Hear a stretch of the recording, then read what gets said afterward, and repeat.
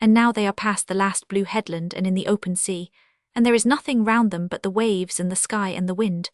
But the waves are gentle and the sky is clear, and the breeze is tender and low, for these are the days when Halcyone and Sakes build their nest and no storms ever ruffle the pleasant summer sea. And who were Halcyone and Sakes? Halcyone was a fairy maiden, the daughter of the beach and of the wind, and she loved a sailor boy and married him, and none on earth were so happy as they. But at last Sakes was wrecked, and before he could swim to the shore the billows swallowed him up. And Halcyone saw him drowning and leapt into the sea to him, but in vain. Then the immortals took pity on them both, and changed them into two fair sea-birds, and now they build a floating nest every year and sail up and down for ever upon the pleasant seas of Greece. The Heroes Kingsley. Chapter 1. Outside one of the park gates there was a little house. In the prosperous days of the Lausarth, it had been the land steward's, but when there was no longer any land to steward it had gone with the rest, and for several years had been uninhabited. One day in early spring Halcyone saw smoke coming out of the chimney. This was too interesting a fact not to be investigated. She resented it, too, because a hole in the park paling had often let her into the garden, and there was a particularly fine apple tree there whose fruit she had yearly enjoyed. She crept nearer, a tall, slender shape, with mouse-coloured hair waving down her back, and a scarlet cap pulled jauntily over her brow, with delightful feeling of adventure tingling in her veins. Yes, the gap was there. It had not been mended yet. She would penetrate and see for herself who this intruder could be. She climbed through and stole along the orchard and up to the house. Signs of mending were around the windows, in the shape of a new board here and there in the shutters, but nothing further. She peeped over the low sill, and there her eyes met those of an old man seated in a shabby armchair, amid piles and piles of books. He had evidently been reading while he smoked a long clay pipe. He was a fine old man with a splendid presence. His grey hair was longer than is usual, and a silvery beard flowed over his chest. Halcyone at once likened him to Charon in the picture of him in her volume of Kingsley's Heroes.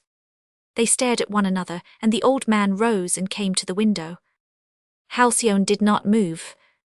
"Who are you, little girl?" he said, "and what do you want?" "I want to know who you are and why you have come here," she answered fearlessly. "I am Halcyone, you know." The old man smiled. "That ought to tell me everything," he said gravely, "but unfortunately it does not. Who is Halcyone?" "I live at Lausarth Chase with the aunts Lausarth," she said proudly. "As though Lausarth Chase had been Windsor Castle, I have been accustomed to play in this garden. I do not like your being here much. I am sorry for that, because it suits me and I have bought it. But how would it be if I said you might come into the garden still and play? Would you forgive me then for being here?" "I might," said Halcyone. "What are all these books for?" "They are to read." "I knew that," and she frowned, beetling her delicate dark brows. "But why such a lot? You can never read them all." The old man smiled. "I have read most of them already," he said. "I have had plenty of time, you see." "Yes, I dare say you are old," said Halcyone. "And what are they about? I would like to know that. My books so seldom interest me."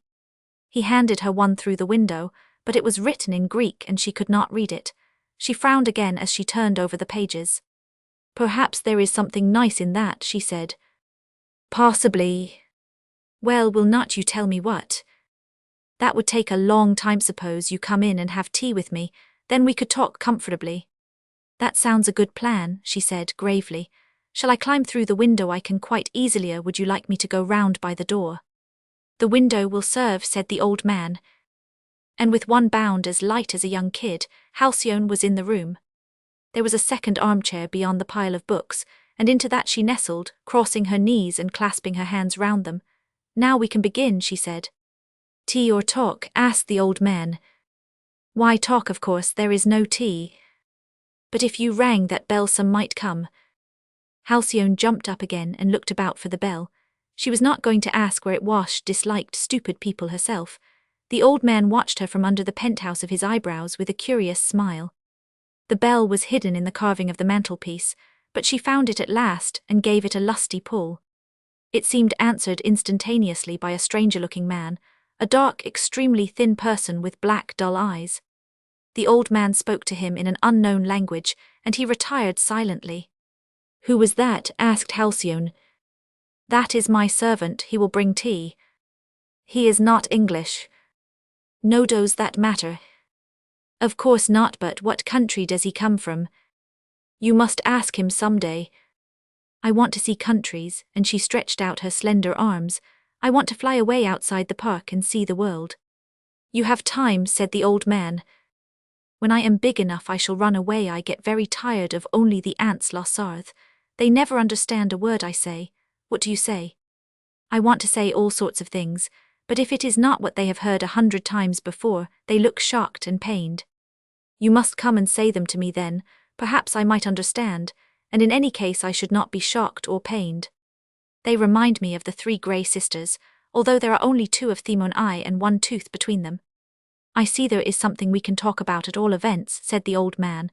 The 3 grey sisters are friends of yours, are they? Not friends, Halcyone exclaimed emphatically. I cannot bear them, silly old things nodding there with their ridiculous answers to Perseus, saying old things were better than new and their day better than his eye should have thrown their eye into the sea if I had been he. Do all old people do that? Pretend their time was the best, do you? I do not mean to. You are right, it is a bad habit. But are they better, the old things? The old man did not answer for a moment or two. He looked his visitor through and through with his wise grey eyes, an investigation which might have disconcerted some people, but Halcyone was unabashed. I know what you are doing, she said. You are seeing the other side of my head, and I wish I could see the other side of yours. I can the ants la Sarthe and Priscilla's in a minute, but yours is different. I am glad of that. You might be disappointed, though, if you did see what was there. I always want to see, she said simply, see everything, and sometimes I find the other side not a bit what this icevan in the birds and trees and the beetles, but you must have a huge big one. The old man laughed. You and I are going to be good acquaintances, he said. Tell me some more of Perseus. What more do you know of him? I have only read the heroes, Halcyone admitted, but I know it by heart, and I know it is all true, though my governess says it is fairy tales and not for girls. I want to learn Greek, but they cannot teach me. That is too bad. When things are put vaguely, I always want to know them. I want to know why Medusa turned into a gorgon. What was her sin? The old man smiled. I see, said Halcyone, you will not tell me, but some day I shall know. Yes, some day you shall know, he said. They seem such great people, those Greeks. They knew everything, so the preface of my hero says, and I want to learn the things they knew, mathematics and geometry, Ratharand, especially logic and metaphysics, because I want to know the meaning of words and the art of reasoning, and above everything I want to know about my own thoughts and soul. You strange little girl, said the old man, have you a soul? I do not know, I have something in there, and Halcyone pointed to her head, and it talks to me like another voice, and when I am alone up a tree away from people, and all is beautiful, it seems to make it tight round here, and go from my head into my side, and she placed her lean brown paw over her heart. Yes, you perhaps have a soul, said the old man, and then he added, half to himself, what a pity. Why a pity? Demanded Halcyone. Because a woman with a soul suffers, and brings tribulation, but, since you have one, we may as well teach you how to keep the thing in hand. At that moment the dark servant brought tea, and the fine oriental china pleased Halcyone, whose perceptions took in the texture of every single thing she came in contact with. The old man seemed to go into a reverie. He was quite silent while he poured out the tea, forgetting to enquire her tastes as to cream and sugar, drank his black and handed Halcyone a cup of the same. She looked at him, her inquiring eyes full of intelligence and understanding, and she realized at once that these trifles were not in his consideration for the moment, so she helped herself to what she wanted and sat down again in her armchair. She did not even rattle her teaspoon. Priscilla often made noises which irritated her when she was thinking. The old man came back to a remembrance of her presence at last. Little girl, he said, would you like to come here pretty often and learn Greek, and about the Greeks? Halcyone bounded from her chair with joy. But of course I would, she said, and I am not stupid, not really stupid, mademoiselle says, when I want to learn things. No, I dare say you are not stupid, the old man said. So it is a bargain then. I shall teach you about my friends the Greeks, and you shall teach me about the green trees, and your friends the rabbits and the beetles. Then those instinctive good manners of Halcyone's came uppermost, inherited like her slender shape and balanced head, from that long line of La Sarthe ancestors, and she thanked the old man with a quaint, courtly, sweetly pedantic grace. Then she got up to go. I like being here, and may I come again tomorrow, she said afterwards. I must go now, or they will be disagreeable and perhaps make difficulties. The old man watched her as she curtsied to him and vaulted through the window again, and on down the path, and through the hole in the paling without once turning round. Then he muttered to himself, "A woman thing who refrains from looking back. Yes, I fear she has a soul." Then he returned to his pipe and his Aristotle. Chapter 2. Halcyone struck straight across the park until she came to the beech avenue near the top, which ran south. The place had been nobly planned by that grim old Lassarthe who raised it in the days of 7th Henry. It stood very high with its terraced garden in the centre of 4 splendid avenues of oak, lime, beech and Spanish chestnut running east, west, north and south. And 4 gates in different stages of dilapidation gave entrance through a broken wall of stone to a circular drive which connected all the avenues giving access to the house, a battered, irregular erection of grey stone. To reach the splendid front door you entered from the oak avenue and crossed the pleasance, now only an overgrown meadow where the one cow grazed in the summer. Then you were obliged to mount 3 stately flights of stone steps until you reached the first terrace, which was flagged near the house and bordered with stiff flower beds. Here you might turn and look back due west upon a view of exquisite beauty and undulating fertile country beneath, and then in the far distance a line of dim blue hills. But if you chanced to wish to enter your carriage unwetted on a rainy day, you were obliged to deny yourself the pleasure of passing through the entrance hall in state, and to go out at the back by stone passages into the courtyard, where the circular avenue came up close to a fortified door, under the arch of which you could drive. Everything spoke of past grandeur and present decayingly. The flower beds of the highest terrace appeared even partly cultivated. The 2 lower ones were a wild riot of weeds and straggling rose trees unpruned and untrained, and if you looked up at the windows in the southern wing of the house, you saw that several panes in them were missing, and that the holes had been stuffed with rags. At this time of the year the beech avenue presented an indescribably lovely sight of just opening leaves of tender green. It was a never-failing joy to Halcyone. She walked the few paces which separated her from it and turning, stood leaning against the broken gate now, drinking in every tone of the patches the lowered sun made of gold between the green. For her it was full of wood nymphs and elves. It did not contain guards and goddesses like the others. She told herself long stories about them.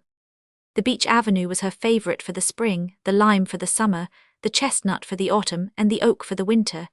She knew every tree in all 4, as a huntsman knows his hounds, and when, in the great equinoctial storm of the previous year, 3 giant oaks lay shattered and broken, the sight had caused her deep grief, until she wove a legend about them and turned them into monsters for Perseus to subdue with Medusa's head. One, indeed, whose trunk was gnarled and twisted, became the serpent of the brazen scales who sleepeth not, guarding the golden fleece. As the tree falls so shall it lie seemed to be the motto of Lassarthe Chase, for none were removed. Halcyone stretched out her arms and beckoned to her fairy friends. "Queen Mab," she called, "come and dance nearer to me. I can see your wings, and I want to talk to you today." And as if in answer to this invitation, the rays of the lowered sun shifted to an opening almost at her feet, and with a cry of joy the child began to dance in the gorgeous light. "Come follow me, ye fairy elves that be," she sang softly. And the sprites laughed with gladness, and gilded her mouse hair with gold, and lit up her eyes, and wove scarves about her with gossamer threads, and beneath her feet tall bluebells offered their heads as a carpet. But Halcyone sprang over them. She would not have crushed the meanest weed.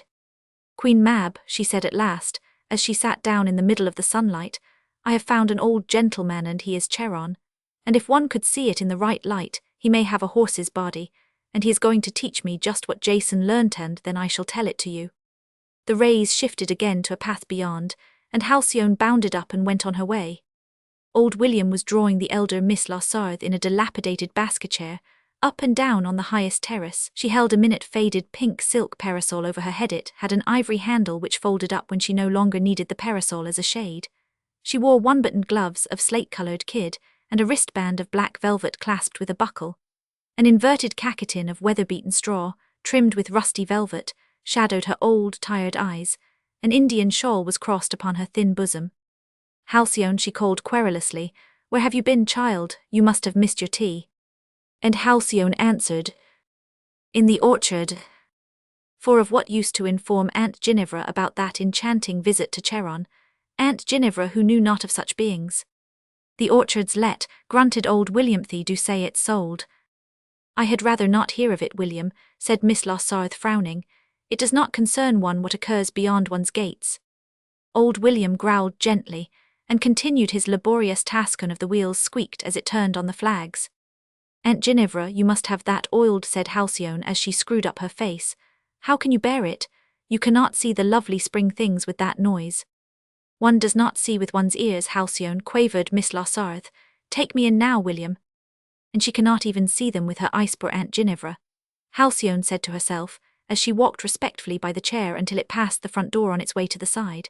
Then she bounded up the steps and through the panelled, desolate hall, taking joy in climbing the door-gates at the turn of the stairs, which she could easily have opened, and she did not pause until she reached her own room in the battered south wing, and was soon curled up in the broad window-sill, her hands clasped round her knees. For this was a wonderful thing which had come into her life. She had met someone who could see the other side of her head. Henceforth there would be a human voice, not only of fairies, to converse with her. Indeed, the world was a very fair place.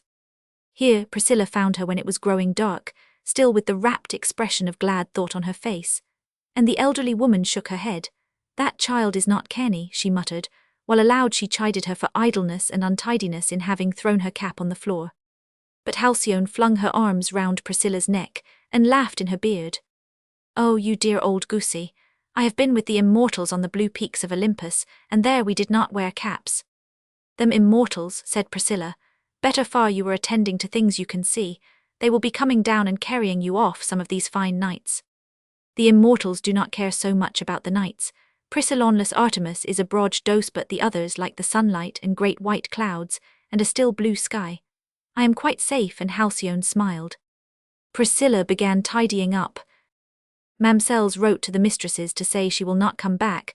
She cannot put up with the place any longer. This sounded too good to be true. Another governess going. Surely they would see it was no use asking any more to come to Larsarth Chase. Halcyone had never had one who could appreciate its beauties. Governesses to her were poor-spirited creatures afraid of rats, and the dark passage sand one and all resentful of the rag-stuffed panes in the long gallery. Surely with the new-found Charon to instruct her about those divine Greeks, a fresh governess was unnecessary.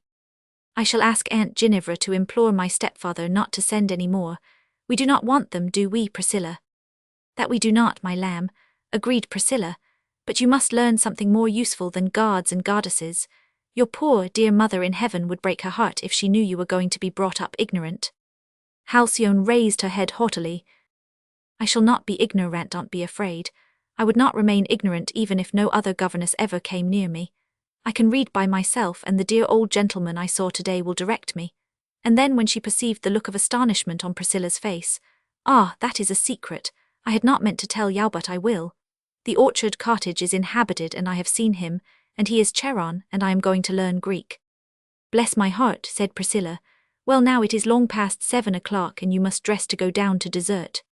And all the time she was putting Halcyone into her too short white frock, and brushing her mane of hair, the child kept up a brisk conversation. Silent for hours at a time, when something suddenly interested her she could be loquacious enough. One candle had to be lit before her toilet was completed, and then at 7:30 she stole down the stairs, full of shadows, and across the hall to the great dining-room, where the Mrs. Larsarth dined in state at 7 o'clock, off some thin soup and one other dish, so that at 7:30 the cloth had been cleared away by old William in a black evening coat now, and rather a high stock, and the shining mahogany table reflected the 2 candles in their superb old silver candlesticks. At this stage, as Halcyone entered the room, it was customary for William to place the dish of apples on the table in front of Miss Larsarth, and the dish of almonds and raisins in front of Miss Roberta. The dessert did not vary much for months. From October to late June it was the same, and only on Sundays was the almond and raisin dish allowed to be partaken of, but an apple was divided into 4 quarters, after being carefully peeled by Miss Larsarth each evening, and Miss Roberta was given 2 quarters and Halcyone 1, while the eldest lady nibbled at the remaining piece herself. In her day, children had always come down to dessert, and had had to be good and not greedy, or the fate of Miss Augusta Noble of that estimable book, The Fairchild Family, would certainly fall upon them. Halcyone, from her earliest memory, had come down to dessert every night except at 1 or 2 pleasant moments, when the measles or a bad cold had kept her in bed. 7:30 o'clock, summer and winter, had meant for her the quarter of an apple, 2 or 3 strawberries or a plume, and almost always the same conversation. Miss Larsarth sat at the head of the table, in a green silk dress cut low upon the shoulders and trimmed with a bertha of blonde lace. Miss Robertas had falling off from dignity had her thin bones covered with a habit shirt of tulle, because she was altogether a poorer creature than her sister, and felt the cold badly. Both ladies wore ringlets at the sides of their faces and little caps of ribbon and lace. Even within Halcyone's memory, the dining-room had lost some of its adornments. The Chippendale chairs had gone, and had been replaced by 4 stout kitchen ones. The bits of rare china were fewer, but the portrait of the famous Timothy Lassarthe by Holbein still frowned from his place of honour above the chimney-piece. All the Lassarthes had been christened Timothy since that time. The affair of the governess seemed to be troubling Miss Roberta. At intervals she had found comfort in these denizens of the outer world, and, free from the stern eye of Sister Ginevra, had been wont to chat with one and another. They never stayed long enough for her to know them well, and now this Lady Fifth within 2 years had refused to return. Life seemed very dull. "Need I have any more governesses, Aunt Ginevra?" Halcyone said. "There is an old gentleman who has bought the orchard house, and he says he will teach me Greek, and I already know a number of other tiresome things." Halcyone had not meant to tell her aunts anything about Cheronthe's new-found joy, but she reasoned after she heard of Mademoiselle's non-return that the knowledge that she would have some instructor might have weight with those in charge of her. It was worth risking at all events. Miss Lassarthe adjusted a gold pince-nez and looked at the little girl. "How old are you, Halcyone?" she asked. "I was 12 on the 7th of last October, Aunt Ginevra." 12-year young gentlewoman's education is not complete at 12 years old. Child, although governesses in the house are not very pleasant, I admit, and Miss Lassarthe sighed. "Oh, I know it is not," said Halcyone, "but you see, I can speak French and German quite decently, and the other things surely I might learn myself in between the old gentleman's teaching." "But what do you know of this thy stranger?" demanded Miss Lassarthe. "You allude to someone of whom neither your Aunt Roberta nor I have ever heard." "I met him today. I went into the orchard as usual and found the house was inhabited, and I saw him and he asked me in to tea. He is a very old gentleman with a long white beard and very, very clever. His room is full of Greek books, and we had a long talk, and he was very kind and said he would teach me to read them." This seemed to Halcyone to be sufficient in the way of credentials for anyone. "I have heard from Hester," Miss Roberta interposed timidly, "that the orchard house has been bought by an Oxford professor. It sounds most respectable, does it not, sister?" Miss Lassarthe looked stern. "More than 35 years ago, Roberta, I told you I disapproved of Hester's chattering. I cannot conceive personally how you can converse with servants as you do. Hester would not have dared to gossip to me." Poor Miss Roberta looked crushed. She had often been chided on this point before. Halcyone would like to have reminded her elder aunt that William, who was equally a servant, had announced some such news to her that afternoon, but she remained silent. She must gain her point if she could, and to argue, she knew, was never a road to success. "I am sure if we could get a really nice English girl," hazarded Miss Roberta, wishing to propitiate, "it might be company for us all, Ginevra, but if Mrs. Anderton insists upon sending another foreign person—" "And of course she will," interrupted the elder lady. "People of Mrs. Anderton's class always think it is more genteel to have a smattering of foreign languages than to know their own mother tongue. We may get another German aunt that I could hardly bear." "Then do write to my stepfather, please, please," cried Halcyone. "Say I am going to be splendidly taught lots of interesting things, and I will try so hard by myself to keep up what I already know. I will practice really.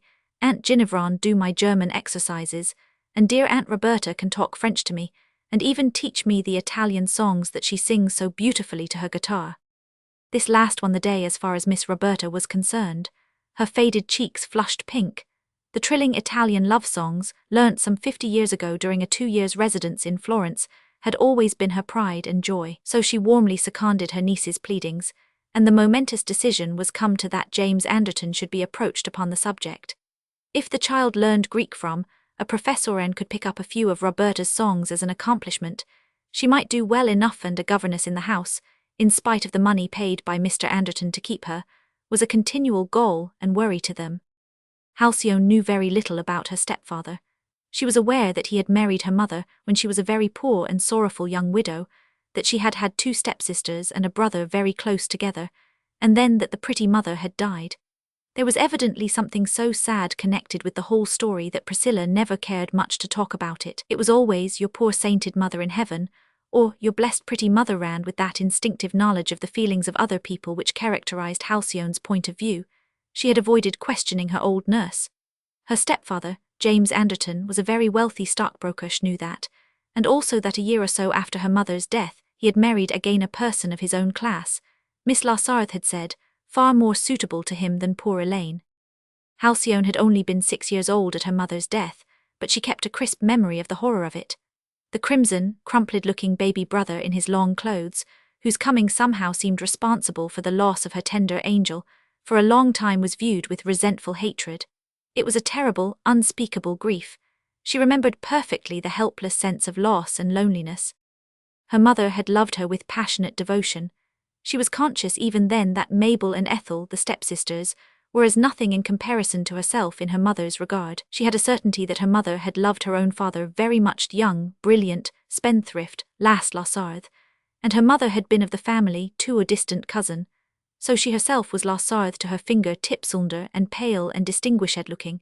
She remembered the last scene with her stepfather before her coming to Lassarthe Chase. It was the culmination after a year of misery and unassuaged grieving for her loss. He had come into the nursery where the 3 little girls were playing Halcyone and her 2 stepsisters, and he had made them all stand up in his rough way and see who could catch the pennies the best that he threw from the door. His brother, Uncle Ted, was with him, and the 2 younger children, Mabel of 5 and Ethel of 4, shouted riotously with glee and snatched the coins from one another and greedily quarrelled over those which Halcyone caught with her superior skill and handed to them. She remembered her stepfather's face. It grew heavy and sullen, and he walked to the window, where his brother followed him, and she remembered their words and had pondered over them often since. "It's the damned breeding in the brat that fairly gets me raw, Ted," Mr. Anderton had said. "Why the devil could not Elaine have given it to my children, too? I cannot stand it. A home must be found for her elsewhere." And soon after that, Halcyone had come with her own Priscilla to Lassarthe Chase, to her great-aunts Ginevra and Roberta, in their tumble-down mansion which her father had not lived to inherit.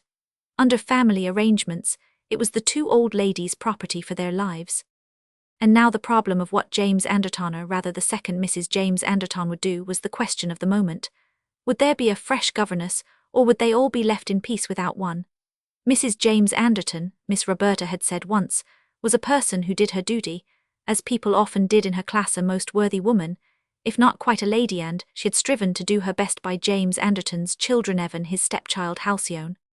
Miss Lassarthe promised to write that night before she went to bed, but Halcyone knew it was a long process with her, and that an answer could not be expected for at least a week. Therefore there was no good agitating herself too soon about the result. It was one of her principles never to worry over unnecessary things. Life was full of blessed certainties to enjoy without spoiling them by speculating over possible unpleasantnesses. The old gentleman Cherenand, old William, and the timid curate, who came to dine on Saturday nights once a month, were about the only male creatures Halcyone had ever spoken to within her recollection. Their rector was a confirmed invalid and lived abroad, but Priscilla had a supreme contempt for them as a sex. "One and all set on themselves, my lamb," she said. "Even your own beautiful father had to be bowed down to and worshipped. We put up with it in him, of course, but I never did see one that did not think of himself first. It is their selfishness that causes all the sorrow of the world to women. We needn't have lost your angel, mother, but for Mr. Anderton's selfishness, a kind, hard, rough man, but as selfish as a gentleman." It seemed a more excusable defect to Priscilla in the upper class, but had no redeeming touch in the status of Mr. Anderton. Halcyone, however, had a logical mind and reasoned with her nurse. "If they are all selfish, Priscilla, it must be either women's fault for letting them be, or God intended them to be so. A thing cannot be all unless the big force makes it." This big forceth is God was a real personality to Halcyone. She could not bear it when in church she heard the meanest acts of revenge and petty wounded vanity attributed to him. She argued it was because the curate did not know. Having come from a town, he could not be speaking of the same wonderful God she knew in the woods and fields, God so loving and tender in the springtime to the budding flowers, so gorgeous in the summer and autumn, and so pure and cold in the winter. With all that to attend to, he could not possibly stoop to punish ignorant people and harbour anger and wrath against them. He was the sunlight and the moonlight and the starlight. He was the voice which talked in the night and made her never lonely. And all the other things of nature and the universe were God's, also lesser ones obeying the supreme force and somehow fused with him in a whole. Being part of a scheme which he had invented to complete the felicity of the world, he had created not beings to be prayed to or solicited for favors, but just gentle, glorious, sympathetic, invisible friends. She was very much interested in Christ. He was certainly a part of God, too, but she could not understand about his dying to save the world, since the God she heard of in the church was still forever punishing and torturing human beings, or only extending mercy after his vanity had been flattered by offerings and sacrifices. I expect, she said to herself, coming home one Sunday after one of Mr. Miller's lengthy discourses upon God's vengeance, when I am older and able really to understand what is written in the Bible, I shall find it is not that a bit, and it is either Mr. Miller cannot see straight, or he has put the stops all in the wrong places, and changed the sense. In any case, I shall not trouble now the God who kept me from falling through the hole in the loft yesterday by that ray of sunlight to show the cracked board, is the one I am fond of. It was the simple and logical view of a case which always appealed to her. Halcyone, her parents had called her wealth their bond of love, their tangible proof of halcyon days. And always when Halcyone read her heroes, she felt it was her beautiful father and mother who were the real Halcyone and Sakes, and she longed to see the blue summer sea and the pleasant isles of Greece that she might find their floating nest, and see them sail away happily forever over those gentle southern waves. Chapter 3. Mr. Carlion, for such was Charon's real name, knocked the ashes from his long pipe next day at 11 o'clock in the morning, after his late breakfast, and began to arrange his books. His mind was away in a land of classical lore. He had almost forgotten the sprite who had invaded his solitude the previous afternoon, until he heard a tap at the window, and saw her standing there, great, intelligent eyes aflame and rosy lips apart. "May I come in, please?" her voice said. "I'm afraid I am a little early, but I had something so very interesting to tell you I had to come." He opened wide the window and let in the May sunshine. The 1st of May and a May Queen, he told her presently, when they were seated in their 2 chairs. "And now begin this interesting news. Aunt Ginevra has promised to write to my stepfather at once, and suggest that no more governesses are sent to me. Will not it be perfectly splendid if he agrees?" "I really do not know," said Charon. Halcyone's face fell. "You promised to teach me Greek," she said simply, "and I know from my heroes that is all that I need necessarily learn from anyone to acquire the other things myself." This seemed to Mr. Carlion a very conclusive answer. His bent of mind found it logical. "Very well," he said, "when shall we begin?" "Perhaps tomorrow. Today, if you have time, I would like to take you for a walk in the park and show you some of the trees. The beeches are coming out very early this year. They have the most exquisite green just showing, and the chestnuts in some places have quite large leaves. It is damp underfoot, though. Do you mind that?" "Not a bit," said Charon. And so they went, creeping through the hole in the paling like 2 brigands on a marauding expedition. "There used to be deer when I first came 5 years ago," Halcyone said. "I remember them quite well, and their sweet little fawns. But the next winter was that horribly cold one, and there was no hay to be put out to them. Ants la Sarthe are very poor, and some of them died. And in the summer the long man came and talked, and Aunt Roberta had red eyes all the afternoon, as she always does when he comes, and Aunt Ginevra pretended hers were a cold in her head, and the week after a lot of men arrived and drove all the tender, beautiful creatures into corners, and took them away in carts with nets over them, but the bucks had pieces of wood, because their horns would have torn the nets." Her delicate lips quivered a moment, as though at a too painful memory, then she smiled. "But one mother doe and her fawn got away, and I knew where they were hiding, but I did not tell. Of course, now there are 4 of them, or perhaps 5. But they are very wild and keep in the copses, and fly if they see anyone coming. They do not mind me, of course, but strangers. The mother remembers that awful day, I expect." "No doubt," said Charon. "And who is the long man you spoke of as having instigated this outrage?" "He is the man of business. He was the bailiff once, but is a house agent now in Applewood.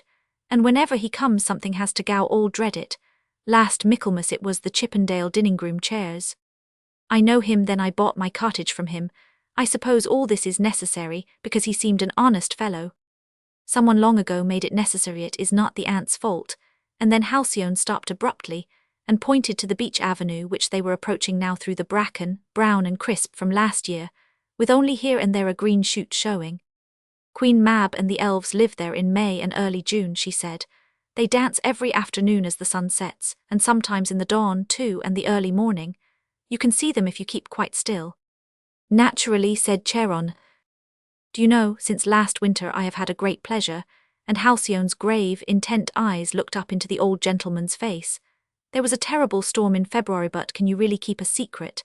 And then, as he nodded his head seriously, she went on, it blew down a narrow piece of the panelling in the long gallery. It is next to my room, you know, and I heard the noise in the night and lit a candle and went to see. Some of the window panes are broken, so it is very blustery there in storms. Well, there was a door behind it, a secret door. I was so excited, but I could not keep the candle alight, and it was very cold. I saw nothing was broken, only the wind had dislodged the spring. I was able to push it back and pull a little chest against it, and wait till morning, and then what do you think I found? It led to a staircase in the thickness of the wall, which went down and down until it came to a door right below the cellar. It took me days of dodging Mademoiselle and Priscilla to carry down oil and things to help me to open it, and then it came out in a hollow archway on the second terrace, which has a stone bench in it and is where old William keeps his tools. It is so cleverly done you could never see it. It looks just as if it was no door, but was only there for ornament. You may fancy I never told anyone. It is my secret, and yours know, and it enabled me to do what I have always longed to do, go out in the night. You go out in the night all alone, exclaimed Charon, almost aghast. But of course, said Halcyone, you cannot think of the joy when there is a moon and stars, and some of the night creatures are such friends they teach me wonderful things. Only the dreadful difficulty is in avoiding Priscilla. Sleeps in the dressing room next me. I love her better than anyone else in the world, but she could never understand. She would only worry about the wet feet and clothes being spoilt. I always think it is so fortunate, though, do not you, that servant Seven, a dear like Priscilla, sleeps so soundly. Aunt Ginevra says they cannot help it. Every class has its peculiarity. Mr. Carlyon was extremely interested, wanted to hear more of these adventures. How do you avoid Priscilla seeing your things in the morning then? He asked. I have got a pair of big gutta-percha boots. They were my father's waders once, and I found them and have hidden them in one of the chests, and I tuck everything into them so there are no marks. It is enchanting. And do you often have these nocturnal outings, you odd little girl? Charon said wonderingly. Not very, I have to be so careful, you see, and I only choose moonlight or starlight nights, and they are rare, but when the summer comes I hope to enjoy many more of them. Then Mr. Carlyon's old eyes looked away into distance, and seemed to see a slender shape wrapped in a spotted fawn's skin, its head crowned with leaves, joining the throng of those other early worshippers of Dionysus, as they beat their weird music among the dark crags of Parnassus, searching for communion with the spiritual beyond in the only way they knew of then, to reach it, through a wild ecstasy of emotion. Here was the same impulse, unconscious, instinctive, the probing of nature to discover her secrets. Here was a female thing with a soul unafraid in her pure innocence, alone in the night. Halcyone did not interrupt his meditations, and presently they came to the broken gate close to the house. Charon paused and leaned on the top bar. Is this the elves' home? He asked. Yes, she answered gravely, but so late in the day you cannot see them. You must wait again until the sun is setting, and I expect when it is warm they come in the moonlight too, but I have not been able to get a fine enough night as yet. This avenue is the most beautiful of all, because 100 years ago the Lassards had a quarrel with the Wendovers, whose land just touches at the end of it, and they closed the gate, and so the turf has covered the gravel. And look at the tree, you can see the fairy ring where they dance, and I always fancy they sup under the one with the very low branch at the side, but I do not believe I should like marrow of mice, should you? Not at all, said Charon. Then they wandered on. Halcyone led him to each of the favourite points of view, and he became acquainted with the great serpent, and so vivid was her picturing that he almost fancied he saw the golden fleece, nailed to the tree beyond, and heard Orpheus' exquisite melodies charming the reptile to sleep, while Jason stepped over his slumbering coils. But I do not have Medea here, she said. I play her part myself, and I make her different. She was too cunning and had wicked thoughts in her heart, and so the poor heroes suffered. If she had been good and true and had not killed Obsyrtus, things might have had a different ending. I never like to think of Obsyrtus in any case because, do you know, I once hated my baby brother and would have been glad if anyone had killed him. Her eyes became black as night with this awful recollection. It was very long ago. You understand, when I was quite a little girl, before I knew the wonderful things the wind and the flowers and the stars tell me. Charon did not ask the cause of this hate. He reserved the question for a future time, and encouraged her to tell him of her discoveries in Wonderland. Some trees had strange personalities, she said. You could never guess the other side of their heads until you knew them very well, but all had good in them, and it was wisest never even to see the bad. I always find if you are afraid of things they become real and hurt you, but if you are sure they are kind and true they turn gentle and love you. I am hardly ever afraid of anything knowingly I do not like a thunderstorm. It seems as if God were really angry then, and were not considering sufficiently just whom he meant to hit. Justice to her appeared to hold chief place among the virtues. Do you stay here all the year round? Asked Charon presently, or do you sometimes have a trip to the seaside? I have never been away since I first came. I would love to see the sea, and her eyes became dreary. I can just remember long ago with my mother, we went on sesh, and I alone. Then she turned to her old companion and looked up in his face. Had you a mother? Of course you had, but I mean one that you knew. The late Mrs. Carlyon had not meant anything much to her son in her lifetime, and was now a far-off memory of 40 years ago, so Charon answered truthfully upon the subject, and Halcyone looked grave. When we have been friends for a long time I will tell you of my beautiful mother, and I could let you share my memory of her perhaps, but not today, she said. And then she was silent for a while as they walked on, but when they were turning back towards the orchard house she suddenly began to laugh, glancing at the old gentleman with eyes full of merriment. It is funny, she said, I do not even know your name. I would like to call you Charon, but you have a real name, of course. It is Arnold Carlyon, and I come from Cornwall, the old gentleman said, but you are welcome to call me Charon if you like. Halcyone thanked him prettily. I wish you had his body, don't you? How we could gallop about, could we not? But I can imagine you have, easily. I always can see things I imagine, and sometimes they become realities then. Heaven forbid, exclaimed Charon. What would my 4 legs and my hoofs do in the little orchard house, and how should I sit in my armchair? Halcyone pealed with merry laughter. Her laughs came so rarely and were like golden bells. The comic side of the picture enchanted her. Of course it would only do if we lived in a cave, as the real Charon did, she admitted. I was silly, was not I? Yes, said Mr. Carlyon, but I do not think I mind your being so. It is nice to laugh. She slipped her thin little hand into his for a moment, and caught hold of one of his fingers. I am so glad you understand that, she said. How good it is to laugh. That is what the birds sing to me. It is no use ever to be sad, because it draws evil and fear to yourself, and even in the winter one must know there is always the beautiful spring soon coming. Do not you think God is full of love for this world? I am sure he is. The ant's God is not a very kind person, she went on, but I expect, since you know about the Greeks, yours and mine are the same. Probably, said Charon. Then, being assured on this point, Halcyone felt she could almost entrust him with her greatest secret. Do you know, she said in the gravest voice, I will tell you something. I have a goddess too. I found her in the secret staircase. She is broken, even her nose a little, but she is supremely beautiful. It is just her head I have got, and I pretend she is my mother sometimes, really come back to me again. We have long talks. Some day I will show her to you. I have to keep her hidden, because Aunt Ginevra cannot bear rubbish about, and as she is broken she would want to have her thrown away. I shall be delighted to make her acquaintance. What do you call her? That is just it, said Halcyone. When I first found her it seemed to me I must call her Pallas Athene, because of that noble lady in Perseus, but as I looked and looked I knew she was not that. It seems she cannot be anything else, but just love. Her eyes are so tender.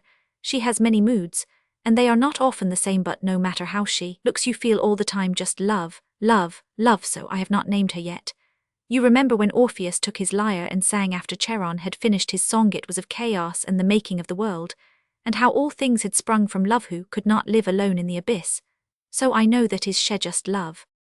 Aphrodite, said Charon. It is a pretty name. If that is what it means I would call her that. It will do, said Charon. Aphrodite, Aphrodite, she repeated it over and over. It must mean kind and tender and soft and sweet and beautiful and glorious, and making you think of noble things, and making you feel perfectly happy and warmed and comforted and blessed. Is it all that? It could be more, said Charon. Then I will name her so. After this there was a long silence. Mr. Carlyon would not interrupt what was evidently a serious moment to his little friend. He waited, and then presently he turned the channel of her thoughts by asking her if she thought he might call on her aunts that afternoon. Halcyone hesitated a second. We hardly ever have visitors. Aunt Ginevra has always said one must not receive what one cannot return, and they have no carriage or horses now, so they never see anyone. Aunt Roberta would, but Aunt Ginevra does not let her, and she often says in the last 10 years they have quite dropped out of everything. I do not know what that means altogether, because I do not know what there was to drop out of. I have scarcely ever been beyond the park, and there do not seem to be any big houses for Milestone there, except Wendover, but it is shut up. It has been for 20 years. Then you think the Mrs. Lassarthe might not receive me? You could try, of course, you have not a carriage. If you just walked it would make it even. Shall I tell them you are coming? I had better, perhaps. Yes, this afternoon. And if Halcyone had known it, she was receiving an unheard-of compliment. The hermit Carleon, the old Oxford professor of Greek, who had come to this out-of-the-way corner, because he had been assured by the agent there would be no sort of society around Hymno, intended to put on a tall hat and frock coat, and make a formal call on 2 maiden ladies all for the sake of a child of 12 years, with serious grey eyes and a soul. Chapter 4. In her heart of hearts Miss Roberta felt fluttered as she walked across the empty hall to the Italian parlour behind her sterner sister, to receive their guest. He would come in the afternoon, Halcyone had said. That meant about 3 o'clock, and it behooved ladies expecting a gentleman to be at ease at some pretty fancy work when he should be announced. The village was 2 miles beyond the Lime Lodge gates, and for the last 8 years rheumatism in the knee had made the walk there out of the question for poor Miss Robertasso. Even the sight of a man and a stranger was an unusual thing. She had not attempted conversation with anyone but Mr. Miller, the curate, for over 11 years. The isolation in which the inhabitants of Lassarthe Chase lived could not be more complete.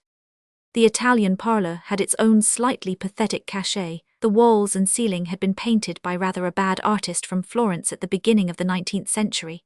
But the furniture was good of its kind, a strange dark, orange lacquer and gilt-tanned. Here most of the treasures which had not yet been disposed of for daily bread were hoarded in cabinets and quaint glass-topped show tables. There were a number of other priceless things about the house, the value of which the long man's artistic education was as yet too unfinished to appreciate. And the greatest treasure of all, as we have seen, was probably only understood by Halcyone, but more of that in its place. At present it concerns us to know that Miss Lassarthe and her sister had reached the Italian parlour, and were seated in their respective chairs, Miss Roberta with a piece of delicate embroidery in her hands, the stitches of which her eyes without spectacles, to receive company were too weak adequately to perceive. Miss Lassarthe did not condescend to any such subterfuges. She sat quite still doing nothing, looking very much as she had looked for the last 40 years. Her harp stood on one side of the fireplace, and Miss Roberta's guitar hung by a faded blue ribbon from a nail at the other. Presently old William announced, "Mr. Carleon," and Charon in his Sunday best walked into the room. Halcyone was not present. If children were wanted they were sent for. It was not seemly for them to be idling in the drawing-rooms. But Miss Roberta felt so pleasantly nervous that she said timidly, after they had all shaken hands, "Ginevra, can we not tell William to ask Halcyone to come down? Perhaps Mr. Carleon might like to see her again." And William, who had not got far from the door, was recalled and sent on the errand. "What a very beautiful view you have from here," Mr. Carleon said by way of a beginning. "It is an ideal spot." "We are glad you like it," Miss Lassarthe replied graciously. "As my sister and I live quite retired from the world it suits us. We had much gaiety here in our youth, but now we like tranquillity." "It is, however, delightful to have a neighbour," Miss Roberta exclaimed, and then blushed at her temerity. The elder lady frowned. Roberta had always been so sadly effusive, she felt. Men ought not to be flattered so. Mr. Carleon bowed, and the platitudes were continued. Each felt he or she must approach the subject of Halcyone's lessons, but waited for the other to begin. Halcyone herself put an end to all awkwardness after she very gently entered the room. There was no bounding or vaulting in the presence of the aunts. "Is it not kind of Mr. Carleon to wish to teach me Greek?" she said, including both her relatives. "I expect he has told you about it, though." The Misses Lassarthe were properly surprised and interested. Most kind they thought it, and expressed their appreciation in their separate ways. They both hoped their great-niece would be diligent and prove a worthy pupil. It was most fortunate for Halcyone, because her stepfather, Mr. James Anderton, might decide at their request not to send another governess, and no doubt it will be most useful to her, Miss Lassarthe continued. "In these modern days so much learning seems to be expected of people. When we were young, a little French and Italian were all that was necessary. Then Mr. Carleon made friends of them for life, by a happy inspiration. "I see you are both musicians," he said, pointing to the antiquated musical instruments. "A taste of that sort is a constant pleasure." "We used to play a good deal at one time," admitted Miss Larsarthe, without a too great show of gratification, "and my sister was quite celebrated for her Italian songs." "Oh," gasped Miss Roberta, blushing again. "I hope I may have the pleasure of hearing you together some day," said the professor gallantly. Both ladies smilingly acquiesced, as they depreciated their powers. And just before their visitor got up to leave, Miss Larsarthe said with her grand air, "We hope you find your cottage comfortable. It used to be the land steward's, before we disposed of the property we no longer required. It always used to have a very pretty garden, but no doubt it has rather fallen into decay." "I shall do my best to repair it," Mr. Carlyon said, "but it will take some time. I and my servant have already begun to clear the weeds away, and a new gardener is coming next week." "Oh, may I help?" exclaimed Halcyone. "I love gardening and can dig quite well. I often help William. Our old butler does many useful things for us," Miss Roberta explained with a slightly conscious air. And then the adieus were said, Halcyon's first lesson having been arranged to begin on the morrow. When the visitor had gone and the door was shut, "A very worthy, cultivated gentleman, Roberta," Miss Larsarthe announced to her sister. "We must ask him to dinner the next time Mr. Miller is coming. We must show him some attention for his kindness to our great-niece. He will understand and not allow it to flatter him too much. You remember, Roberta, our mamma always said unmarried women of any age cannot be too careful of less convenances, but we might ask him to dinner under the circumstances, don't you think so?" "Oh, I am sure, sister, but I wish you would not talk so of our age," Miss Roberta said, rather fretfully for her. "You were only 72 last November, and I shall not be 69 until March, and if you remember, Aunt Agatha lived to 91, and Aunt Mildred to 94, so we are not so very old as yet." "The more reason for us to be careful, then," retorted the elder lady, and Miss Roberta subsided with a sigh as she took her guitar from the wall and began in her gentle old quavering voice to trill out one of her many love songs. The guitar had not been tuned for several days, and had run down into a pitiful flatness. Halcyone could hardly sit still. It hurt her so, but it was only when Miss Roberta had begun a second warble that either she or Miss Larsarthe noticed the jar. Then a helpless look grew in the songstress's faded eyes. "Halcyone, dear, I think you might tune the instrument for me," she said. "I almost think the top string is not quite true, and you do it so quickly." And grateful for the chance, the child soon had it perfectly accorded, and the concert continued. Meanwhile Mr. Carlyon had got back to the orchard house, and had rung for some of his black tea. He was musing deeply upon events, and at last he sat at his writing table and wrote a letter to his friend and former pupil, John Derringham, in which he described his arrival at his new home, and his outlook, and made a casual reference to the two maiden ladies in these terms. "The park and house is still owned by two antediluvian spinsters of the name of Larsarthe, exquisite specimens of early Victorian gentility. They are very poor and proud and narrow-minded, and they have a great-niece living with them, the most remarkable little female intelligence I have ever come across. My old habit of instruction is not to be allowed to rest, for I am going to teach the creature Greek as a diversion.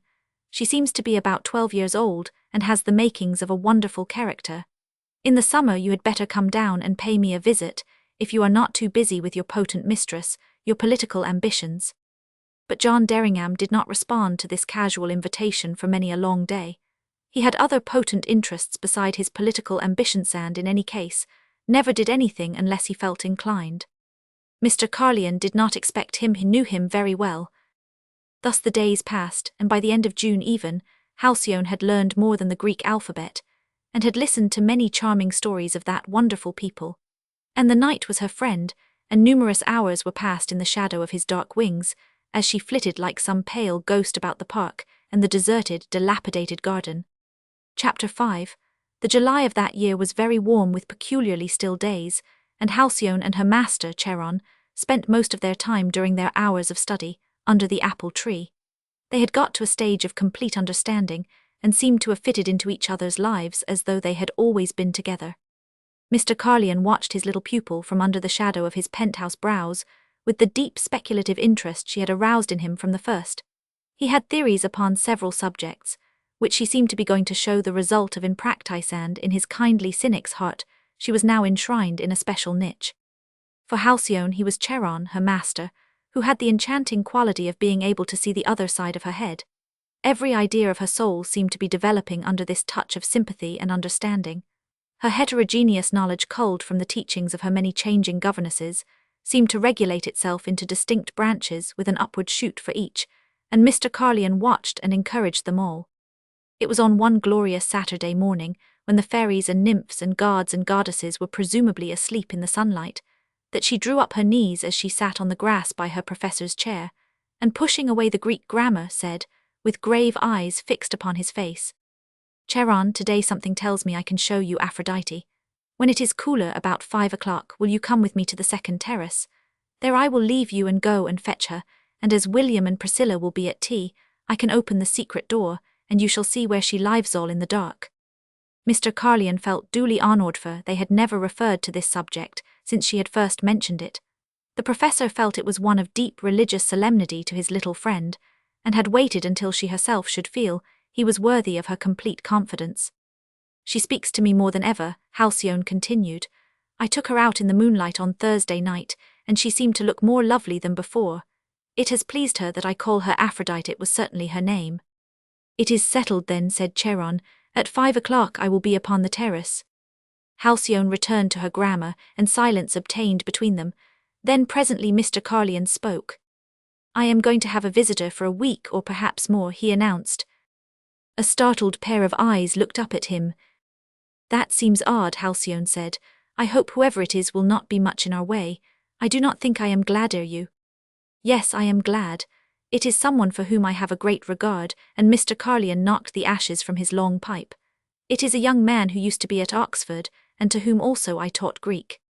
"Then he will know a great deal more than I do, being older," returned Halcyone, not at all mollified by this information. "Yes, he knows rather more than you do as yet," the professor allowed. "Perhaps you will not like him.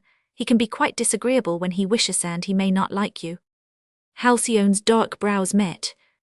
"If he is someone for whom you have a regard, he must be of those who count.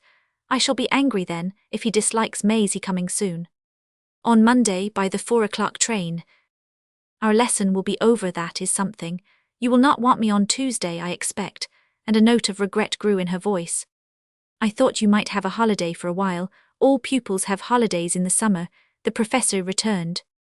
"Very well," was all she said, and then was quiet for a time, thinking the matter over. She wished to hear more of this visitor who was going to interrupt their pleasant intercourse. "Of what sort is he?" she asked presently.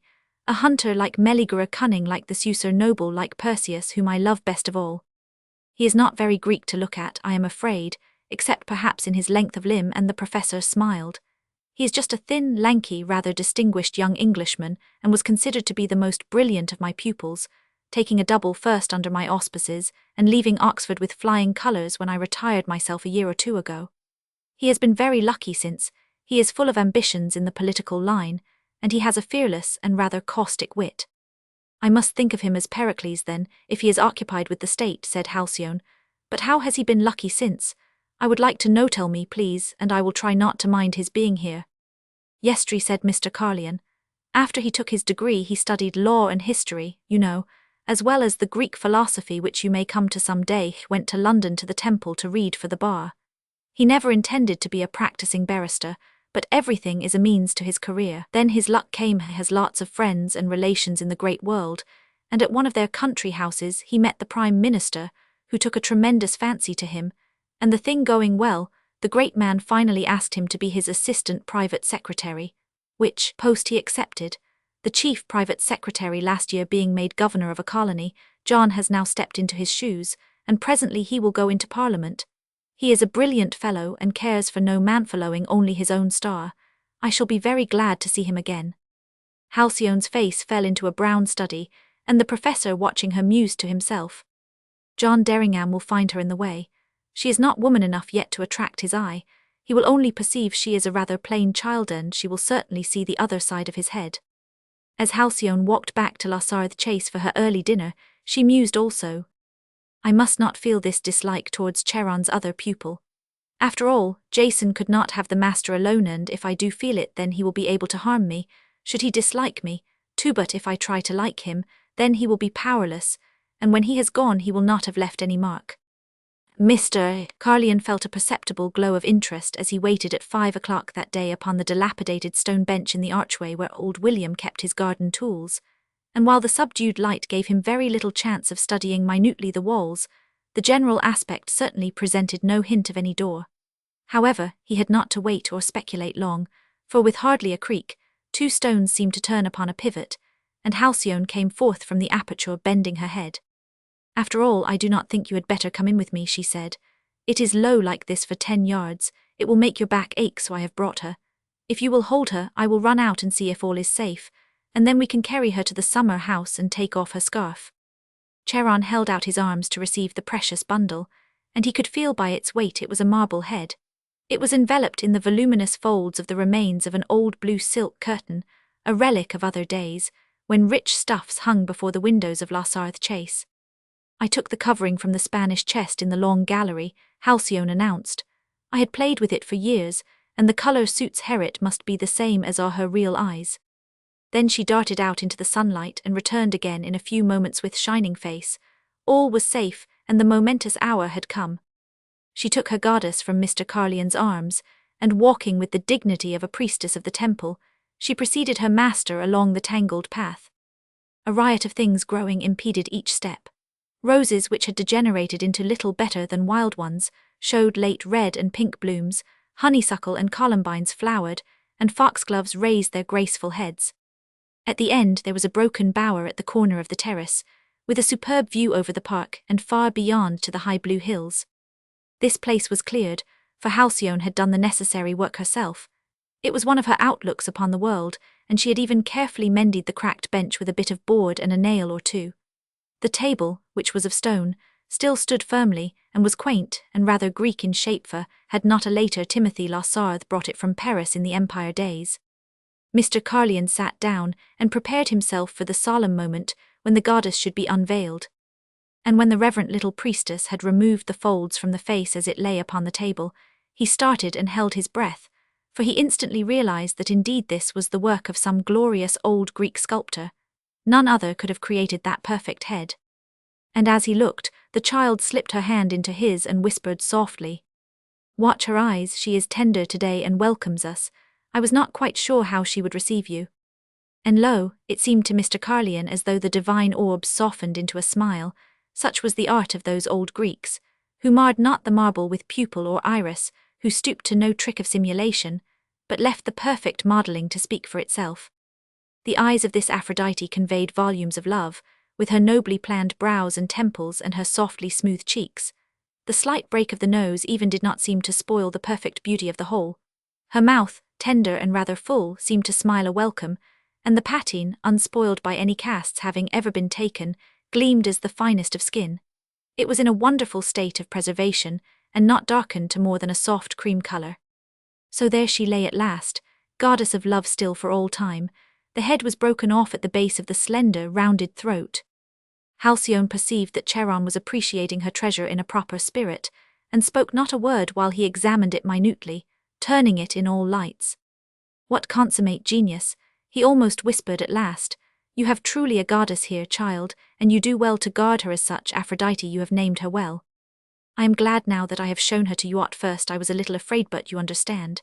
And now you can feel how I have my mother always with me. She tells me to hope, and that all mean things are of no importance, and that God intends us all to be as happy as is her beautiful smile."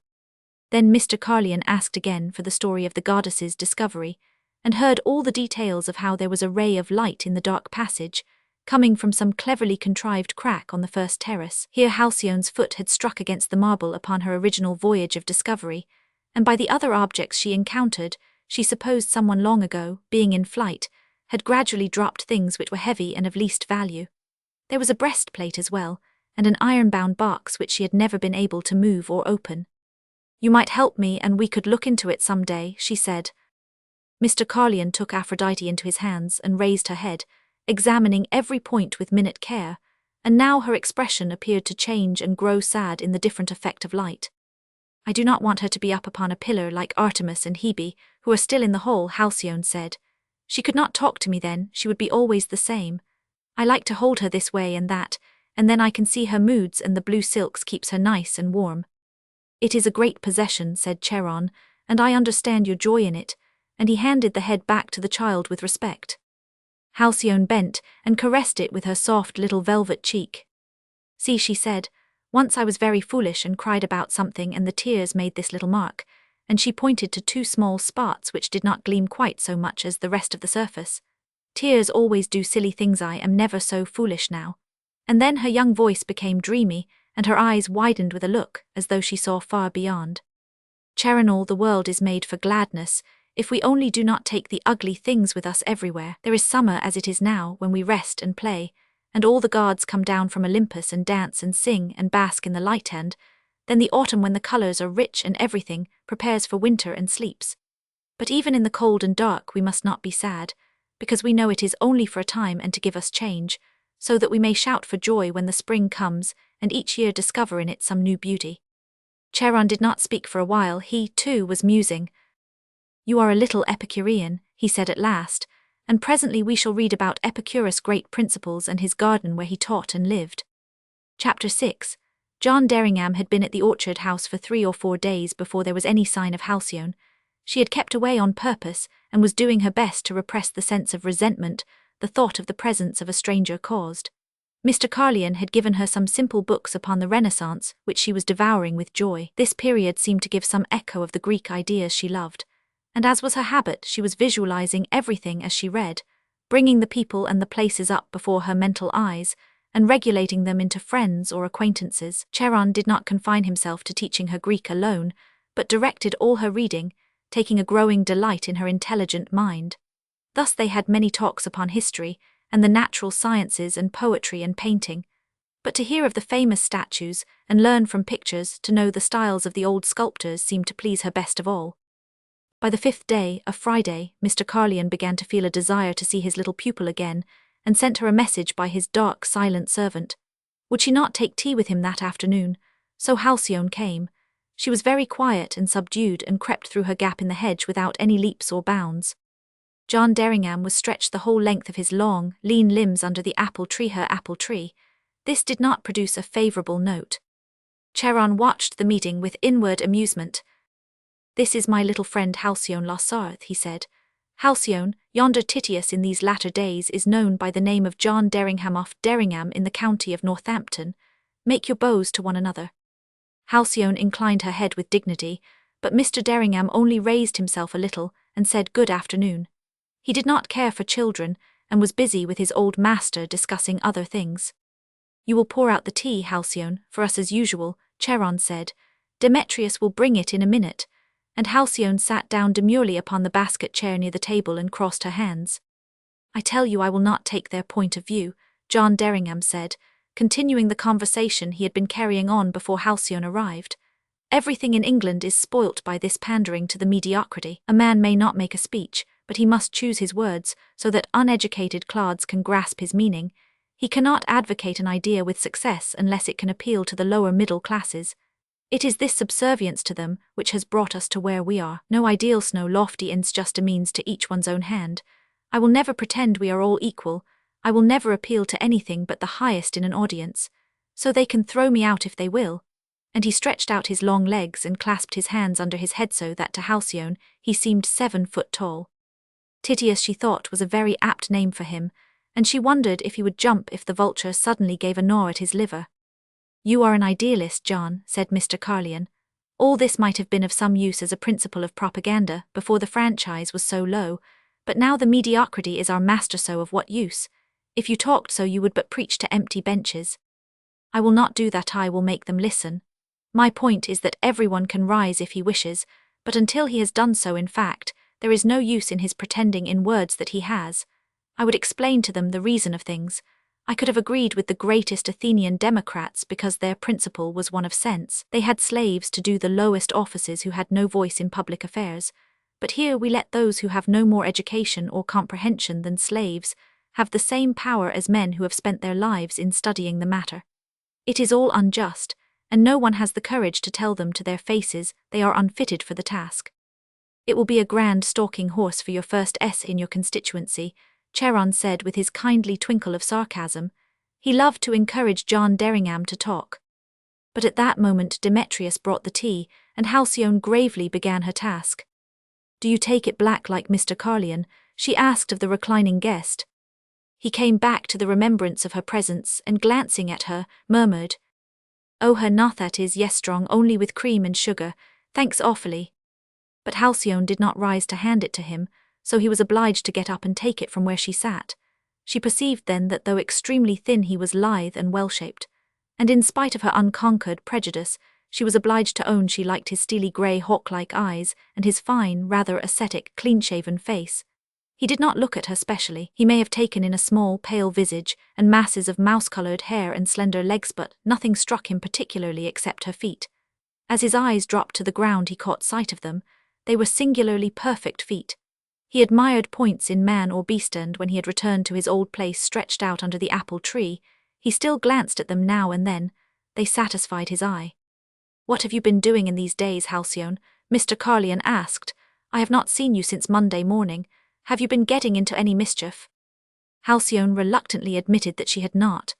There was, she explained, very little chance of any of an agreeable kind coming her way at Lossarth Chase. She had been gardening with Williamthy, had quite tidied the top terrace, and she had been reading French with Aunt Roberta, but the book was great nonsense. Then she added that she had brought an invitation from the aunts Lossarth, that Mr. Carlyon's guest should accompany him when he dined with them on the Saturday. It had become the custom for him to partake of this repast on the same occasions that Mr. Miller did once a month. John Derringham frowned under his straw hat which he had pulled over his eyes. He had not come into the country to be dragged out to bucolic dinner parties, but upon some points he knew his old master was obdurate, and from his firm acceptance of the invitation this appeared to be one of them. Then Halcyone asked politely if he would have a second cup of tea, but he refused and again addressed Charon, ignoring her. Their conversation now ran into philosophical questions, some of them out of her depth, but much of the subject interested her deeply, and she listened absorbed. At last there was a pause, and her fresh young voice asked, "What then is the aim of philosophy? Is it only words, or does it bring any good?" And both men looked at her, staggered for a moment, and John Derringham burst into a ringing laugh. "Upon my word, I do not know," he said.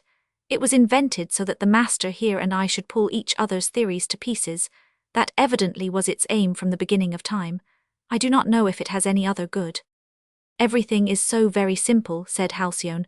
"To have to argue about it must be fatiguing." "You find things simple, do you?"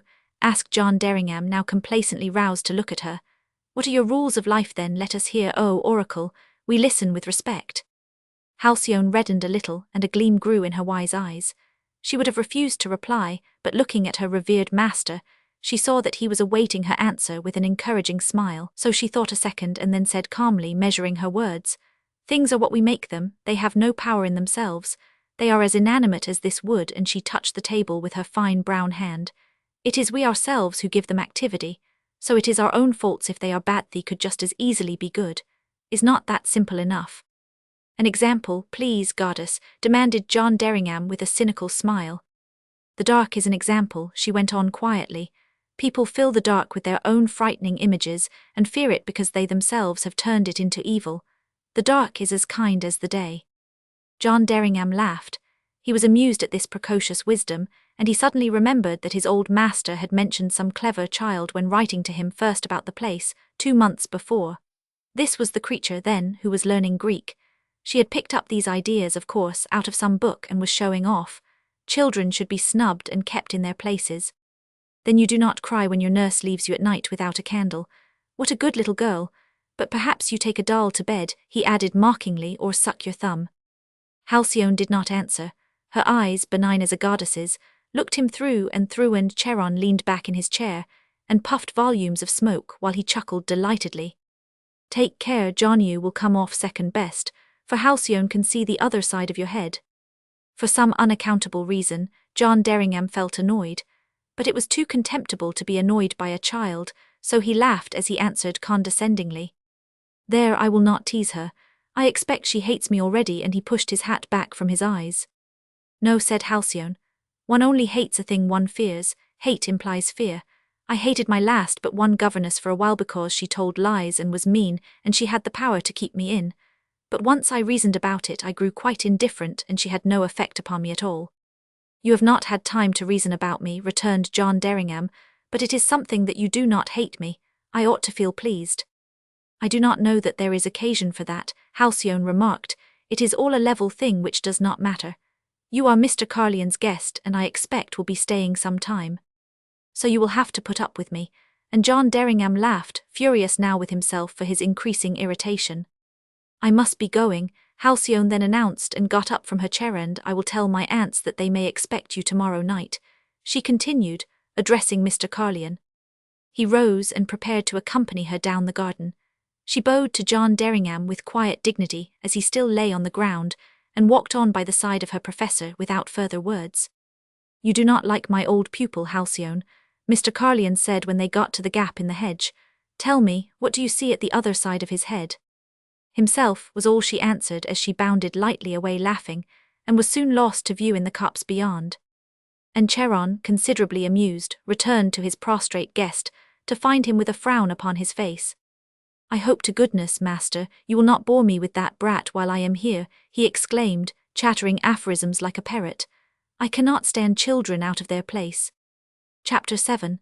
Since there will be 3 gentlemen, Ginevra, Miss Roberta said on Saturday morning when they sat together in the Italian parlour after breakfast, do you not think we had better have Halcyone down to dinner tonight?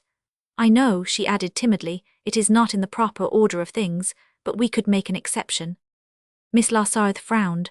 Roberta so often was ready to upset regulations, she was difficult to deal with, but this suggestion of hers had some point. They would be 2 ladies to 3 of the other sex, and one of their guests appeared to be quite a young man. Perhaps it might be more prudent to relax a rule than to find themselves in an embarrassing position. I strongly deplore the fact of children ever being brought from their seclusion except for dessert, but as you say, Roberta, 3 gentlemen and 1 a perfect stranger might be too much for us. I hardly think our mamma would have approved of our giving such an unchaperoned party, so for this once Halcyone had better come down. She can have Mr. Miller for her partner. You will be conducted by the professor, and the new guest will take me in. Miss Roberta bridled. The professor was now a hero in her eyes. And sister, she said, I think we might bring 6 of the chairs from Sir Timothy's bed and dressing-room just for tonight, instead of those Windsor ones. It would give the dining-room a better look, do you not think so? And to this also Miss Larsarthe agreed. So Miss Roberta joyfully found Halcyone out upon the second terrace and imparted to her the good news. They would arrange flowers in the epergne. She suggested a few sweet williams and mignonette and a foxglove or 2. A pretty posy fixed in sand, such as she remembered there always was in their gala days. Halcyone was enchanted at the prospect. Oh, dear Aunt Roberta, do let me do it all, she said. You sit here on the bench and I will run and fetch the epergne, and we can pick what we think best. Or don't you think just a big china bowl full of sweet peas would be prettier? The sand might show, and that the epergne is rather stiff. But Miss Roberta looked aggrieved. The epergne, with its gold and silver fern leaves climbing up a thin stalk of glass to its top dish for fruit, had always come out for dinner parties, and she liked not innovations. It was indeed as much as Halcyone could do to get all the flowers of the same kind.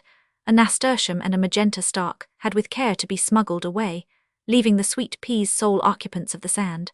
But the effect was very festive, and the 2 carried their work into the dining-room well pleased. The best Sevres dinner set was had out, which that traveller Timothy had brought from Paris among other things, and the best cut glass and rattled silver. Old William, assisted by Hester and Priscilla, had been busy polishing most of the day while the cook and the young person from the village were contriving wonders in the vast kitchen. And punctually at 7 in broad daylight, the 3 Misses Larsarthe, the 2 elder in their finest mauve silk evening dresses, awaited their guests in the Italian parlour. Miss Roberta's heart had not fluttered like this since a county ball some 40 years ago, when a certain whiskered captain of a dashing cavalry regiment stationed at Upminster had whispered in her ear. Priscilla had let down Halcyone's white muslin frock, and as the tucks were rather large, it was longer than she intended, so that the child might easily have been taken for a girl of 15, and her perfect feet were encased in a pair of old-fashioned bronze slippers, with elastics crossed up the legs of her white silk stockings. A fillet of blue silk kept back the soft cloud of her mouse-coloured hair. Mr. Miller was announced first very nervous, as usual, and saying the wrong thing in his flurry. Then up the terrace steps could be seen advancing Mr. Carlion and his guest. They had walked over from the cottage, and Halcyone, observing from the window, was conscious that against her will she was admiring John Derringham's arrogant, commanding walk. He could very well be as Theseus was after he grew proud, she said to herself. And soon they were announced. Mr. Carlyon was now on the most friendly terms with both old ladies, and as well as coming to the monthly dinner, sometimes dropped in to tea on Sunday afternoons, but he knew this was a real party and must be treated as such. How agreeable it felt to be once more in the world, Miss Roberta thought, and her faded pale cheeks flushed a delicate pink. John Derringham had been sulky as a bear at the idea of coming, but something in the quaintly pathetic refinement of the poor and splendid old house pleased him, and the aroma of untouched early Victorian prudish grace which the ancient ladies threw around them appealed to his imagination, as any complete bit of art or nature always 999. He found himself seated between Miss Larsarth and Halcyone, and quite enjoying himself. Everything was of the time from the apern to the way the bread was cut. Halcyone conversed with Mr. Miller, who always felt he must make nursery jokes with her and ask her the names of her dolls. He cannot help it, she told Charon one day.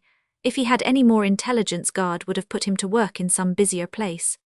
John Derringham did not address her, he devoted himself to Miss Larsarth. He had absolutely no diffidence. He had been spoilt from his cradle, and by the time he had left Eton captain of the Oppidanshad had ruled all those near him with a rod of iron, imposing his interesting, enthusiastic personality upon all companies with unqualified success. Miss Larsarth fell at once. He said exactly the right things to her, and flattered her by his unfeigned interest in all she spoke of. He was studying her as he studied any rare memento of historical value. My great-niece reads every morning with Mr. Carlyon, she said presently. Girls are expected to be so very clever nowadays, we are told. She already knows a little Greek. It would have been considered quite unnecessary in our day. And I am sure it is in this, said John Derringham. Learned women are an awful bore. As a sex they were meant to be feminine, dainty, exquisite creatures as those I see tonight, and he bowed gallantly while Miss Larsarth thrilled. She thoroughly approved of his appearance. So very much of a gentleman, Roberta, she afterwards said. None of that thick, ill-cut look we are obliged to observe in so many of the younger people we see when we go into Upminster each year. And why should he look thick or ill-cut, sister? Miss Roberta replied. Mr. Carlyon told me the Derringhams have been seated at Derringham since fabulous times. Thus this last of that race was appreciated fully in at least 2 antiquated female hearts. But meanwhile the cloth was being removed, and the port wine and old Madeira placed before the elder hostess. Our father's cellar was famous for its port, she said, and we have a few bottles of the left. But now she felt it was only manners to turn to Mr. Carlyon upon her other hand, so John Derringham was left in silence, no obligation to talk to Halcyone making itself felt. She turned and looked at him. He interested her very much. Mr. Carlyon had quantities of books of photographs of all the famous statues in Europe, and especially in Italy and Greece, but she could not find any likeness to him in any of her recollection of them. Alas, his face was not at all Greek. His nose was high and aquiline, his forehead high and broad, and there was something noble and dominating in his fearless regard. His hair even did not grow very prettily. Though it was thick and dark-haired, there was not an ounce of superfluous flesh upon his whole person. He never for a moment suggested repose. He gave the impression of vivid, nervous force and action, a young knight going out to fight any impassable dragon with his good sword, and shield unabashed by the smoke from its flaming nostrils, undaunted by any fear of death. Halcyone watched him, and her prejudice slept. The silence had lasted quite 5 minutes when he allowed his natural good manners, which he was quite aware he had kept in abeyance in regard to her, to come uppermost. The professor has been telling me how wonderfully you work with him, he said. We under him at Oxford were not half so diligent, it seems. I wonder what good it will be to you at all. If a thing gives pleasure, it is good, she answered gravely. I wanted to learn Greek because I had a book when I was little which told me about those splendid heroes, and I thought I could read more about them when I am grown up if I knew it than if I did not. There is something in that. What was the book? He asked. Her steady eyes looked straight into his as she replied. It was Kingsley's Heroes, and if only I were a boy I would be like Perseus and go and kill the Gorgon and rescue Andromeda from the sea monster. Pallas Athene said some fine things to Himdo, you remember, when she asked him the question of which sort of man he would be. No, I do not remember, said John Derringham. You must tell me now. Then Halcyone began in a soft dream voice, while her eyes widened and darkened with that strange look, as though she saw into another and vaster world. I am Pallas Athene, and I know the thoughts of all men's hearts, and discern their manhood or their baseness, and from the souls of clay I turn away, and they are blessed but not by me. They fat at ease like sheep in the pasture, and eat what they did not sow like oxen in the stall. They grow and spread like the gourd along the ground, but like the gourd they give no shade to the traveller, and when they are ripe death gathers them, and they go down unloved into hell, and their name vanishes out of the land. She paused a second, and John Derringham was astonished at himself, because he was conscious of experiencing a thrill of deep interest. Yes, he said, and her voice went on, but to the souls of fire I give more fire, and to those who are manful I give a might more than man's. These are the heroes, the sons of the immortals who are blessed but not like the souls of clay, for I drive them forth by strange paths, Perseus, that they may fight the titans and monsters, the enemies of gods and men. Through doubt and need and danger and battle I drive them, and some of them are slain in the flower of youth, no man knows when or where, and some of them win noble names and a fair and green old age, but what will be their latter end, I know not, and none, save Zeus, the father of gods and men, tell me now, Perseus, which of these two sorts of men seem to you more blessed? It was as if she asked him a personal question, and unconsciously he answered. I should reply as Perseus 999, tell me his words. Better to die in the flower of youth, on the chance of winning a noble name, than to live at ease like the sheep and die unloved and unrenowned. He bent nearer to her and answered softly, they are indeed fine words, and there was no mockery whatever in his eyes as he looked at her and took in every detail of her pure childish face. You wonderful, strange little girl, soon I too am going like Perseus to fight the Gorgons, and I shall remember this night and what you have said. But at that moment, Mr. Miller's high, cackling laugh was heard in an explosion of mirth. Mr. Carlyon had made some delightfully obvious joke for his delectation, and amidst a smiling company, Miss Lassarthe rose with dignity to leave the gentlemen alone with their wine. Chapter 8. Next morning, John Derringham sat at a late breakfast with his whilom master of Greek, and discussed things in general over his bacon and tea. It was 3 years since he had left Oxford, and life held out many interesting aspects for him. He was standing for the southern division of his county in the following spring, when the present member was going to retire, and he was vehement in his views and clear as to the course he meant to take. He was so eloquent in his discourse, and so full of that divine spark of enthusiasm, that he was always listened to, no matter how unpalatably Tory the basic principles of his utterances were. He never posed as anything but an aristocrat, and while he whimsically admitted that in the present day to be one was an enormous disadvantage for a man who wished to get on, he endeavoured to palliate the misfortune by lucid explanation of what the duties of such a status were, and of the logical advantages which an appreciation of the truths of cause and effect might bring to mankind. Down in his own country he was considered the coming man. He thundered at the people and had facts and figures at his finger-tips. His sublime belief in himself never wavered, and like any inspired view, right or wrong, it had its strong effect. Mr. Carlyon thought highly of him for a number of reasons. If women do not make a stumbling block for you, John, you will go far, he said as he buttered his toast. Women, quoth John Derringham, and he laughed incredulously. They matter no more to me than the flowers in the garden enchanting in the summer time, a mere pleasure for sight and touch, but to make or mar a man's life, not even to be considered as factors in the scheme of things. I am glad to hear you say so, said Mr. Carlyon dryly, and I hope that jade fate will not play you any tricks. John Derringham smiled. I admit that a woman with money may be useful to me by and by, he said, because, as you know, I am always hard up, and presently when I want to occupy a larger sphere I shall require money for my ends, but for the time being they serve to divert me as a relaxation. That is all. You're contracting no ties, dear lad? Asked the professor with one eyebrow raised, while he shook back his silvery hair. I had heard vaguely about your attention to Lady Durand, but I understand she has had many preliminary canters and knows the ropes. John Derringham smiled. Vivienne Durand is a most charming woman, he said. She has taught me a number of things in the last 2 years. I am grateful to her. Next season she is bringing a daughter out and she has a wonderful sense of the fitness of things. Then he sipped his tea and got up and strolled towards the windows. Besides, he continued, I do not admit there are any ties to be contracted. The Greeks understood the place of women. All this nonsense of vows of fidelity and exaltation of sentiment in the home cramps a man's ambitions.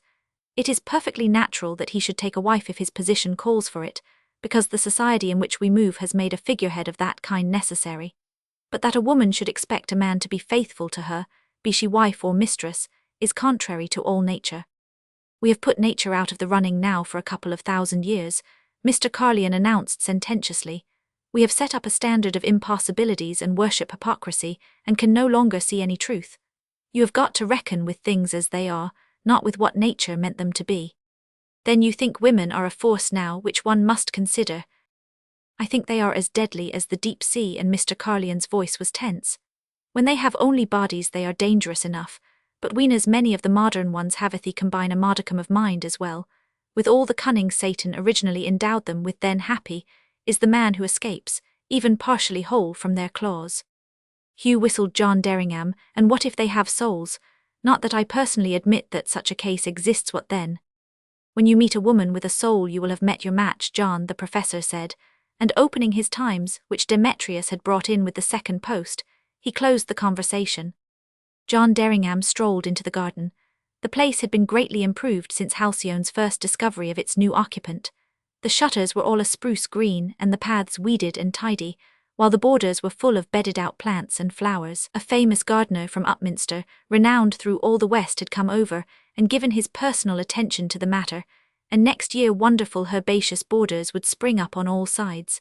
Mr. Johnson's visits and his counsel, though at first resented, had at length grown a source of pure delight to Halcyone. She revelled in the blooms of the delicate begonias and salvias and other blossoms which she had never seen before. Mr. Carlyon, although desiring solitude, appreciated a beautiful and cultivated one, and the orchard house was now becoming a very comfortable bachelor's home. The day was much cooler than it had been of late. There was a fresh breeze though the sun shone. John Derringham wandered down to the apple tree and thence to the gap, and through it and on into the park. His walk was for pleasure, and aimless as to destination, and presently he sat down under a low-spreading oak and looked at the Houselar Sarth Chase. A beautiful view of it could be obtained from there, and it interested him, and from that his thoughts came to Halcyone and her strange, quaint little personality, and he stretched himself out, and putting his hands under his head, he looked up into the dense foliage of the tree above him, and there his eyes met two grave, quiet ones peering down from a mass of green, and he saw slender brown legs drawn up on a broad branch, and a scrap of blue cotton frock. "Good morning," Halcyone said quite composedly.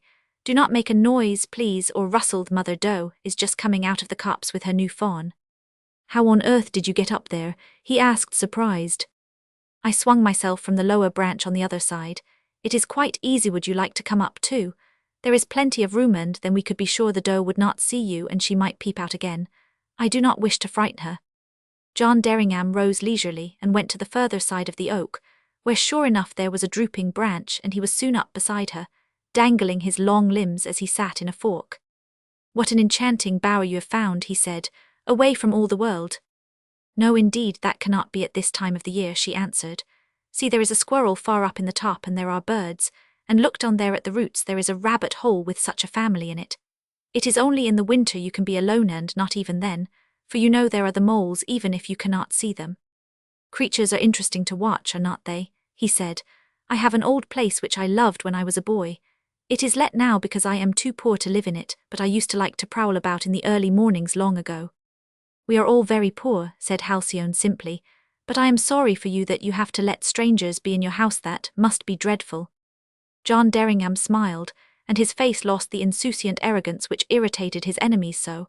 His smile, rare enough, was singularly sweet. "I do not think about it," he said. "It is best not to when anything is disagreeable. Charon and I often tell one another things like that." "Charon, who is Charon?" he asked. This seemed a superfluous question to Halcyone. "The professor, of course. He is just like the picture in my heroes," she answered, "and I often pretend we are in the cave on Pelion. I thought you would perhaps be like one of the others since you were his pupil too, but I cannot find which. You are not Heracles because you have none of those great musclesser knees, or Peleus. Are you Jason himself, perhaps?" and her voice sounded glad with discovery. "We do not know, he may not have had a Greek face." John Derringham laughed. "Jason, who led the Argonauts to find the golden fleece, is a good omen. Would you help me to find the golden fleece if you could?" "Yes, I would, if you were good and true, but the end of the story was sad because Jason was not." "How must I be good and true then? I thought Jason was a straight enough sort of a fellow, and that it was Medea who brought all the trouble." "Medea, the woman?" Halcyone's grave eyes never left his face. She saw the whimsical twinkle in his but heeded it not. He should not have had anything to do with Medithat is where he was wrong, she said, but having given her his word, he should have kept it. Even though she was a witch, Mr. Derringham asked. It was still his word, aunt, you see. Her being a witch did not alter his word. He did not give it because she was or was not a witch but because he himself wanted to at the time, I suppose. Therefore it was binding. A man should always keep his word, even to a woman then, and John Derringham smiled finely. Why not to a woman as well as a man? Halcyone asked, surprised. You do not see the point at all, it seems. It is not to whom it is you give your word, it is to you it matters that you keep it, because to break it degrades yourself. You reason well, fair nymph, he said gallantly. He was frankly amused. What may your age be? 1,000 years more or less will not make any difference. You may laugh at me if you like, said Halcyone, and she smiled. His gaiety was infectious, but I am not so very young. I shall be 13 in October, the 7th of October. John Derringham appeared to be duly impressed with this antiquity, and went on gravely. So you and the master discuss these knotty points of honour and expediency together, do you, as a recreation from the Greek syntax? I should like to hear you. The professor does not believe in men much, Halcyone said.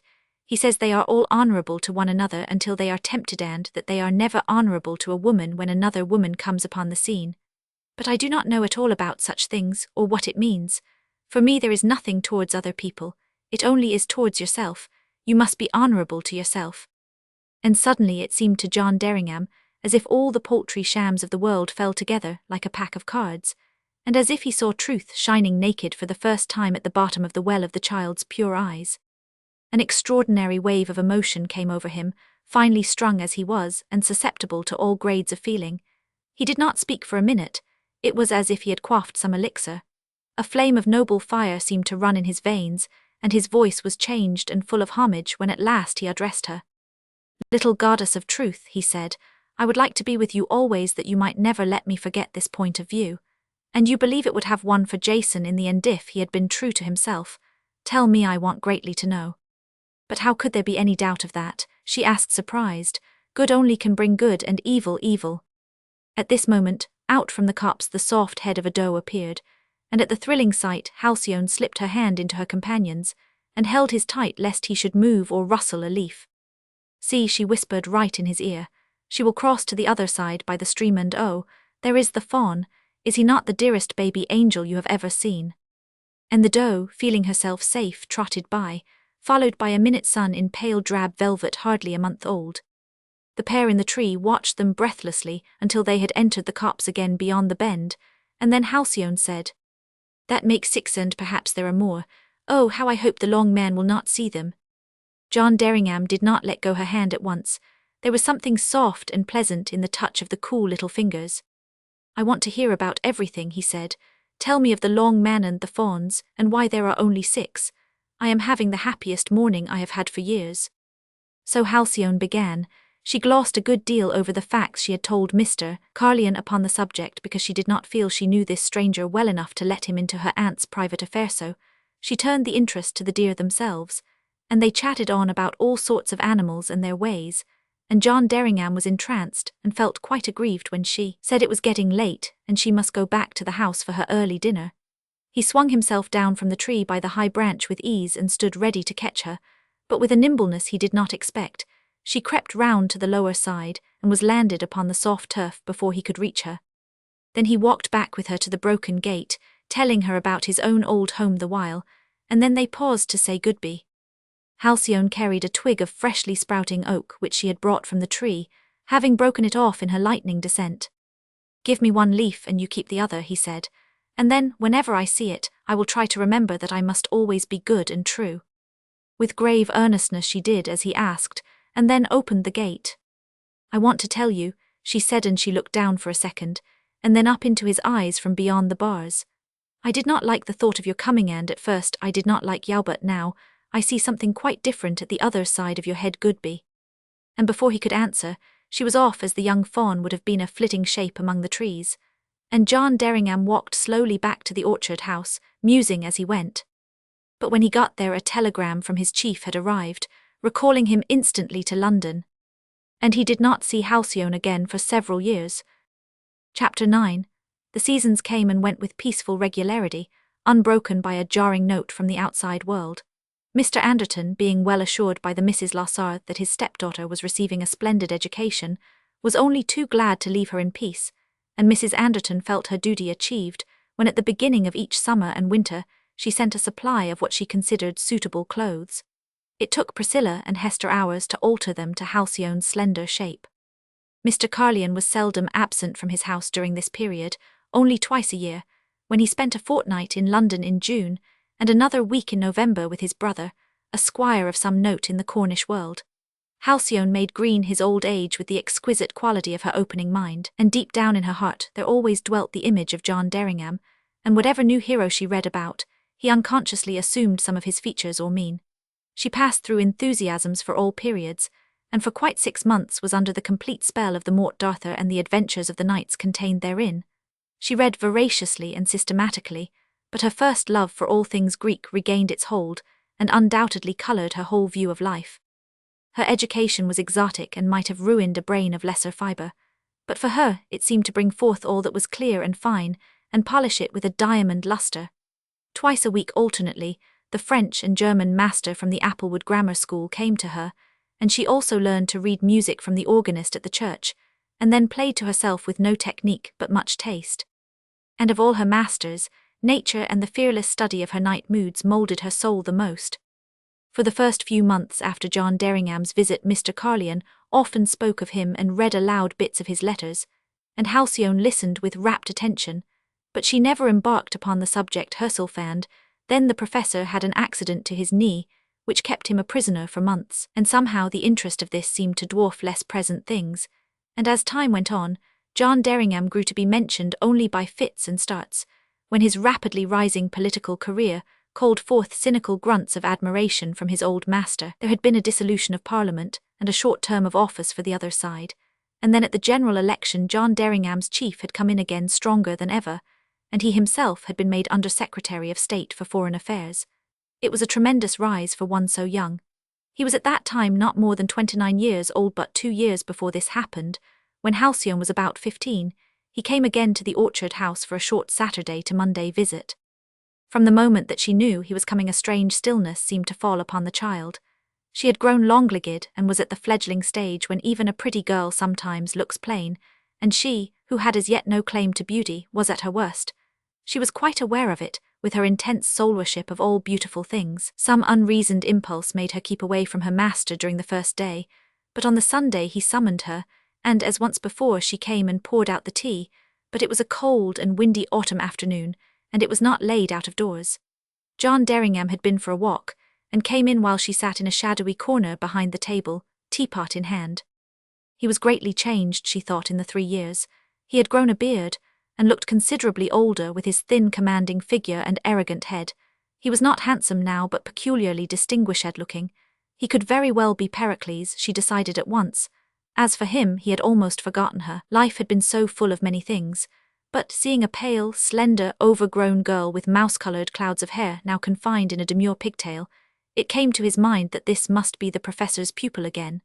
Had she not been called Hebe or Psyche, Halcyone, some Greek name?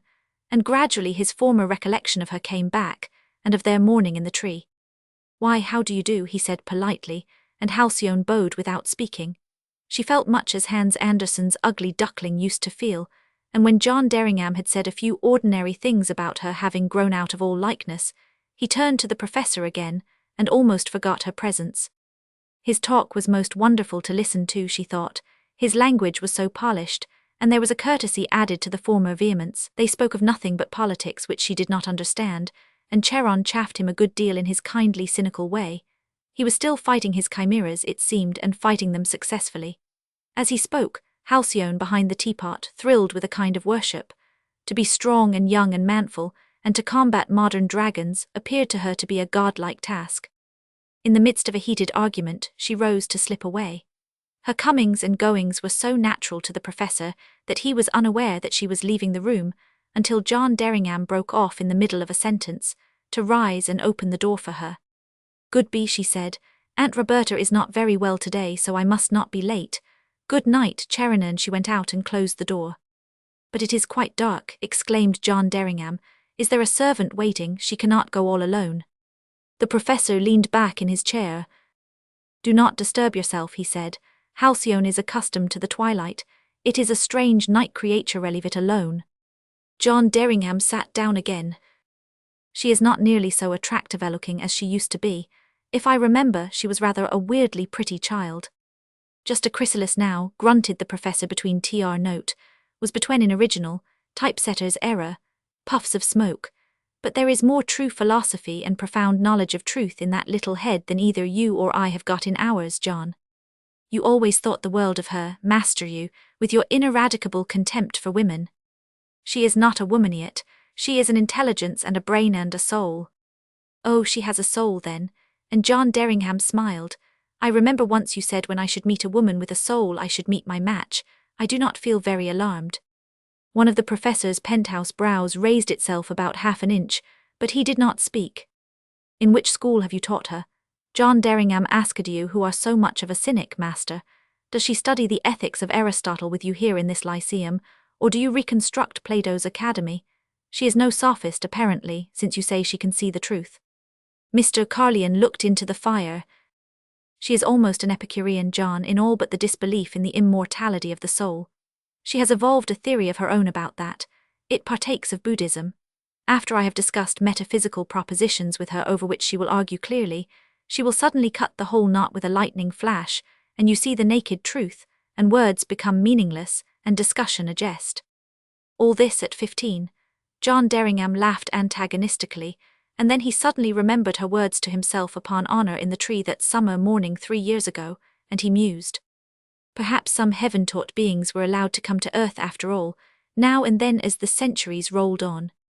She knows Greek pretty well, he asked. Fairly, for the time she has learnt. She can read me bits of Lucian. She would stumble over the tragedies. I read them to her. Then he continued, as though it were a subject he loved. She has a concrete view upon every question. Her critical faculty is marvellous. She never lays down the law, but if you ask her, you have your answer in a nutshell, the simplest truth, which it always appears to her so strange that you have not seen all the time. What is her parentage? Heredity plays so large a part in these things, Mr. Derringham asked. The result of a passionate love match between distant cousins of that fine old race, I believe.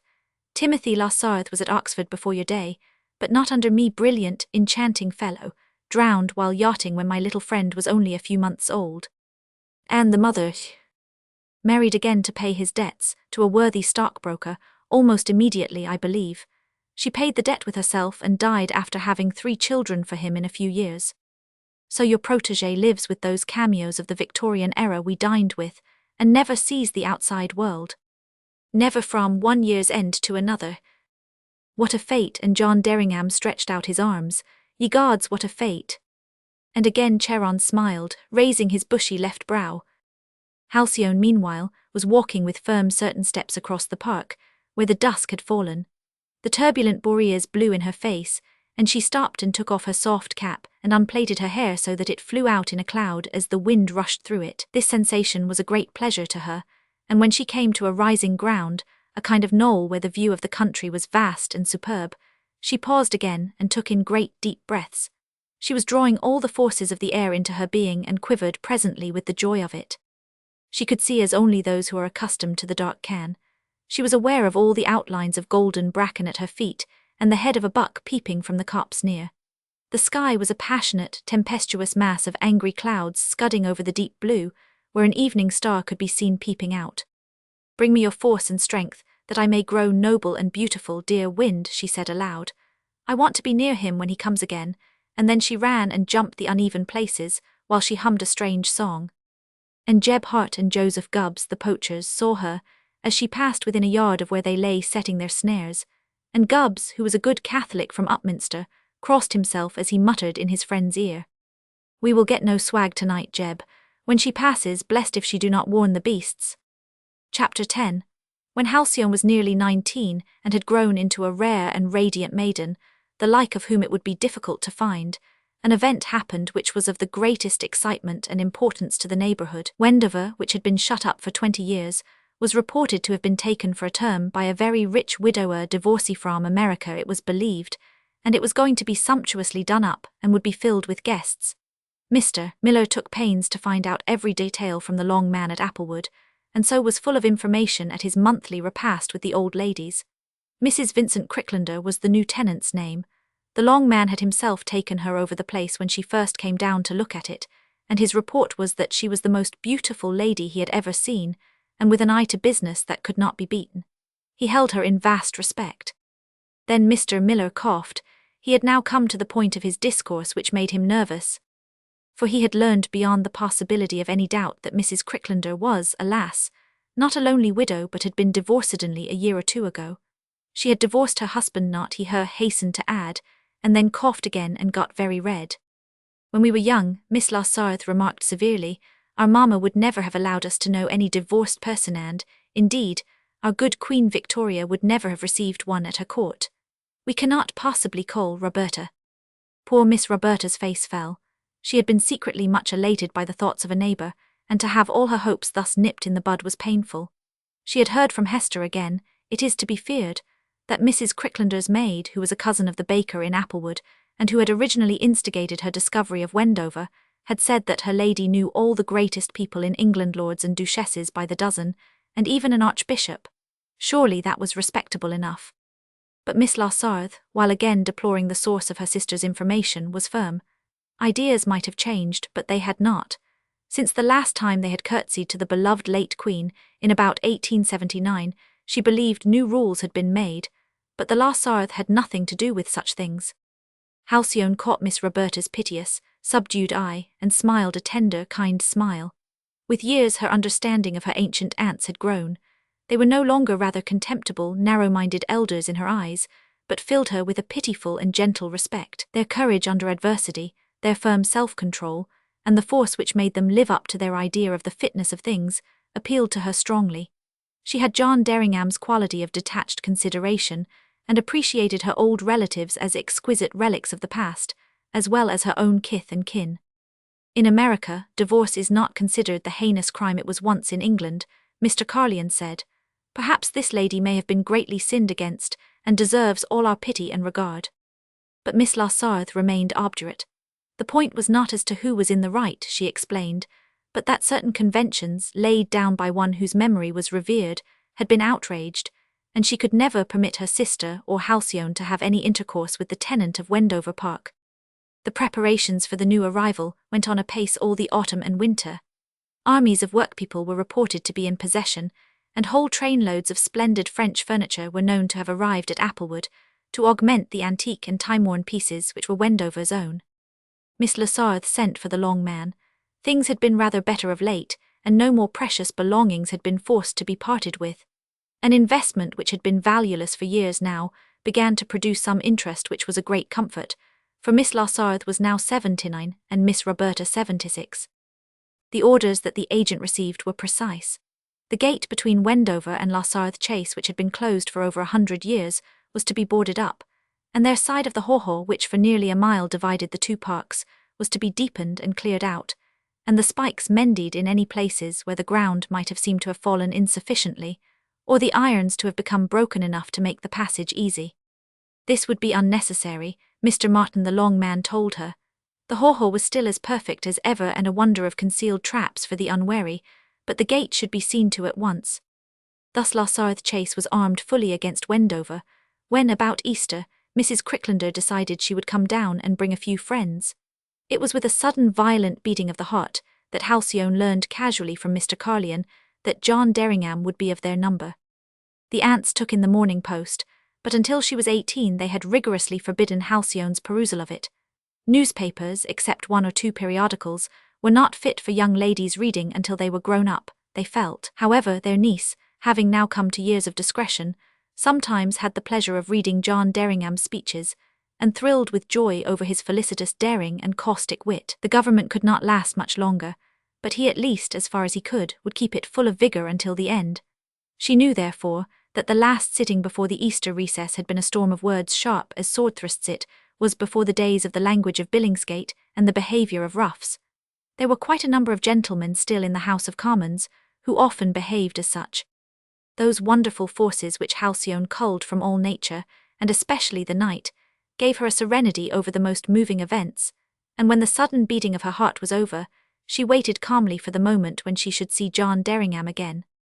Mr. Carlyon took in the Graphic as well as his quarterly review and the 19th century, and it was her only medium for guessing even what the outside world looked like.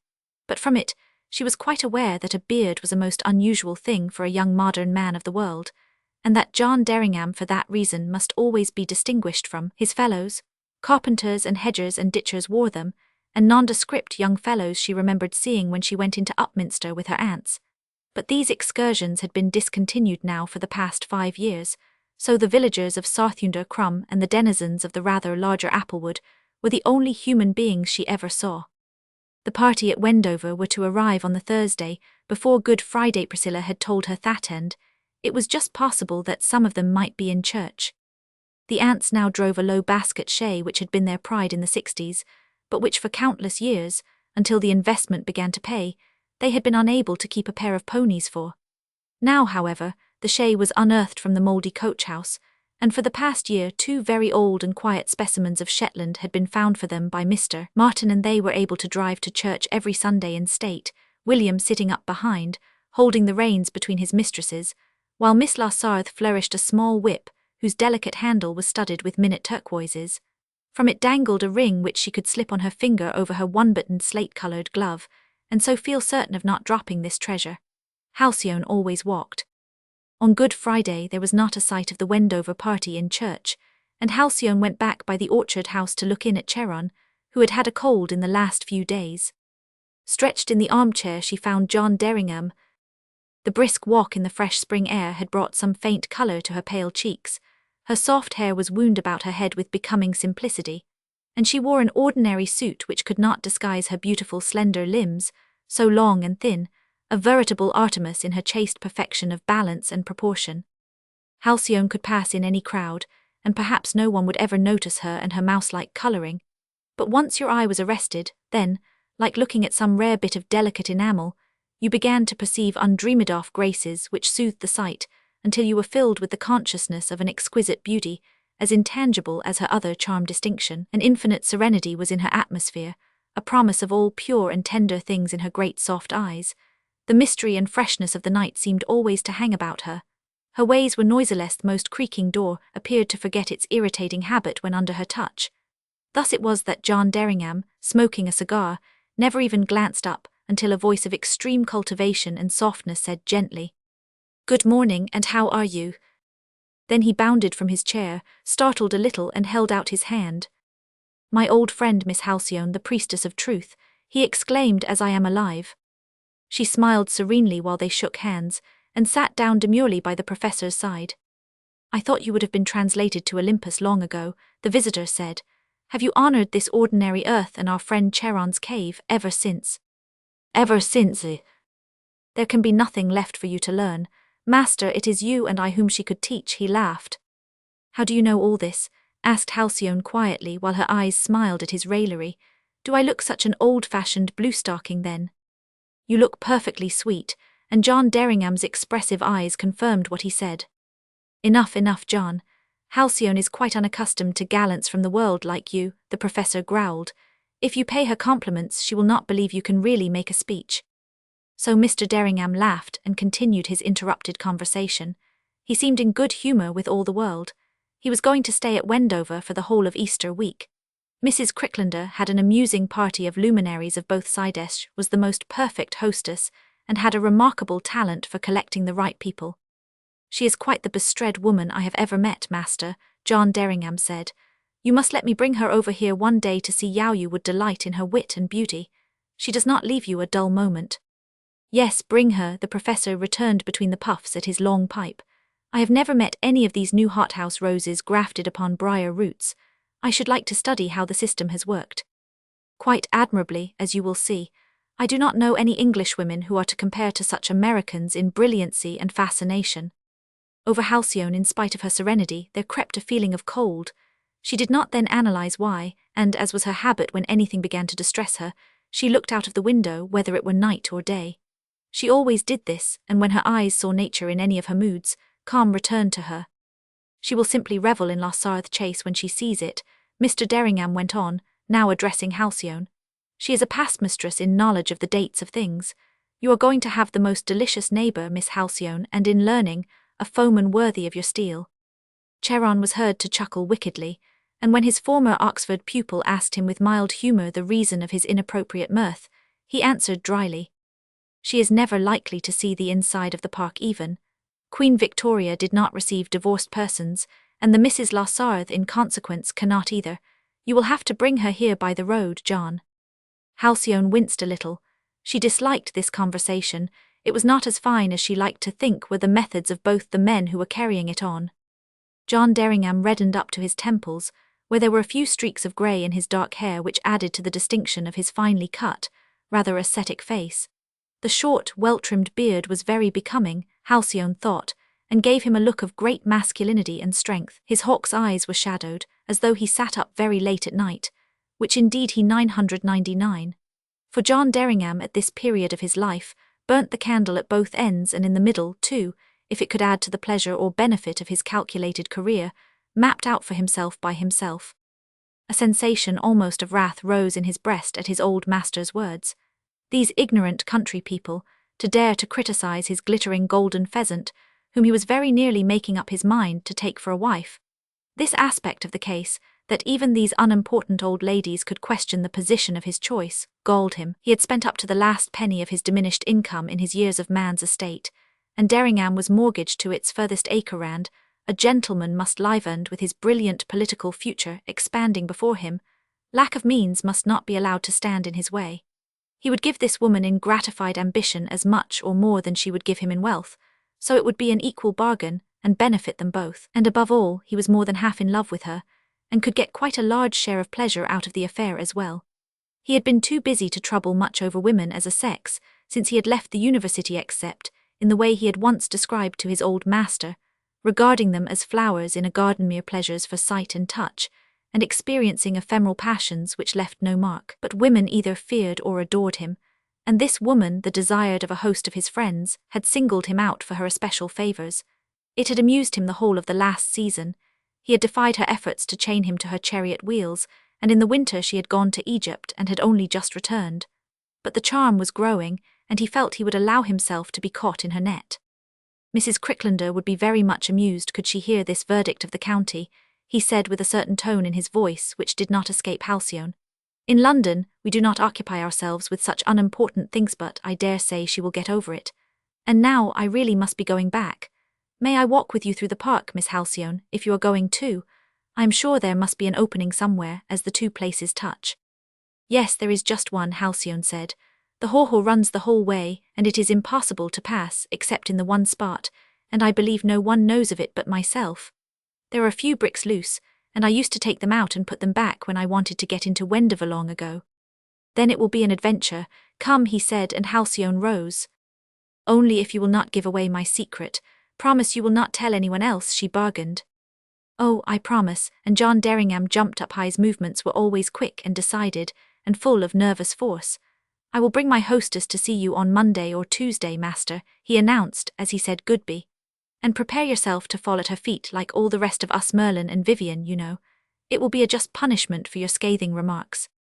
When they were outside in the garden, Halcyone spoke not a word. The beds were a glory of spring bulbs, and every bud on the trees was bursting with its promise of coming leaf. Glad, chirruping bird notes called to one another, and a couple of partridges ran across the lawn. John Derringham took in the lines of Halcyone's graceful person as she walked ahead. She had that same dignity of movement from the hips, which the Nike of Samothrace seems to be advancing with as you come up the steps of the Louvre. How tall she had grown! She must be at least 5 feet 9 or 10, but why would she not speak? He overawed her here in the daylight, and she felt silent and oppressed.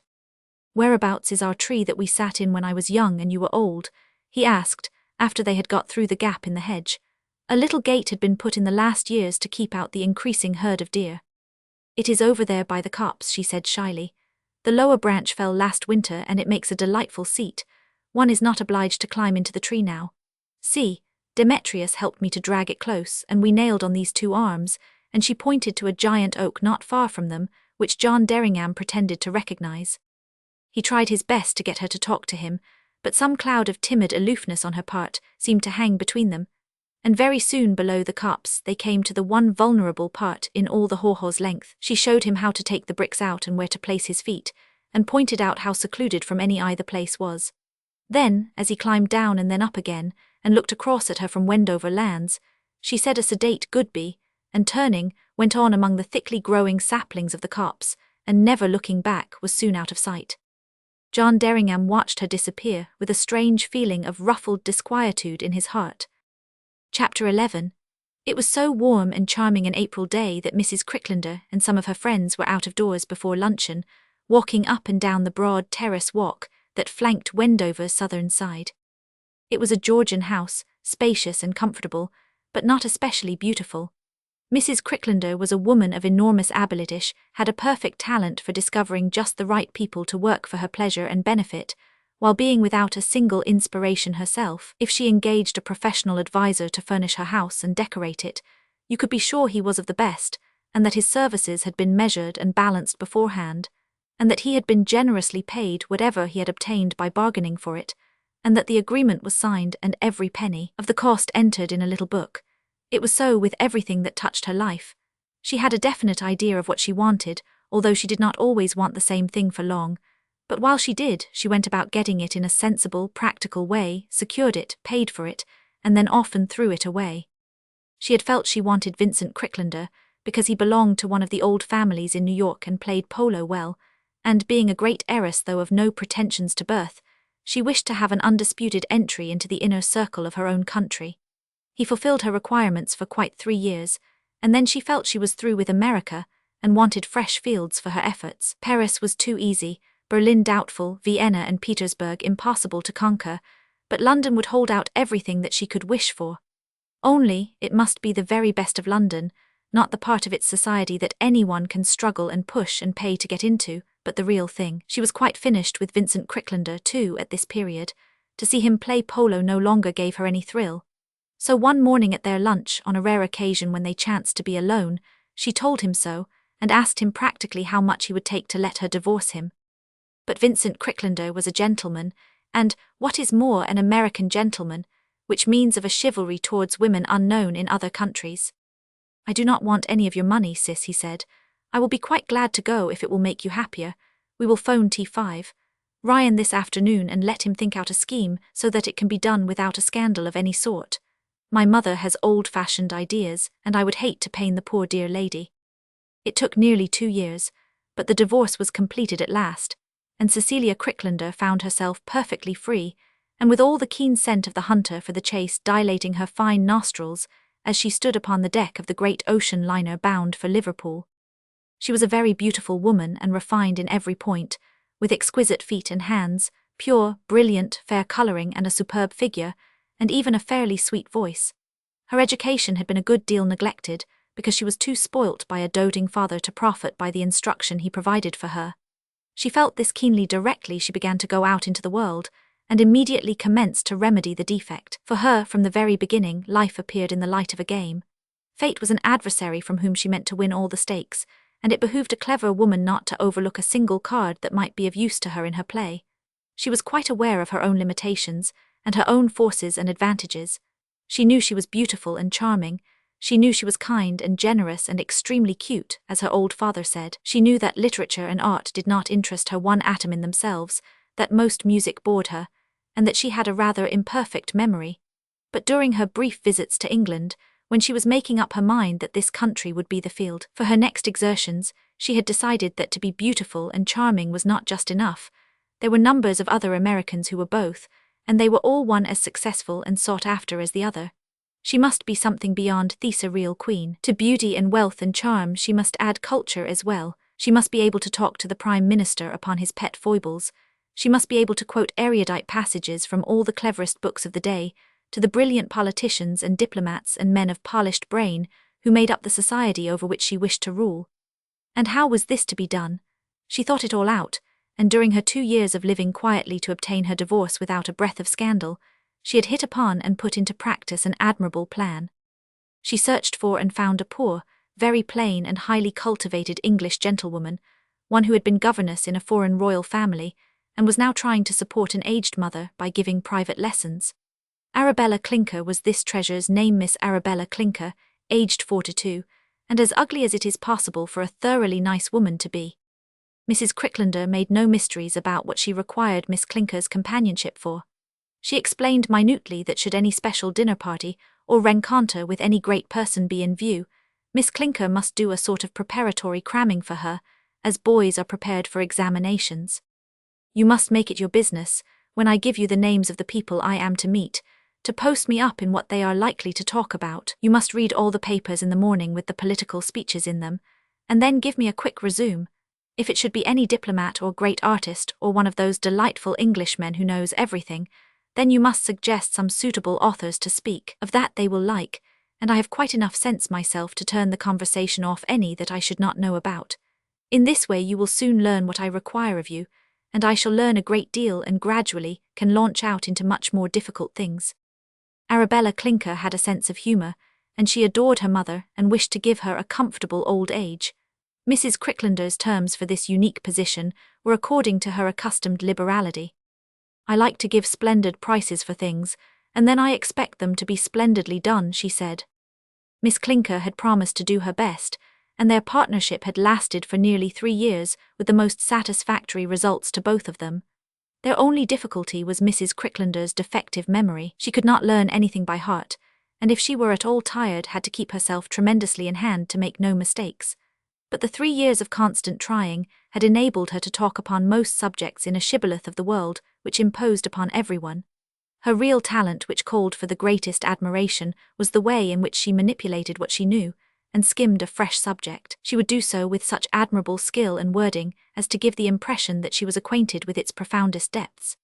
And then, when she was safely over the chasm, the first moment she was free she would rush to Arabella for the salient points, doggedly repeat them over and over, and on the next occasion come out with them to the same person, convincing him more than ever of her thorough knowledge of the subject. But her memory was her misfortune, for if Miss Clinker instructed her, for instance, in all the different peculiarities of the styles of Keats and Shelley, a week after she would have forgotten which was which because both bored her to distraction and she would have to be reminded again. One awful moment came when, rhapsodizing upon the sensibility of Keats' character, she said to Sir Tedbury Delvine, the finest literateur of his time, that there must have come moments during Keats' latter years when he must have felt as his own Prometheus unbound. But seeing her mistake immediately by her listener's blank face, she regained her ground with a skill and a flow of words which made Sir Tedbury Delvine doubt whether his own ears had heard aright. Arabella, Mrs. Cricklander said when next morning she lay smoking in her old rose silk bed, while she went through her usual lessons for the day, you must give me just a point each about those wretched old two, so that I will remember them again. I must have a sort of keynote.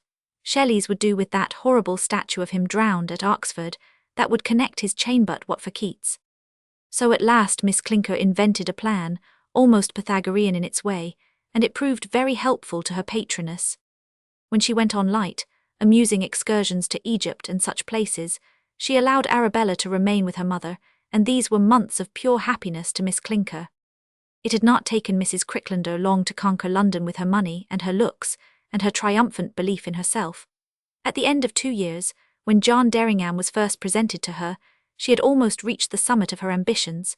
To become his wife she had decided would place her there, for was he not certain to climb to the top of the tree, as well as being the most brilliant and most sought-after young man in all England, of love the love that recks not of place or gain, but just gives its being to the loved one to such emotion she was happily a complete stranger.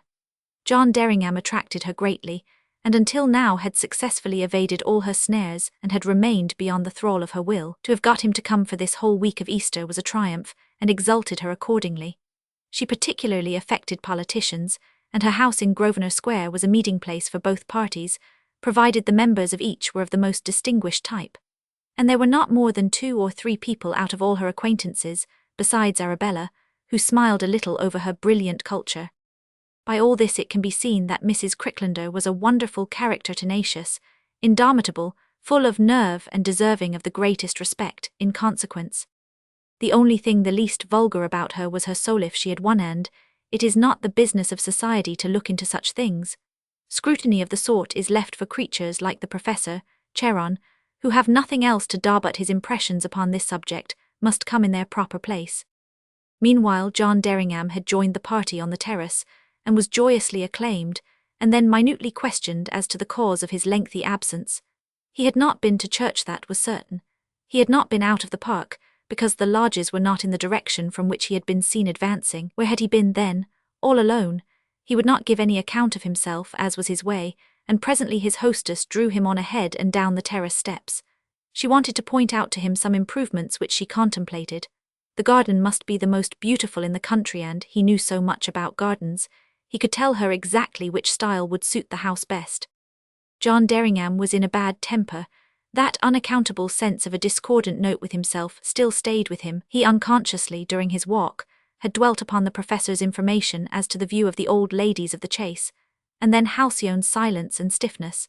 He felt excluded from the place which he recollected he had held in the child's regard. His memory had jumped the brief glimpse of her during her fledgling period, and had gone back with distinct vividness to the summer morning in the tree, almost 7 years ago. He answered with a carelessness which was not altogether pleasing to Cecilia Cricklander. She saw instantly that her favourite guest was ruffled by something. Although never fine, she was quick at observing all the moods of her pawns, and had brought the faculty of watching for signs from castles, knights and kings to a science. John Derringham must be humoured and cajoled by a proof of her great understanding of him, must be left in silence for a minute, and then she would pause and look over the balustrade, so that he might see her handsome profile and take in the exquisite simplicity of her perfect dress. She knew these things pleased him. She would look a little sad, too, and far away. It had its effect. "What are you dreaming about, fair chatelaine?" he asked after a while. "Your charming mouth has its corners drooped." "I was wondering," and then she stopped. "Yes," asked John Derringham, "you were wondering what?" "I was wondering if one could ever get you to really take an interest in anything but your politics, and your England's advancement. How good it would be if one could interest you for a moment in anything else." He leaned upon the balustrade beside her. "You are talking nonsense," he said. "You know very well that you interest me every time I see you, and it is growing upon me. That was not the only thing revolving in your clever mind." "Yes, indeed," and she looked down. "Well then, I am interested in your garden. What do you think of doing? Tell me." She explained an elaborate plan, and quoted the names of famous gardeners and their styles, with her accustomed erudition. For had not Arabella got them up for her only that morning, as she smoked her 7th cigarette in bed? She inclined to French things, and she thought that this particular part, a mere rough bit of the park, could very well be laid out as a petty Trianon. She could procure copies of the plans of Meek, and even have a temple d'amour. "I love to create," she said. "The place would not have amused me if everything had been complete, and if you will help me I shall be so grateful." "Of course I will," he said. "The temple d'amour would look quite well up upon that rising ground, and you could have a small winding lake dug to complete the illusion. Nothing is impossible, and I suppose you can get permission from the old Wendover who lives in Rome to do what you wish. I should like to have been able to take the park of the next place, La Sarthe Chase, to that impassable haw-haw, and the boarded-up gate irritate me. The boards have been put since I came to look over everything last autumn. I did instruct the agent, Martin, in Applewood to offer a large price for it, but he assured me it would be quite useless. It belongs, it appears, to the most ridiculous old ladies, who are almost starving, but would rather die than be sensible." Suddenly John Derringham was conscious that his sympathies had shifted to the Misses La Sarthe, and he could not imagine why. "You told me, I think," she went on, "that you knew this neighbourhood. Do you happen to be aware of any bait I could hold out to them?" "No, I do not," he said. "That sort of pride is foolish, if you like, but there it is, part of an inheritance of the spirit which in the past has made England great. They are wonderful old ladies. I dined with them once long ago. I must really go over and see them one day. Perhaps I could persuade them to my view." The flicker of a smile came into the eyes of John Derringham, and she noticed it at once. It angered her and deepened the pretty pink in her fresh cheeks. "You think they would not be pleased to see me?" she flashed. "They are ridiculously old-fashioned," he said, "not your type at all." "But I love curiosities," she returned, smiling now. "I am not absolutely set upon any type. All human beings are a delightful study. If you know them, you must bring them to see me then some day." But at this John Derringham laughed outright. "If you could picture them, you would laugh too," he said. "There is someone, though, whom I do want you to know, who lives close here, me old Oxford professor of Greek, Arnold Carlion. He is a study who will repay you. The most whimsical cynic, as well as one of the greatest scholars I have ever come across in my life. I promised him today that I would persuade you to let me take you to see him." "How enchanting," she replied with enthusiasm, "and we must make him come here. When shall we go? Tomorrow?" "No," I said, "Monday or Tuesday with your permission," and he bent over her with caressing homage. "Of course, Johan, you will. That then is where you were this morning. But how did you get back through the park?" she asked. "There is no opening at that side whatever. It is all blocked by the wicked Lassarth chase." "I came round the edge," he said, and felt annoyed hated Lingand, then turned upwards. "I wanted to see the boundaries." "I hate boundaries," she laughed. "I always want to overstep them. There is the chance of being caught in snares, which adds to the excitement," and she allowed her radiant eyes to seek his with a challenge. He was not slow to take it up. "Enchantress," he whispered softly, "it is you whose charm lays snares for men. You have no fear of falling into them yourself." She rippled a low laugh of satisfaction, and having tamed her lion, she now suggested it was time to go in to luncheon. Chapter 12. Arabella Clinker took Sunday afternoons generally to write a long letter to her mother, and Good Friday seemed almost a Sunday, so she went up to her room from force of habit. But first she looked up some facts in the countless books of reference she kept always by her.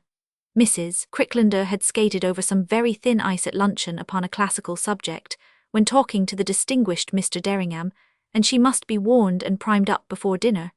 Arabella had herself averted a catastrophe, and dexterously turned the conversation in the nick of time.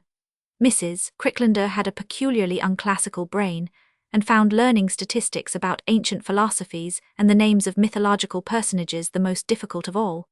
Fortunately, in these days, even among the most polished, this special branch of cultivation was rather old-fashioned, Miss Clinker reflected, but still, as Mr. Derringham seemed determined to wander along this line, Arabella had unconsciously appropriated some apt Americanisms during her 3 years of bondage.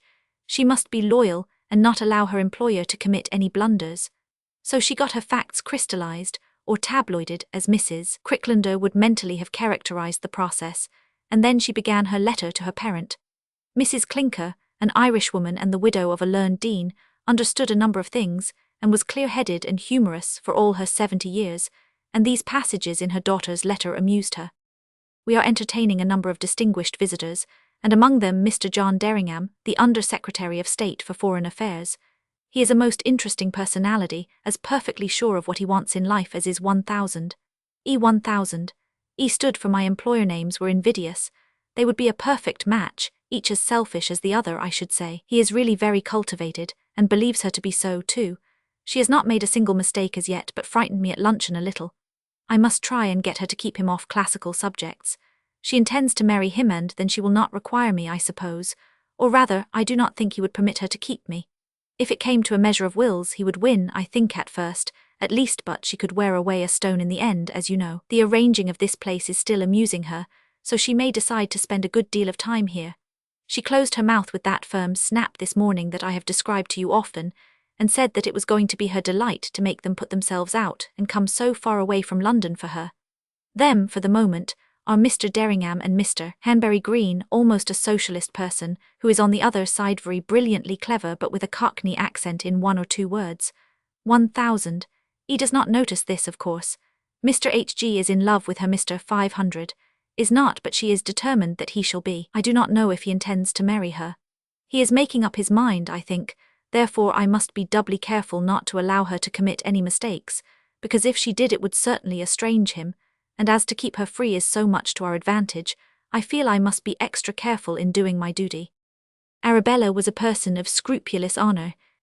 She then proceeded to describe the party, and concluded with, "There is one American girl I like very much, perfectly natural and bubbling with spirits, saying aloud everything she thinks, really well educated and taking so much outdoor exercise that she has not yet begun to have the nervous attacks that are such a distressing feature of so many of her countrywomen. I am told it is their climate. 1000. He says it is because the men out there have always let them have their own way. I should think so much smoking has something to do with it." John Derringham meanwhile had gone with his hostess, and some of the rest of the party, Mr. Hanbury Green among them, to inspect the small golf links Mrs. Cricklander was having constructed in the park. Her country house must be complete with suitable amusements. She had taken all the Wendover shooting, too, and what she could get of Lord Graceworth's beyond. "You cannot drag people into the wilds and then bore them to death," she said. What she most enjoyed was to scintillate to a company of 2 or 3, and fascinate them all into a desire for a tete-a-tete. And then, when with difficulty one had secured this privilege, to be elusive and tantalize him to death. To passion she was a complete stranger, and won all her games because with her great beauty she was as cold as ice. She was not feeling perfectly content this Good Friday afternoon. Something had happened since the evening before which had altered John Derringham's point of view towards her.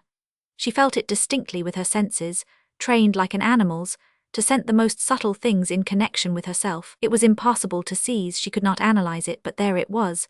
Certainly there seemed to be some change. He was brilliant and had been even empress before lunch, but it was not spontaneous, and she was not perfectly sure that it was not assumed. It was his cleverness which attracted her.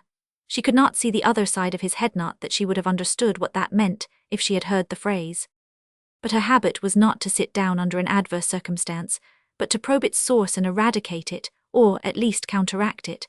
Thus, while she chattered eloquently to Sir Tedbury Delvine, her keen brain was weighing things. John Derringham had certainly had a look of aroused passion in his eyes when he had pressed her hand in a lingered good night.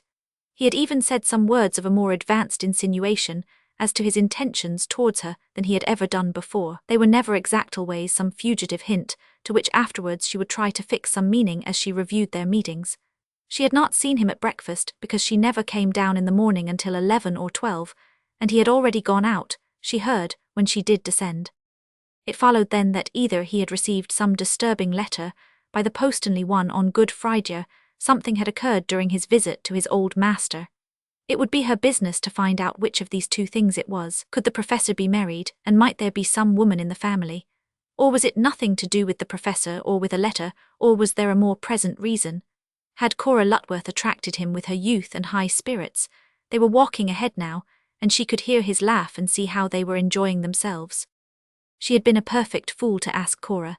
She did not fear a single Englishwoman, the powers of most of whom in her heart she despised, but Cora was of her own race, and well equipped to rival her in a question of marriage. Cora was only 21, and she herself was 30, and there was the divorce which, although she had found it no bar to her entrance into the most exclusive English society, still might perhaps rankle unconsciously in the mind of a man mounting the political ladder, and determined to secure the highest honours. She felt she hated Cora, and would have destroyed her with a look if she had been able. Miss Lutworth, meanwhile, brimful of the joy of life and insouciance, was amusing herself vastly, and John Derringham was experiencing that sense of relaxation and irresponsible pleasure he got sometimes, when he was overworked, from going to an excruciatingly funny Paris farce. Miss Lutworth did not appeal to his brain at all, although she was quite capable of doing so. She just made him feel gay and frolicsome with her deliciously ruse view of the world and life in general. He forgot his ruffled temper of the morning, and by the time they had returned for tea, was his brilliant self again, and quite ready to sit in a low chair at his hostess's side, while she leaned back among the cushions of her sofa in her own sitting-room, whither she had enticed him during that nondescript hour before dinner, when each person could do what he pleased. "Is not Cora sweet?" she said, smoothing the brocade beneath her hand. Her sitting-room had been arranged by the artist who had done the house as a perfect bower of Italian 16th-century art.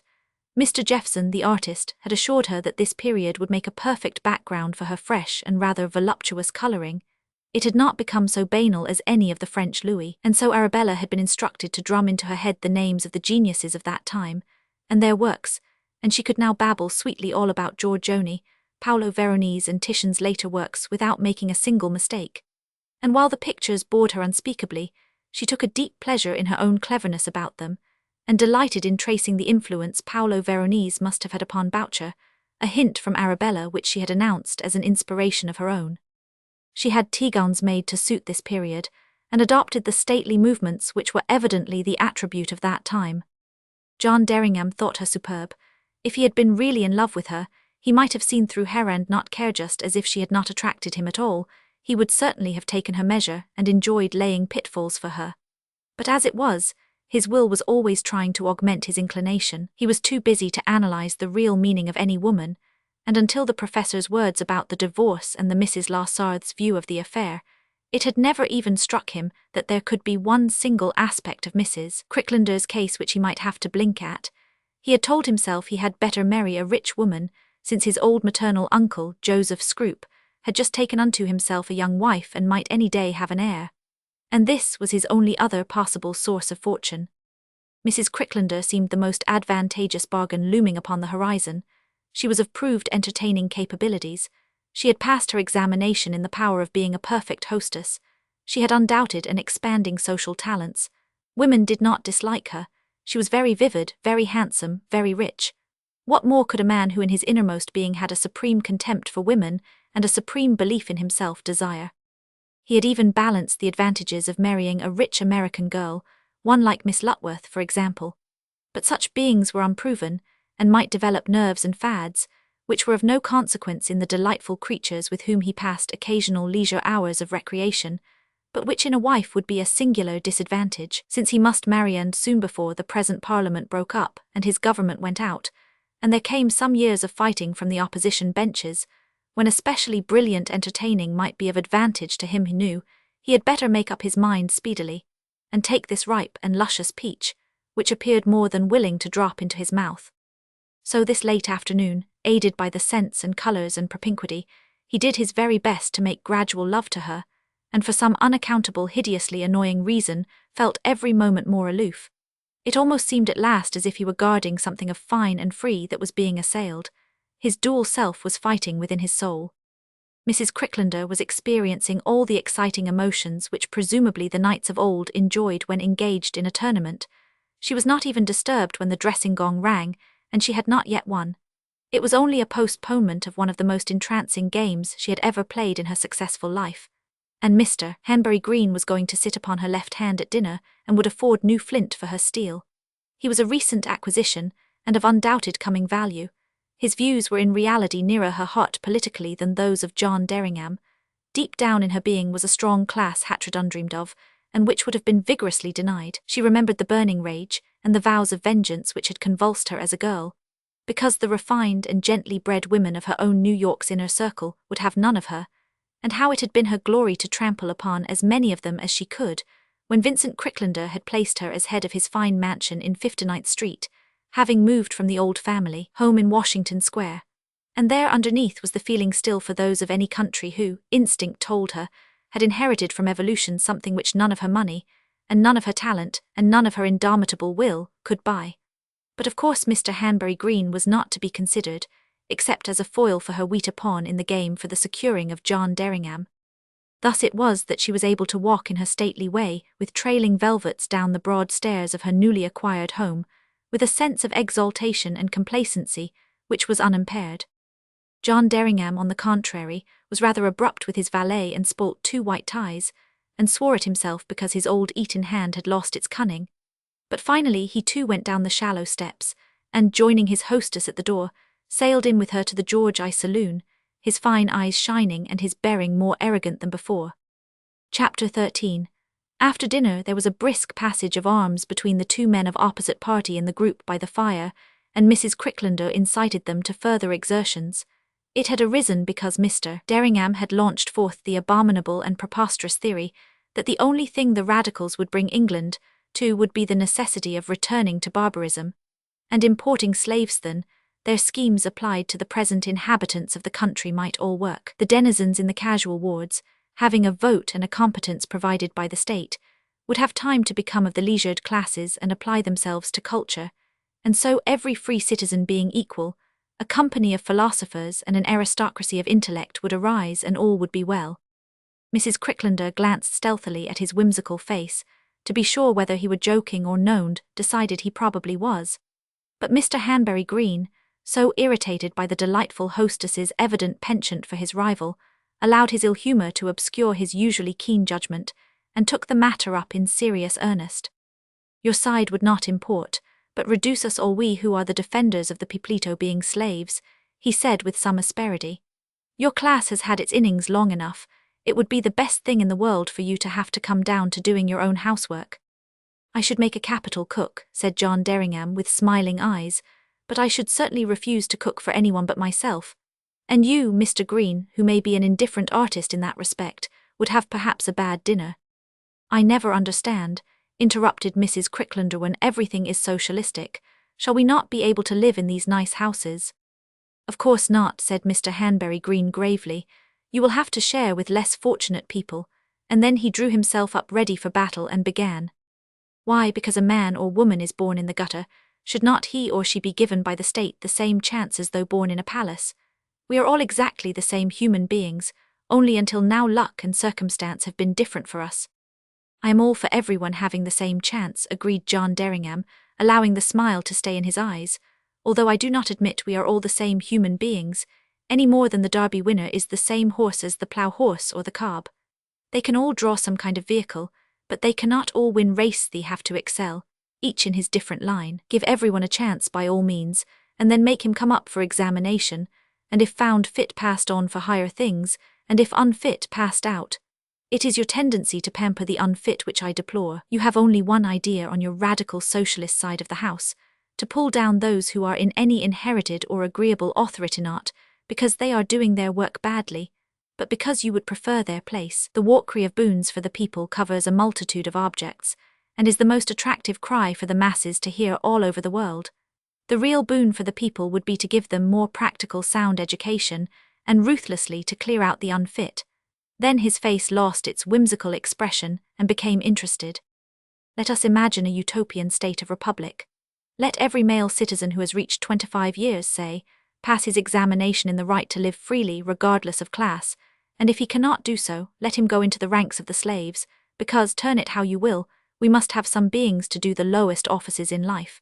Who would willingly clean the drains, fill the dust carts and, indeed, do the 101 things that are simply disgusting, but which must be done.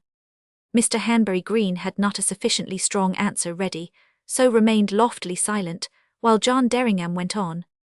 We obscure every issue nowadays by a sickly sentiment, and this craze for words to prove black is white in order to please the mediocrity. If we could only look facts in the face, we should see that the idea of equality of all men is perfectly ridiculous. No ancient republic ever worked, even the most purely democratic, like the Athenian, of the 5th and 4th centuries B100, without an unconsidered and unrepresented population of slaves.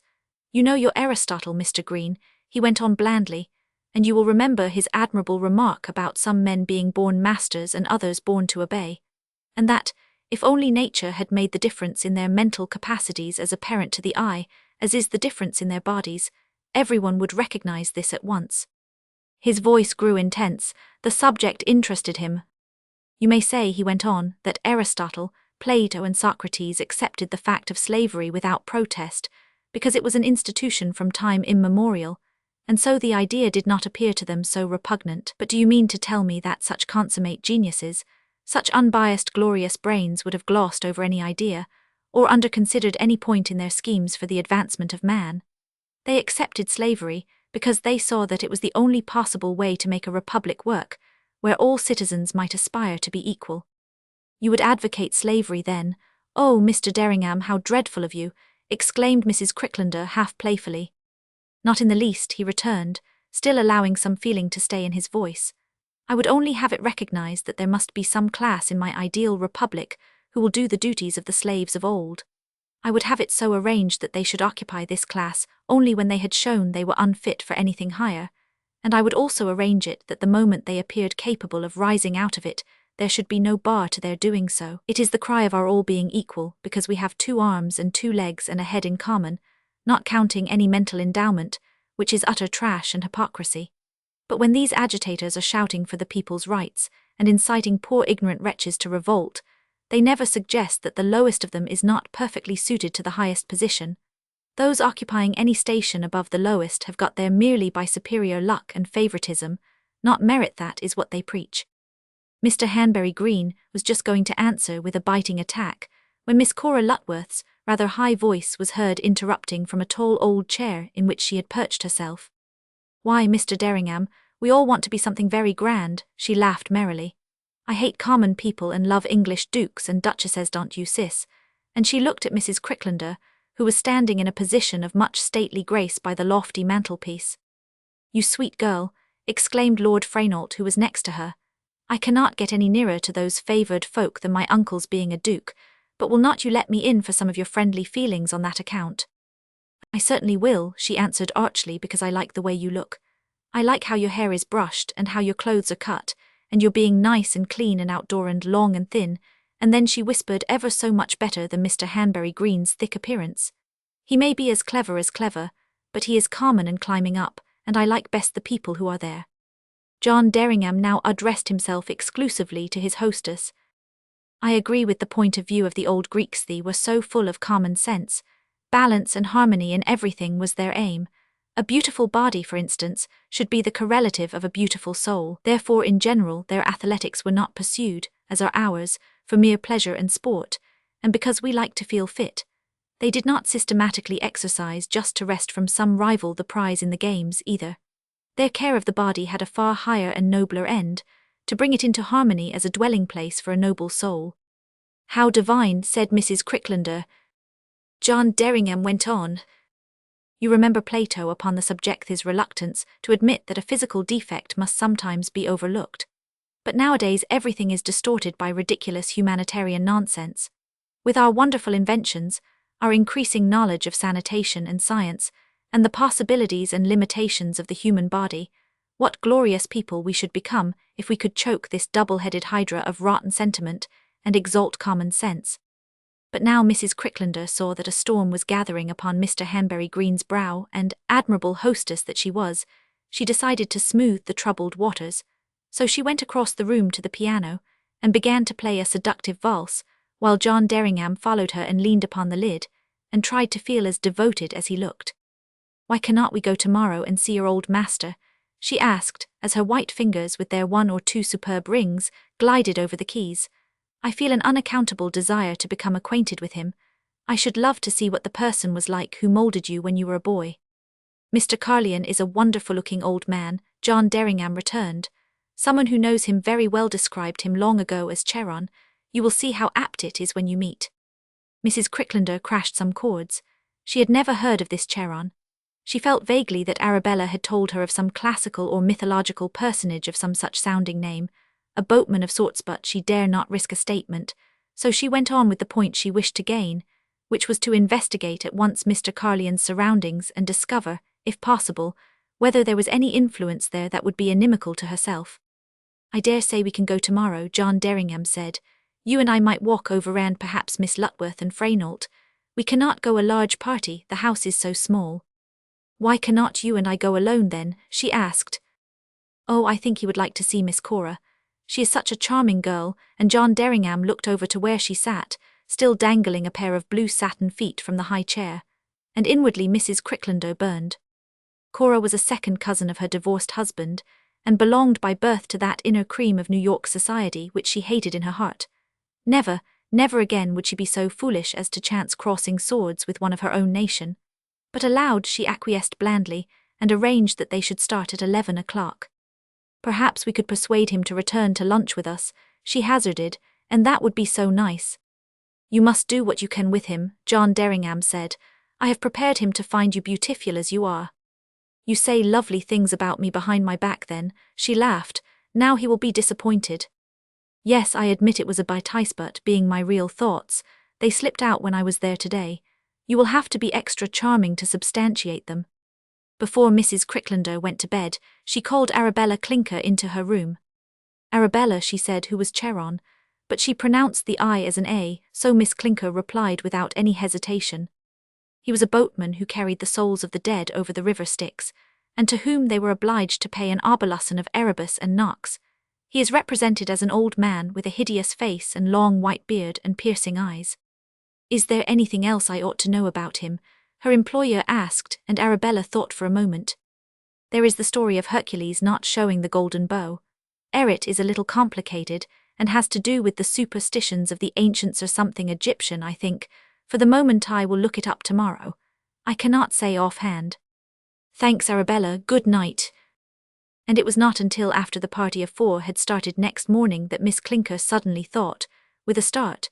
She may have been alluding to quite the other Charon the Centaur, and in that case, I have given her some wrong lights. Chapter 14. Cora was being more than exasperating, Mrs. Cricklander thought, as they went through the park. Not content with Lord Fraynault, who was plainly devoted to her, she kept every now and then looking back at John Derringham with some lively sally, and although he was being particularly agreeable to herself, He responded to Miss Lutworth's piquant attacks with a too-ready zeal. Mrs. Cricklander grew more and more certain that her hold over him had lessened in these last 2 days, and every force in her indomitable personality stiffened with determination to win him at all costs. The professor received them graciously. He was seated in his library, which now was a most comfortable room surrounded with bookcases in which lived all his rare editions of loved books. Nothing could be more fascinating than Mrs. Cricklander's manner to him, a mixture of deference and friendly familiarity, as though he would appreciate the fact of a tacit understanding between them that she too had a right in John Derringham's friends. She had been so reassured by finding that Mr. Carlyon was unmarried and lived alone, that a glow of real warmth towards the professor emanated from her, while the conviction grew that it was nothing but the influence of Cora Lutworth, which had even momentarily cooled her whilom ardent friend. Mr. Carlyon's imperturbable countenance gave no hint of what he thought of her, although John Derringham watched him furtively and anxiously. He listened to their conversation when he could, and it jarred upon him twice when the lady of his choice altogether missed the point of Charon's subtle remarks, she whom he had always considered so understanding. Of Halcyone there was no sign and no mention, and for some reason which he could not explain John Derringham felt glad. It seemed an eternity before Mrs. Cricklander got up to go, having been unable to persuade Mr. Carlyon to return with them to luncheon. He had a slight cold, he said, and meant to remain in his warm library. Mr. Derringham says you are called Charon, Mrs. Cricklander announced laughingly. How ridiculous to find in you any likeness to that old ferryman of the piercing eye. I see no resemblance but in the beard. So John relegates me to the post of ferryman to the dead already, does he? Mr. Carlyon responded. I had hoped he still allowed me my horse's hoofs, and my cave I have been deceiving myself all these years, evidently. A blank look grew in Mrs. Cricklander's eye. What had caves and horses' hoofs to do with the case? She had better turn the conversation at once, or she might be out of her depth, she felt.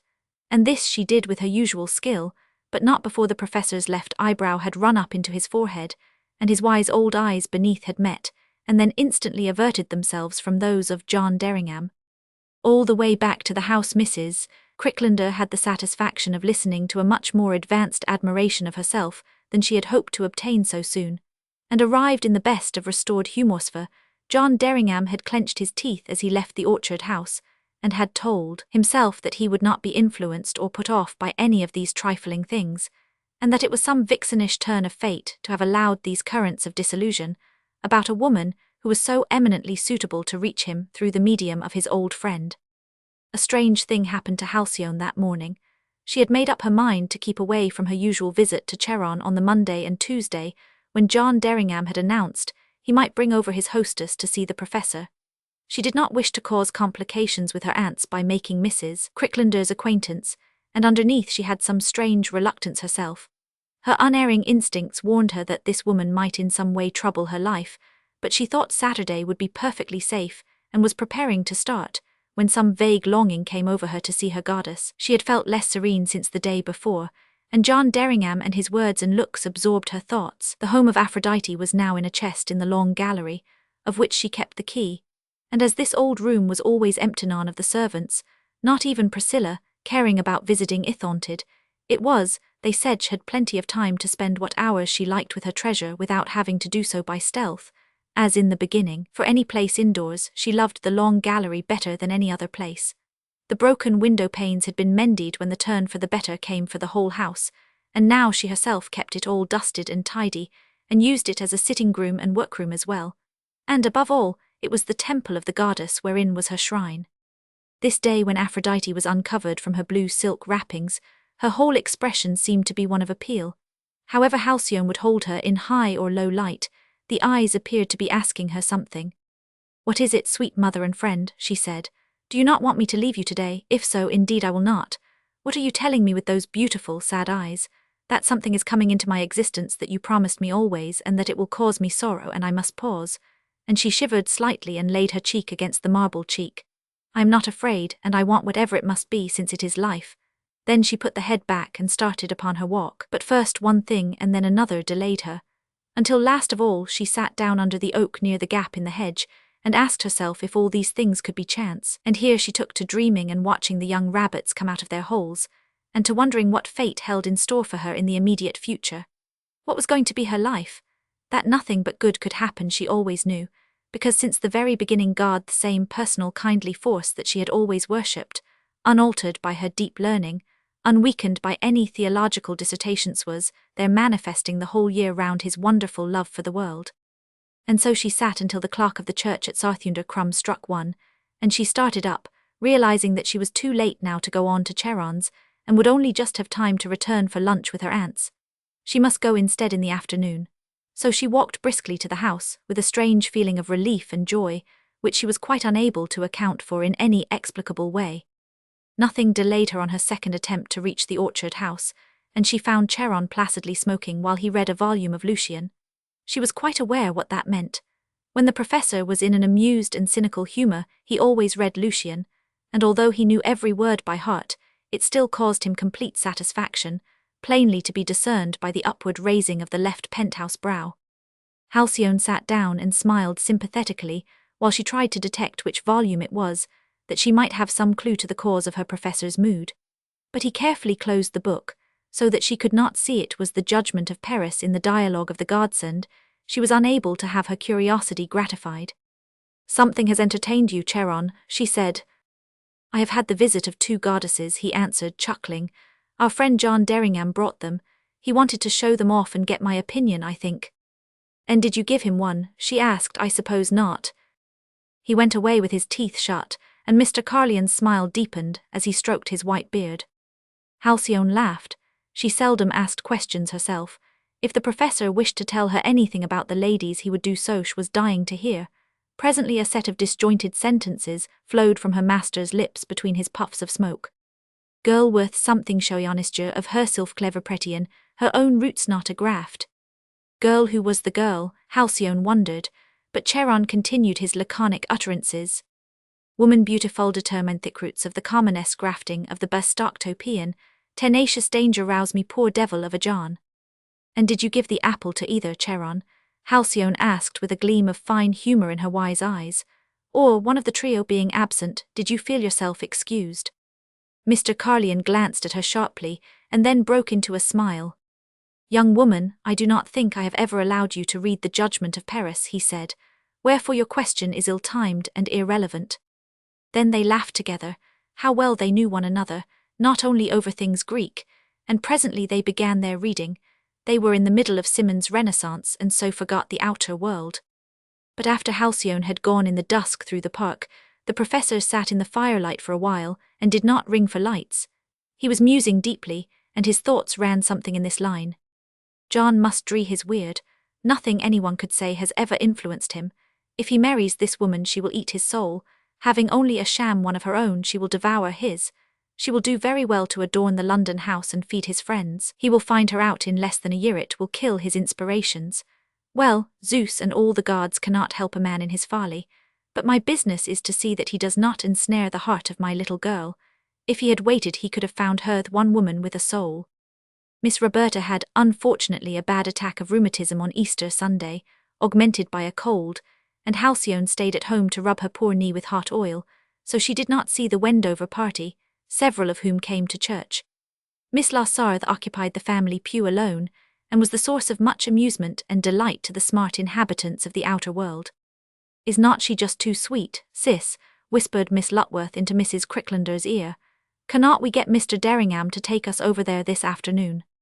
But when the subject was broached later at luncheon by his hostess, John Derringham threw cold water upon the idea. He had stayed behind for a few minutes to renew his acquaintance with the ancient lady, and had given her his arm down the short church path, and placed her with extreme deference in the Shetland pony shay, to the absolute enchantment of Miss Lutworth, who, with Lord Fraynault, stood upon the mound of an old forgotten grave, the better to see. It was in the earlier days of motor cars, and Mrs. Cricklander's fine open Charon created the greatest excitement as it waited by the lich gate. The 2 Shetlands cocked their ears and showed various signs of nervous interest, and William had all he could do to hold the minute creatures, but Miss Lassarthe behaved with unimpaired dignity, never once glancing in the direction of the great green monster. She got in, assisted by the respectful churchwarden, and allowed John Derringham to wrap the rug round her knees, and then carefully adjusted the ring of her turquoise-studded whip handle. "Good day, Goddard," she said with benign condescension to the churchwarden. And see that Betsy Hodge's child with the whooping cough gets some of Hester's syrup and is not brought to church again next Sunday." And she nodded a gracious dismissal. Then, turning to John Derringham, she gave him 2 fingers, while she said with some show of haughty friendliness, "My sister and I will be very pleased to see you if you are staying in this neighbourhood, Mr. Derringham, and care to take tea with us one day." "I shall be more than delighted," he replied, as he bowed with homage and stood aside, because William's face betrayed his anxiety over the fidgety ponies. Miss Larsarthe turned her head with its pork-pie hat and floating veil, and said with superb tranquillity, "You may drive on now, William," and they rolled off between a lane of respectful, curtsying rustics. Mrs. Cricklander and Lady Maulevrier had already entered the motor and were surveying the scene with amused interest, while Miss Lutworth and Lord Fraynault, chaperoned by Arabella Clinker, were preparing to walk. It was not more than a mile across the park, and it was a glorious day.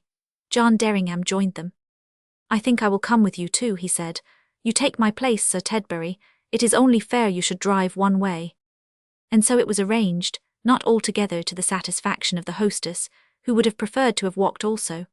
However, there was nothing to be done, and so they were whizzed off, while with the tail of her eye Cecilia Cricklander perceived that Lord Fraynault had been displaced from Cora's side, and was now stalking behind the other pair, beside Arabella Clinker.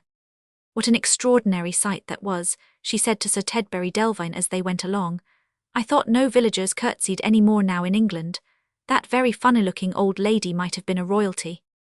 "It is because she has never had a doubt but that she is something higher complete owner of all these souls," he returned, "that they have not yet begun to doubt it either. They and their forebears have barbed to the Larsarthe for hundreds of years, and they will go on doing it if this holder of the name lives to be 99. They would never do so to any newcomer, though, I expect. But I am told they have not a penny left, and have sold every acre of the land except the park. Is it not wonderful, Kitty?" Mrs. Cricklander went on, turning to Lady Maulevrier. "I am dying to know them. I hope they will call." But Sir Tedbury had already chanced to have talked the matter over with John Derringham, because he himself was most anxious to see Larsarthe Chase, which was of deep historical interest, and had incidentally been made aware by that gentleman of the old lady's views, so he hastily turned the conversation, rather awkwardly, to other things, and a wonder grew in Mrs. Cricklander's mind. That anyone should not be enchanted to receive her beautiful and sought-after self could not enter her brain, but there was evidently some bar between the acquaintance of herself and her nearest neighbours, and Arabella should be set to find out of what it consisted. Chapter 15.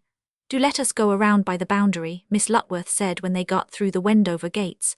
"I long to see even the park of that exquisite old lady. It must look quite different to anybody else's, and I feel I want an adventure." So they struck in towards the Hawthorne, walking almost abreast. When they came to beyond the copse after it touched the professor's garden, they paused and took in the view. It was unspeakably beautiful from there, rolling away towards the splendid old house, which could only just be distinguished through the giant trees, not yet in leaf, and suddenly, hardly 20 yards from them across the gulf, coming from the gap in Mr. Carlion's hedge, they saw a tall and very slender mouse-coloured figure, as Halcyone emerged on her homeward waish had run down to see Charon when her duties with Miss Roberta were over, and was now going back to lunch. "Good morning," called John Derringham, and the 4 advanced to the very edge of their side, and Halcyone turned and also bordered hers while she bowed serenely. "Is not it a day of the gods?" he continued. "And may I from across this Stygian lake there was a little water collected in the haw-haw here from the recent rains introduce Miss Lutworth, to youand Miss Clinker and Lord Fraynault, Miss Halcyone Larsarthe." Everyone bowed, and Halcyone smiled her sweet grave smile. "We would love to jump overore you come to us," Cora Lutworth said with her frank, friendly charm. "Is not there any way?" "I am afraid not," responded Halcyone. "You are across in another world, we live in the shades this side. Remember something about a fellow named Orpheus getting over to fetch his girl Lord Fraynault pronounced it since old John will use Eton cribs in describing the horrid chasm. Cannot we sop old Cerberus and somehow manage to swim if there is no ferryman about?" "You would certainly be drowned," said Halcyone. "In this place the lake is quite 10 inches deep." Cora Lutworth was taking in every bit of her with her clever, kindly eyes. "What a sweet, distinguished violet under the mossbank pet of a girl," she was saying to herself. "No wonder Mr. Derringham goes to see his professor. How mad Cis would be, I shall not tell her." And aloud she said, You cannot imagine how I am longing to get a nearer peep of your beautiful old house. Do we get a chance further on?" "No," said Halcyone. "I am so sorry. You branch further off once you have passed the closed gate. It was very stupid the Lassarth quarrelled with the Wendovers 100 years ago, and it was all closed up then, and these wicked spikes put. It is too tantalizing, but will not you walk with us to where we have to part?" Miss Lutworth said, while John Derringham had a sudden longing to turn back and carefully remove certain bits of iron and brick he wot of, and ask this nymph of the woods to take him on to their tree, and tell him more stories about Jason and Medea in that exquisitely refined voice of hers as she had done once before, long ago. But even though he might not have this joy, he got rather a fine pleasure out of the fact of sharing the secret of the crossing with her, and he had the satisfaction of meeting her soft eyes in one lightning comprehending glance. They chatted on about the view and the beauties of the neighbourhood, and they all laughed often at some sally of Cora's. No one could resist her joyous, bubbling goodfellowship. She had all the sparkle of her clever nation, and the truest, kindest heart. Halcyone had never spoken to another young girl in her life, and felt like a yearling horse's desire to whinny to a fellow colt, and race up and down with him beside the dividing fence of their paddocks. A new light of youth and sweetness came into her pale face. "I do wish I might ask you to come round by the road," she said, "and see it near, but, as Mr. Derringham knows, my aunts are very old, and one is almost an invalid now, so we never have any visitors at all." "Of course we quite understand," said Cora quickly, touched at once by this simple speech, "but we should so love you to come over to us." "Alas," said Halcyone, "it is indeed the sticks." And here they arrived at the boarded-up gate, where further view was impossible, and from which onwards the land ceased to join. "Goodby," they called to one another, even Arabella Clinker joining in the chorus, while Cora Lutworth ran back to say, "Some day we will meet outside the sticks. Let us get Mr. Derringham to manage it." And Halcyone cried a glad "Oh, yes." "What a darling, what a perfect darling," Miss Lutworth said enthusiastically, taking Arabella's arm as they struck rapidly inward and up a knoll. "Did you ever see anything look so like a lady in that impossible old dress? Tell us about her, Mr. Derringham. Does she live with those prehistoric ladies all alone in that haunted house? Could anything be so mysterious and romantic? Please tell us all you know." "Yes, she does, I believe," John Derringham said. "My old master tells me she never sees or speaks to anyone from one year's end to another. I have only met her very rarely myself." "Does it not seem too awful?" returned Cora, aghast, thinking of her own merry, enjoyable life with every whim gratified. "To be so young and attractive and actually buried alive. Do not you think she is a dream, Arabella?" "I was greatly impressed with her distinction and charm," Miss Clinker said. "I wish we could do something for her to make things brighter.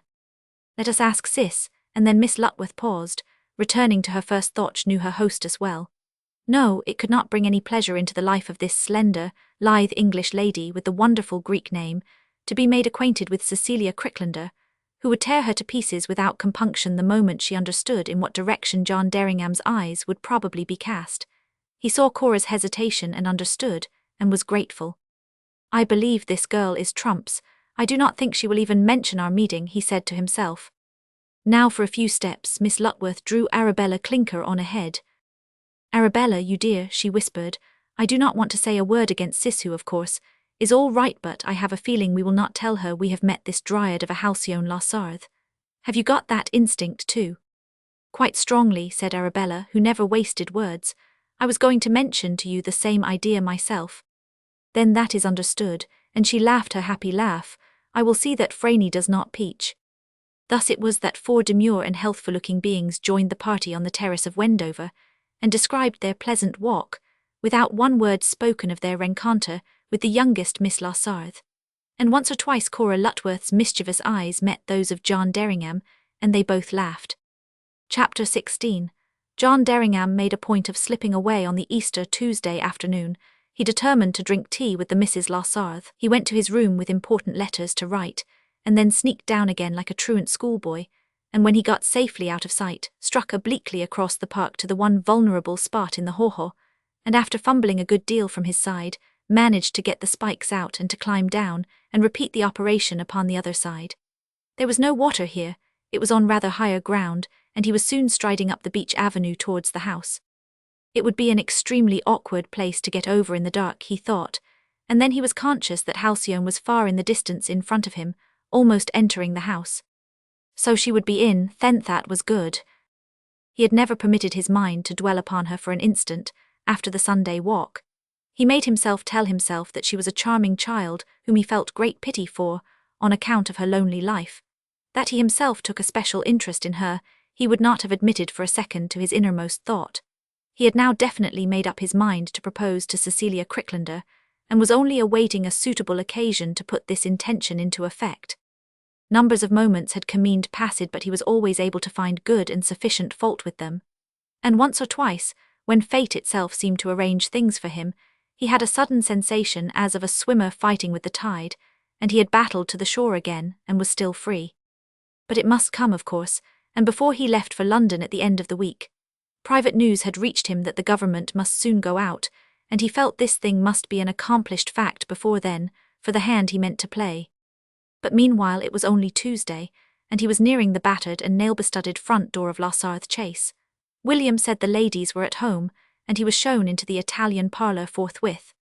It had not changed in the slightest degree in the 7 years since he had seen it first, nor had the two ancient spinsters themselves.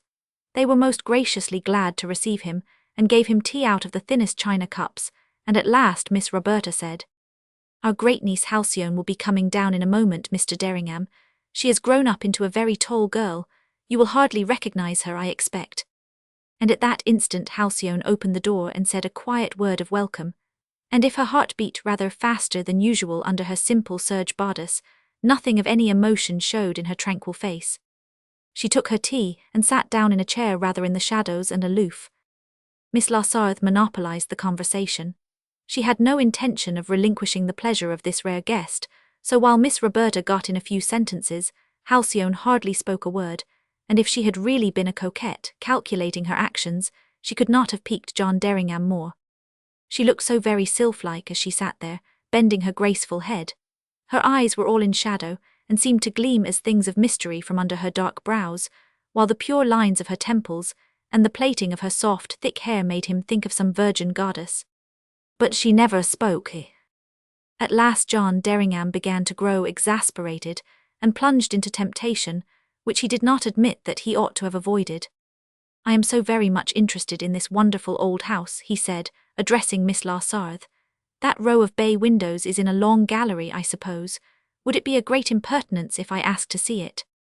"We shall be pleased for you to do so," the old lady returned without much warmth.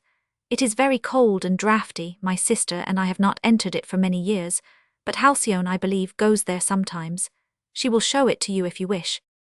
Halcyone rose, ready at once to obey her aunts, and led the way towards the door. "We had better go up the great staircase and along through Sir Timothy's rooms.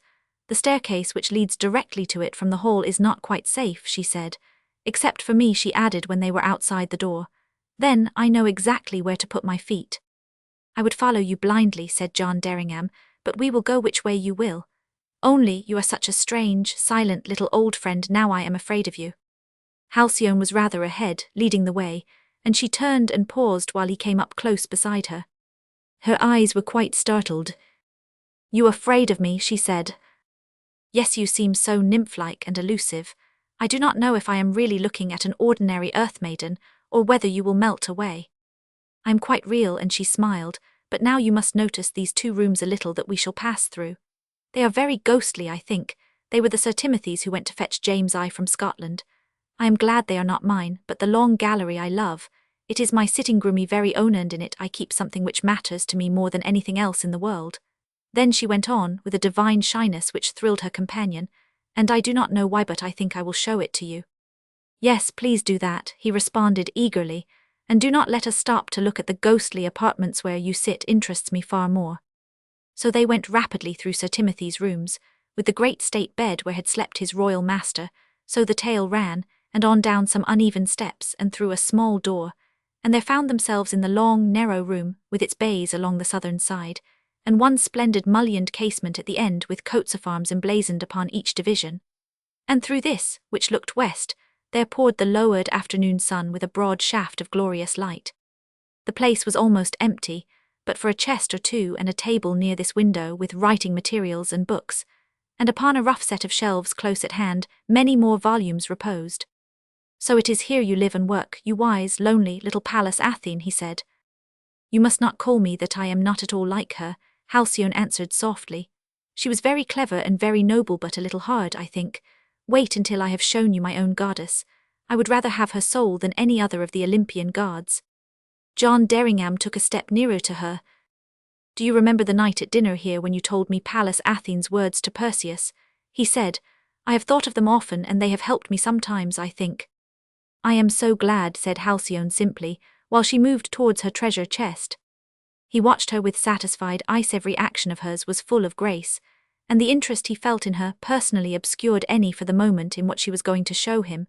But at last he became aware that she had unlocked a cupboard drawer, and was taking from it a bundle of blue silk. His curiosity was aroused, and he went over as near as he could. Come, whispered Halcyone, and walked to the high windowsill of the middle section, and then put down her burden upon the old faded velvet seat. See, I will take off her veil gradually, she said, and you must tell me of what she makes you think.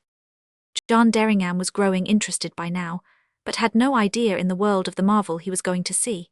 He started more perceptibly than even Mr. Carlion had done 7 years before, when he had realized the superlative beauty of the Greek head. Halcyone uncovered it reverently, and then took a step back, and waited silently for him to speak. He looked long into the marvelous face, and then he said as though he were dreaming, Aphrodite herself. Ah, I felt you would know and recognize her at once. Yes, that is her name. Oh, I am glad. And Halcyone clapped her hands. She is my mother, and so, you see, I am never alone here, for she speaks always to me of love. John Derringham looked at her sharply as she said this, and in her eyes he saw 2 wells of purity, each with an evening star melted into its depths. And he suddenly was conscious of something which his whole life had missed. For he knew he did not know what real love meant, not even that which his mother might have given him, if she had lived. He did not speak for a moment. He gazed into Halcyone's face. It seemed as if a curtain had lifted for one instant and given him a momentary glimpse into some heaven, and then dropped again, leaving a haunting memory of sweetness, the more beautiful because indistinct. Love, he said still dreamily, surely there is yet another and a deeper kind of love. Halcyone raised her head, while a strange look grew in her wide eyes, almost of fear. It was as though he had put into words some unspoken, unadmitted thought. Yes, she said very softly, I feel there is, but that is not all peace. That must be gloriously terrible because it would mean life. He looked at her fully now. There was not an atom of coquetry or challenge. Her face was pale and exquisite in its simple intentness. He turned to the goddess again and almost chanted, Oh, Aphrodite of the divine lips and soulful eyes, what mystery do you hold for us mortals? What do you promise us? What do you make us pay? Is the good worth the anguish? Is the fulfillment a cup worth draining without counting the cost? What does she answer you? Whispered Halcyone. Does she say that to live and fulfill destiny as the beautiful year does is the only good? It is wiser not to question and weigh the worth, for even though we would not drink, perhaps we cannot escape since there is fate. John Derringham pulled himself together with an effort. He felt he was drifting into wonderland, where the paths were too tenderly sweet and flowered for him to dare to linger, for there he might find and quaff of the poison cup. So he said in a voice which he strove to bring back to earth, Where did you get the beautiful thing? She is of untold value, of course you know. Halcyone took the marble into her hands lovingly. She came to me out of the night, she said. Some day I might tell you how, but not today. I must put her back again. No one knows but Charon and Mead know you that she is in existence, and no one else must ever know. He did not speak. He watched her while she wrapped the head in its folds of silk. Aphrodite never had so true a priestess, nor one so pure, he thought, and a strange feeling of sadness came over him, and he thanked her rather abruptly for showing him her treasure, and they went silently back through Sir Timothy's rooms and down the stair, and in the Italian parlour he said goodbye at once and left. The wind had got up and blew freshly in his face. There would be a gale before morning. It suited his mood. He struck across the park, but instead of making for the ho-ho, he turned into Charon's little gate. He wanted understanding company, he wanted to talk cynical philosophy, and he wanted the stimulus of his old master's biting wit. But when he got there, he found Charon very taciturn, contributing little more than a growl now and then, while he smoked his long pipe and played with his beard. So at last he got up to go. I have made up my mind to marry Mrs. Cricklander, master, he said. I supposed so, the professor replied dryly. A man always has to convince himself he is doing a fine thing when he gives himself up to be hanged. Chapter 17. John Derringham reached Wendoverby the road, and the large gates in an impassable temper. He had left the orchard house coming as near to a quarrel with his old master as such a thing could be. He absolutely refused to let himself dwell upon the anger he had felt. And if fate had given him a distinct and pointed chance to ask the fair Cecilia for her lily hand, when he knocked at her sitting-room door before dinner, he would no doubt have left the next day summoned again to London by his chief and engaged man. But this turn of events was not in the calculations of destiny for the moment, and he found no less a person than Mr. Hanbury Green already ensconced by his hostess's side. They were both smoking and looked very comfortable and at ease.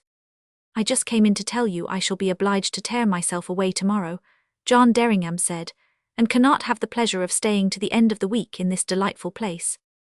Mrs. Cricklander got up from her reclining position among the cushions. This was a blow. She wished now she had not encouraged Mr. Hanbury Green to come and sit with her. It might be a lost opportunity which it would be difficult to recapture again. But she had felt so very much annoyed at Mr. Derringham's capriciousness, displayed the whole of the Monday, and then at his absenting himself today, having gone to see the professor, of course since he was out of the house at tea-time, when she had sent to his room to enquire that she had determined to see what a little jealousy would do for him. But if he were off on the morrow, this might not be a safe moment to try it. Mr. Hanbury Green, however, had not the slightest intention of giving up his place, in spite of several well-directed hints, and sat on like one belonging to the spot. So they all had to go off to dress without any longed-for word having been spoken, and Mrs. Cricklander was far too circumspect a hostess to attempt to arrange a tete-a-tete after dinner under the eye of an important social leader like Lady Maulevrier, whom she had only just succeeded in enticing to stay in her country house. So, with the usual semi-political chaff, the evening passed, and good nights and goodbyes were said, and early next day John Derringham left for London. He would write, decide, and all the way up in the train, he buried himself in the engrossing letters and papers he had received from his chief by the morning's post. And for the next 6 weeks, he was in such a turmoil of hard work and deep and serious questions about a foreign state that he very seldom had time to go into society. And when at last he was a little more free, Mrs. Cricklander, he found, had not returned from Paris, whither she always went several times a year for her clothes. But they had written to one another once or twice. He had promised in the last letter that he would go down to Wendover again for Whitsuntide, and this time he firmly determined nothing should keep him from his obvious and delectable fate. Mrs. Cricklander had no haunting fears now. She could discover no reason for John Derringham's change towards her. Arabella had been mute and had put it down to the stress of his life. This tension with the foreign state, it leaked out, had been known to the ministers for a week before it had been made public that, of course, was the cause of his preoccupation, and she would simply order some especially irresistible garments in Paris and bide her time. He wrote the most charming letters, though they were hardly long enough to be called anything but notes. But there was always the insinuation in them that she was the one person in the world who understood him, and they were expressed with his usual cultivated taste. It was sheer force of will that kept John Derringham from ever thinking of Halcyone. He resolutely crushed the thought of her every time it presented itself, and systematically turned to his work and plunged into it, if even a mental vision of her came to his mind's eye.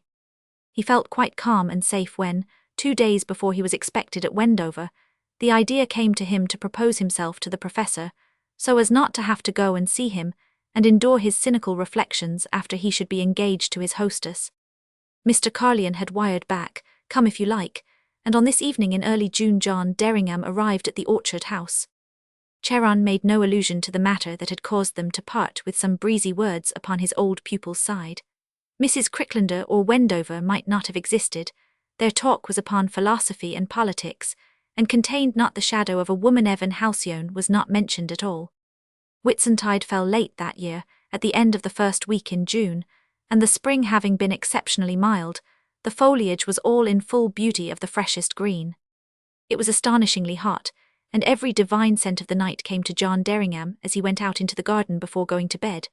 A young setting half-moon still hung in the sky, and there were stars. One of those nights when all the mystery of life seems to be revealing itself in the one word love. The nightingale throbbed out its note in the copse amidst a perfect stillness, and the ground was soft without a drop of dew. John Derringham, hatless and with his hands plunged in the pockets of his dinner coat, wandered down the garden towards the apple tree, picking an early red rosebud as he passed a bush. Its scent intoxicated him a little. Then he went to the gate, and opening it he strolled into the park. Here was a vaster and more perfect view. It was all clothed in the unknown of the half-dark, and yet he could distinguish the outline of the giant trees. He went on as if in some delicious dream, which yet had some heartbreak in it, and at last he came to the tree where he and Halcyone had sat those 7 years ago, when she had told him of what consisted the true point of honor in a man. He remembered it all vividly, her very words and the cloud of her soft hair which had blown a little over his face. He sat down upon the fallen log that had been made into a rude bench, and there he gazed in front of him, unconscious now of any coherent thought. Suddenly he was startled by a laugh so near him, and so soft that he believed himself to be dreaming.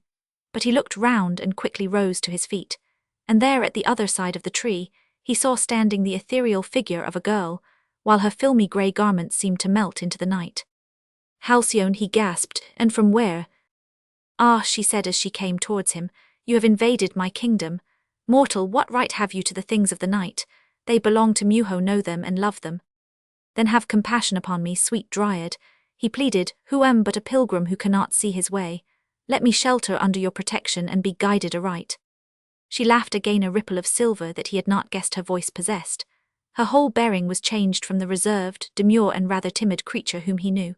She was a sprite now, or a nymph, or even a goddess, for her brow was imperious and her mien one of assured command. "This is my kingdom," she said, "and if you obey me, I will show you things of which you have never dreamed." And then she came towards the tree and sat upon the high forked branch of the broken bough, while she pointed with shadowy finger to the part which was a bench. "Sit there, man of day," she ordered, "for you cannot see beyond your hand. You cannot know how the living things are creeping about, unafraid now of your cruel power. You cannot discern the difference in the colours of the fresh young bracken and the undergrowth. You cannot perceive the birds asleep in the tree."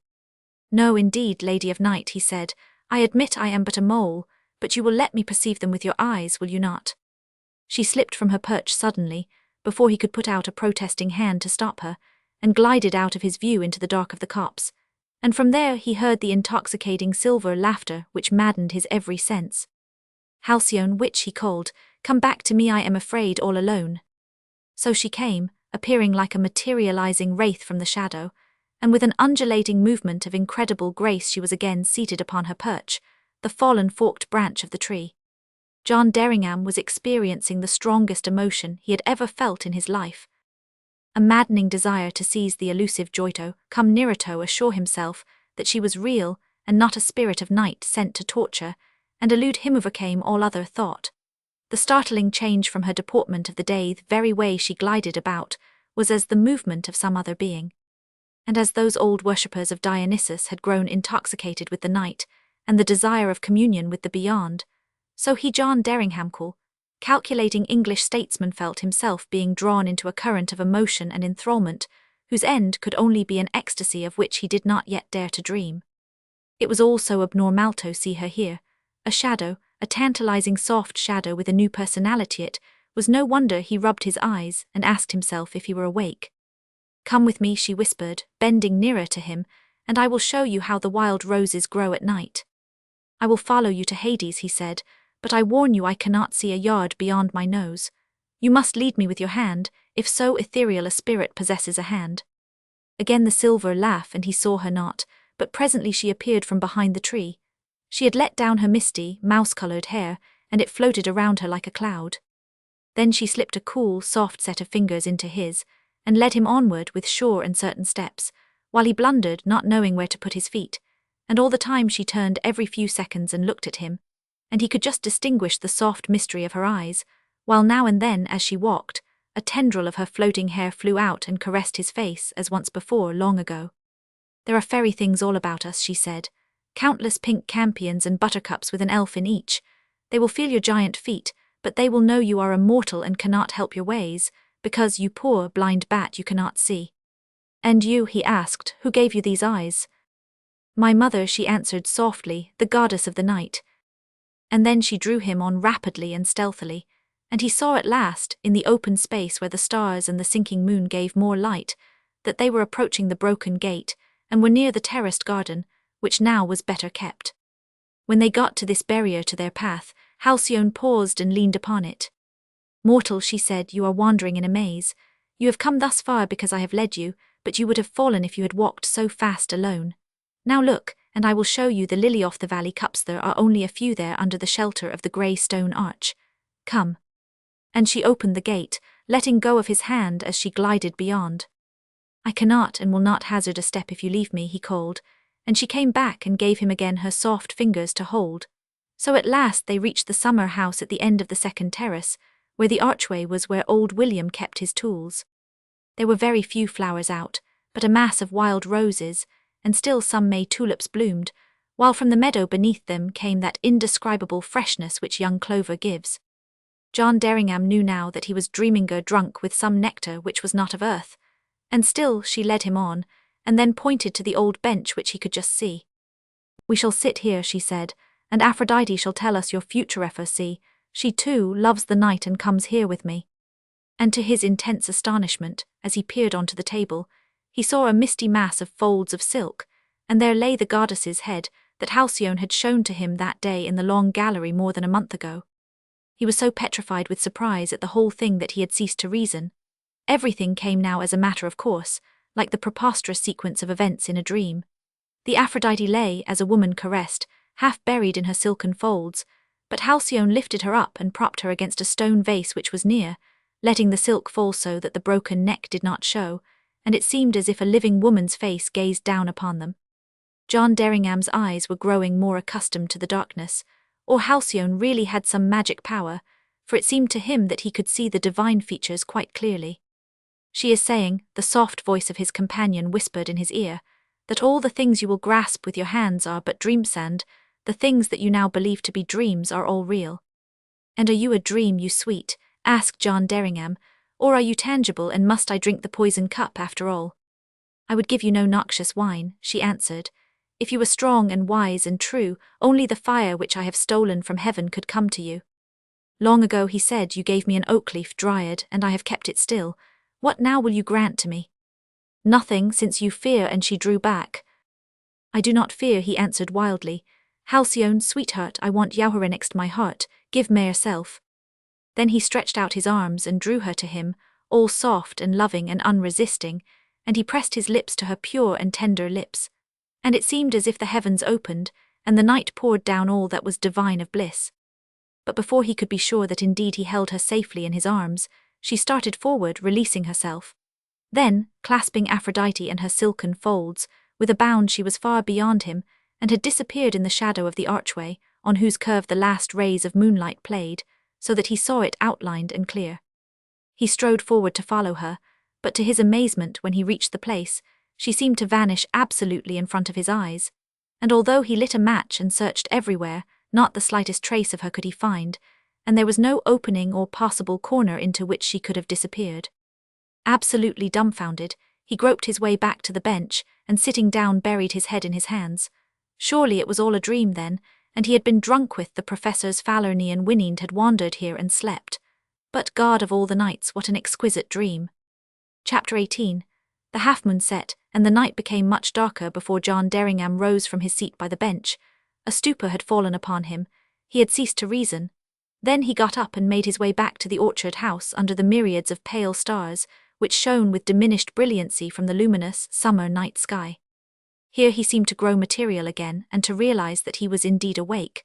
But what had happened to him?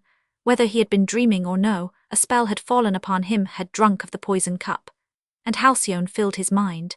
He thrilled and thrilled again as he remembered the exquisite joy of their tender embrace. Even though it had been no real thing, but a dream, it was still the divinest good his life had yet known. But what could it lead to if it were real? Nothing but sorrow and parting and regret. For his career still mattered to him. He knew, now that he was in his sane senses again, more than anything else in the world. And he could not burden himself with a poor, uninfluential girl as a wife, even though the joy of it took them both to heaven. The emotion he was experiencing was one quite new to him, and he almost resented it, because it was upsetting some of his beliefs. The next day at breakfast, the professor remarked that he looked pale. "You rather overwork, John," he said. "To lie about the garden here and not have to follow the caprices of fashionable ladies at Wendover would do you a power of good." There was no sight of Halcyone all the day. She was living in a paradise, but hers contained no doubts or uncertainties.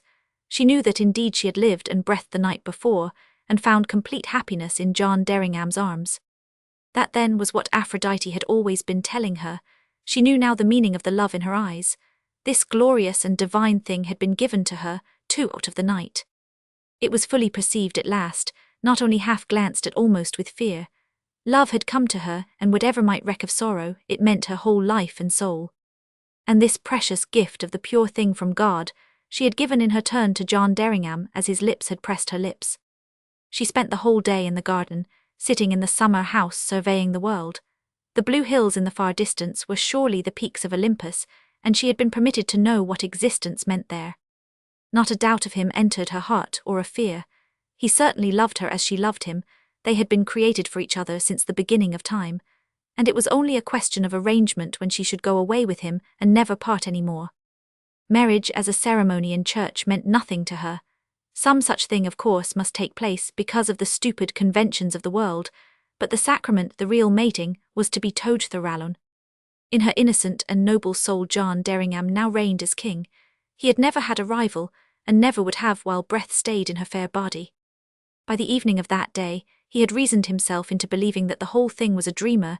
If not a dream, he had better consider it as such. But at the same time, as the dusk grew, a wild longing swelled in his heart for its recurrence, and when the night came he could not any longer control himself, and as he had done before he wandered to the tree. The moon, one day beyond its first quarter, was growing brighter, and a strange and mysterious shimmer was over everything, as though the heat of the day were rising to give welcome and fuse itself in the night. He was alone with the bird who throbbed from the copse, and as he sat in the sublime stillness he fancied he saw some doves peep forth. They were there, of course, with their newborn fawns. But where was she, the nymph of the night? His heart ached, the longing grew intense until it was a mighty force. He felt he could stride across the luminous park which separated them, and scale the wall to the casement window of the long gallery, to clasp her once more in his arms. And, as it is with all those beings who have scorned and denied his power, love was punishing him now by a complete annihilation of his will. At last he buried his face in his hands. It was almost agony that he felt. When he uncovered his eyes again he saw, far in the distance, a filmy shadow. It seemed to be now real and now a wraith as it flitted from tree to tree, but at last he knew it was real, it was she, Halcyone. He started to his feet, and there stood waiting for her. She came with the gliding movement he now knew belonged in her dual personality to the night. Her hair was all unbound, and her garment was white. All reason, all resolution left him. He held out his arms. "My love," he cried, "I have waited for you so long." And Halcyone allowed herself to be clasped next his heart, and then drawn to the bench, where they sat down, blissfully content. They had such a number of things to tell one another about love. He who had always scoffed at its existence was now eloquent in his explanation of the mystery. And Halcyone, who had never had any doubts, put her beautiful thoughts into words. Love meant everything. It was just he, John Derringham. She was no more herself, but had come to dwell in him. She was tender and absolutely pure in her broad loyalty, concealing nothing of her fondness, letting him see that if she were mistress of the night, he was master of her soul. And the complete subservience of herself, the sublime transparency without subterfuge of her surrender, appealed to everything of chivalry which his nature held. Since the beginning, she whispered, in that soft, sweet voice of hers which seemed to him to be of the angels, "Ever since the beginning, John, when I was a little ignorant girl, it has always been you. You were Jason and Theseus and Perseus. You were Sir Bors and Sir Percival and Sir Lancelot, and I knew it was just waiting fate. My sweet," he murmured, kissing her hair. "And the time you came, when I was so ugly," she went on, "and so overgrown, I was sad then, because I knew you would not like me. But the winds and the night were good to me. I have grown, you see, so that I am now more as you would wish, but everything has been for you from that first day in the tree. That between two lovers the thing could be a game never entered her brain. The thought that it might be wiser to watch moods and play on this one or that, and conceal her feelings and draw him on with mystery, could meet with no faintest understanding in her fond heart. She just loved him, and belonged to him, and that was the whole meaning of heaven and earth. Any trick of calculation would have been 1,000 miles beneath her feet. And while he was there with her, clasping her slender willowy form to his heart, John Derringham felt exalted. The importance of his career dwindled. the imperative necessity of possessing Halcyone for his very own augmented, until at last he whispered in her ear as her little head lay there upon his breast. "Darling child, you must marry me at Aunt's immediately next week. We will go through whatever is necessary at the registry office, and then you must come away with me and be my very own." "Of course," was all she said. "It is absolutely impossible that we could let anyone know about it at Presentevan Cheron," he went on, a little hurriedly. "The circumstances are such that I cannot publicly own you as my wife, although it would be my glory so to do. I should have to give up my whole career, because I have no money to keep a splendid home, which would be your due. But I dare say these things do not matter to you any more than they do to me. Is it so, sweet, darling child?" "How could they matter?" Halcyone whispered from the shelter of his clasped arms. "Of what good would they be to me? I want to be with you when you have time. I want to caress you when you are tired, and comfort you, and inspire you, and love you, and bring you peace. How could the world which I do not know matter to me? Are you not foolish to ask me such questions, John?" "Very foolish, my divine one," he said, and forgot what more he would have spoken in the delirium of a worshipping kiss. But presently he brought himself back to facts again. "Darling," he said, "I will find out exactly how everything can be managed, and then you will meet me here under this tree, and we will go away together and be married, and for a week at least I will make the time to stay with you as your lover, and you shall be absolutely and truly my sweetest wife." "Yes," said Halcyone, perfectly content. "And after that," he went on, "I will arrange that you stay somewhere near me, so that every moment that I am free I can come back to the loving glory of your arms." "I cannot think of any other heaven," the tender creature murmured, and then she nestled closer and her voice became dreamy. "This is what God means in everything," she whispered. "In the springtime, which is waiting for the summer in all the flowers and all the trees. This is the secret the night has taught me from the very beginning, when I first was able to spend the hours in her arms." Then this mystery of her knowledge of the night he had to probe, and she told him, in old-world romantic language, how she had discovered the stairs and Aphrodite, and even of the iron-bound box which she had never been able to move. "It contains some papers of that Sir Timothy, I expect," she said. "We know by the date of the breastplate that it was when Cromwell sent his Ironsides to search La Sarthe that he must have escaped through the door and got to the coast. But he was drowned crossing to France, so no one guessed or ever knew how he had got away, and I expect the secret of the passage died with him, and I was the first one to find it." "Then what do you make of the goddess's head?" asked John Derringham. "Was that his too?" "Yes, I suppose so," she answered. "He was a great, grand seigneur, we know of that, and had travelled much in Italy when a young man, and stayed at Florence especially. He married a relative of the Medici belonging to some female branch, and he is even said to have been to Greece. But in the court of the Grand Duke of Tuscany, he would certainly have learned to appreciate the divine beauty of Aphrodite. He must have brought her from there, as well as the Hebe and Artemis, which are not nearly so good. They stand in the hall, but they say nothing to me." "It would be interesting to know what the papers are about," John Derringham went on. "We must look at them together some day when you are my wife." "Yes," said Halcyone, and thrilled at the thought. "So it was through the solid masonry you disappeared last night. No wonder, sprite, that I believed I was dreaming. Why did you fly from me? Why?" "It was too great, too glorious to take all at once," she said, and with a sudden shyness she buried her face in his coat. "My darling sweet one," he murmured, drawing her to him, passion flaming once more. "I could have cried madly," and he quoted in Greek. "Wilt them fly me and deny me? By thine own joy I vow. By the grape upon the bough. Thou shalt seek me in the midnight, thou shalt love me even now." Mr. Carlyon had not restricted Halcyone's reading. She knew it was from the back of Euripides, and answered, "Ah yes, and you see, I have sought you in the midnight, and I am here, and I love Yauven now." After that, for a while they both seemed to fall into a dream of bliss. They spoke not, they just sat close together, his arms encircling her, her head upon his breast, and thus they watched the first precursors of dawn streak the sky, and looking up found the stars had faded. Halcyone started to her feet. "Ah, I must go, dear lover," she said, "though it will only be for some few hours."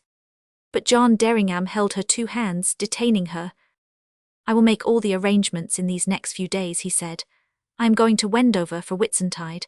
I will get away from there, though, and come across the park and meet you, darling, here at our tree, and we will settle exactly what to do and when to go." Then, after a last fond, sweet embrace, he let her leave him, and watched her as she glided away among the giant trees, until she was out of sight, a wild glory in his heart. For love, when he wins after stress, leaves no room but for gladness in his worshipper's soul. Chapter 19.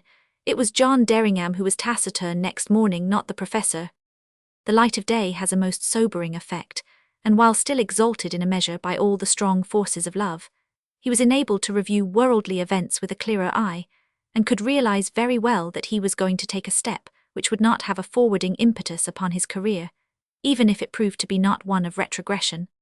He must give up the thought of using a rich wife as an advancement, but then, on the other hand, he would gain a companion whose divine sweetness would be an ennobling inspiration. How he could ever have deceived himself in regard to his feelings he wondered now, for he saw quite plainly that he had been drifting into loving her from the first moment he had seen her that Good Friday morning, the foundations having been laid years before, on the day in the tree.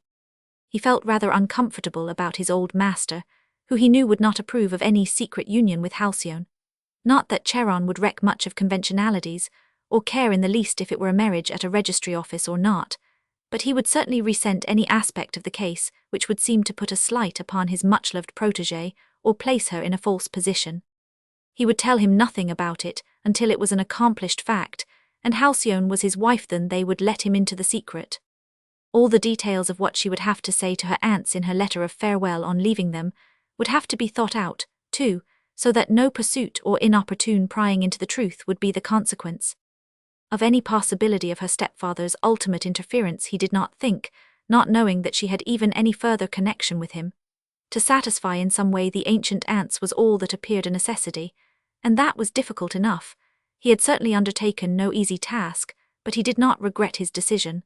The first and only strong passion he had ever known was mastering him. But there was yet one more unpleasant aspect to face, that was the situation regarding Mrs. Cricklander. He had assuredly not committed himself, or even acted very unfairly to her. She had been playing a game as he had been. He did not flatter himself that she really loved him, no, that he knew what love meant and her ambition could be gratified elsewhere. But there remained the fact that he was engaged to stay with her for Whitsuntide, and whether to do so, and plainly show her that he had meant nothing and only intended to be a friend, or whether to throw the visit over, and go to London, returning just to fetch Halcyone about Wednesday, he could not quite decide. Which would be the best thing to do? It worried him, but not for long, because indecision was not, as a rule, one of his characteristics, and he soon made up his mind to the former course.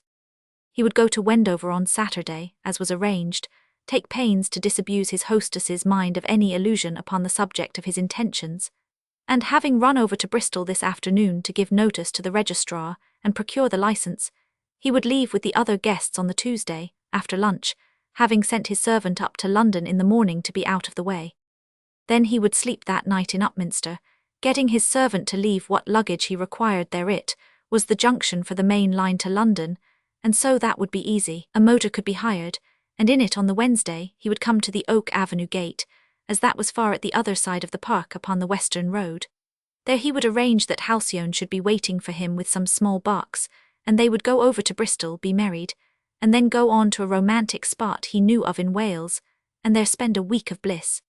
By the time he got thus far in his meditations, he felt intoxicated again, and Mr. Carleon, who was watching him as he sat there in his chair reading the Times opposite him, wondered what made him suddenly clasp his hands and draw in his breath and smile in that idiotic way while he gazed into space. Then there would be the afterwards. Of course, that would be blissful too. Oh, if he could only claim her before all the world, how glorious it would be! But for the present that was hopeless, and at all events her life with him would not be more retired than the one of monotony which she led at Lassarth Chase, and would have his tenderest love to brighten it. He would take a tiny house for her somewhere, one of those very old-fashioned ones, shut in with a garden still left in Chelsea, near the Embankment, and there he would spend every moment of his spare time, and try to make up to her for her isolation. Well arranged, the world need not know of this. Halcyone would never be exigentia if it did develop a suspicion. Ministers before his day had been known to have Hatcher's Amys. But as this thought came, he jumped from his chair. It was, when faced in a concrete fashion, hideously unpalatable as touching his pure fair star. "You are rather restless today, John," the professor said, as his old pupil went hastily towards the open window and looked out. "Yes," said John Derringham, "it is going to rain and I must go to Bristol this afternoon. I have to see a man on business." Charon's left penthouse went up into his forehead. Matters complicating, was all he said. Yes, the very devil, responded John Derringham, beginning to feel the noose already, poor lad. No, not exactly, and he turned round, but I do not quite know what I ought to do about her, Mrs. Cricklander. A question of honour. I suppose so. The professor grunted and then chuckled. A man's honour towards a woman lasts as long as his love. When that goes, it goes with it the other woman. You cynic, said John Derringham. It is the truth, my son. A man's point of view of such things shifts with his inclinations, and if other people are not likely to know, he does not experience any qualms in thinking of the woman's feelings. It is only of what the world will think of him if it finds him out. Complete cowards, all of us. John Derringham frowned. He hated to know this was true. Well, I am not going to marry Mrs. Cricklander, master, he announced after a while. I am very glad to hear it, Charon said heartily. I never liked to see a fine ship going upon the rocks. All your vitality would have been drawn out of you by those octopus arms. I do not agree with you in the least about any of those points, John Derringham said stiffly. I have the highest respect for Mrs. Cricklander, but I cannot do it. Well, you can thank whichever of your stars has brought you to this conclusion, growled the professor. I suppose I will pull through somehow financially, the restless visitor went on, pacing the floor anyway for a few years. There may be something more to be squeezed out of Derringham. I must see. Well, if you are not marrying, that need not distress you, Charon consoled him with. Those things only matter if a man has a son. John Derringham stopped abruptly in his walk and looked at his old master. His words gave him a strange twinge, but he crushed it down and went on again. It is a curse, this want of money, he said. It makes a man do base things that his soul revolts against. And then, in his restless moving, he absently picked up a volume of Aristotle, and his eye caught this sentence. The courageous man therefore faces danger and performs acts of courage for the sake of what is noble. And what did an honourable man do? But this question he would not go further into. You were out very late last night, John, Mr. Carlion said presently. I left this window open for you on purpose. The garden does one good sometimes. You were not lonely, I hope. No, said John Derringham, but he would not look at his old master, for he knew very well he should see a whimsical sparkle in his eyes. Mr. Carlion, of course, must be aware of Halcyone's night-wandering proclivities, and if there had been nothing to conceal, John Derringham would have liked to have sat down now and rhapsodized all about his darling to his old friend, who adored her too and knew and appreciated all her points. He felt bitterly that fate had not been as kind to him as she might have been. However, there was nothing for it, so he turned the conversation and tried to make himself grow as interested in a question of foreign policy as he would have been able to be, say, a year ago. And then he went out for a walk. And Charon sat musing in his chair, as was his habit. The magnet of her soul is drawing his, he said to himself. Well, now that this has begun to work, we must leave things to fate.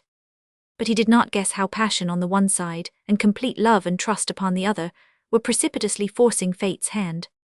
The possibility of John Derringham's sending a message to Halcyone was very slender.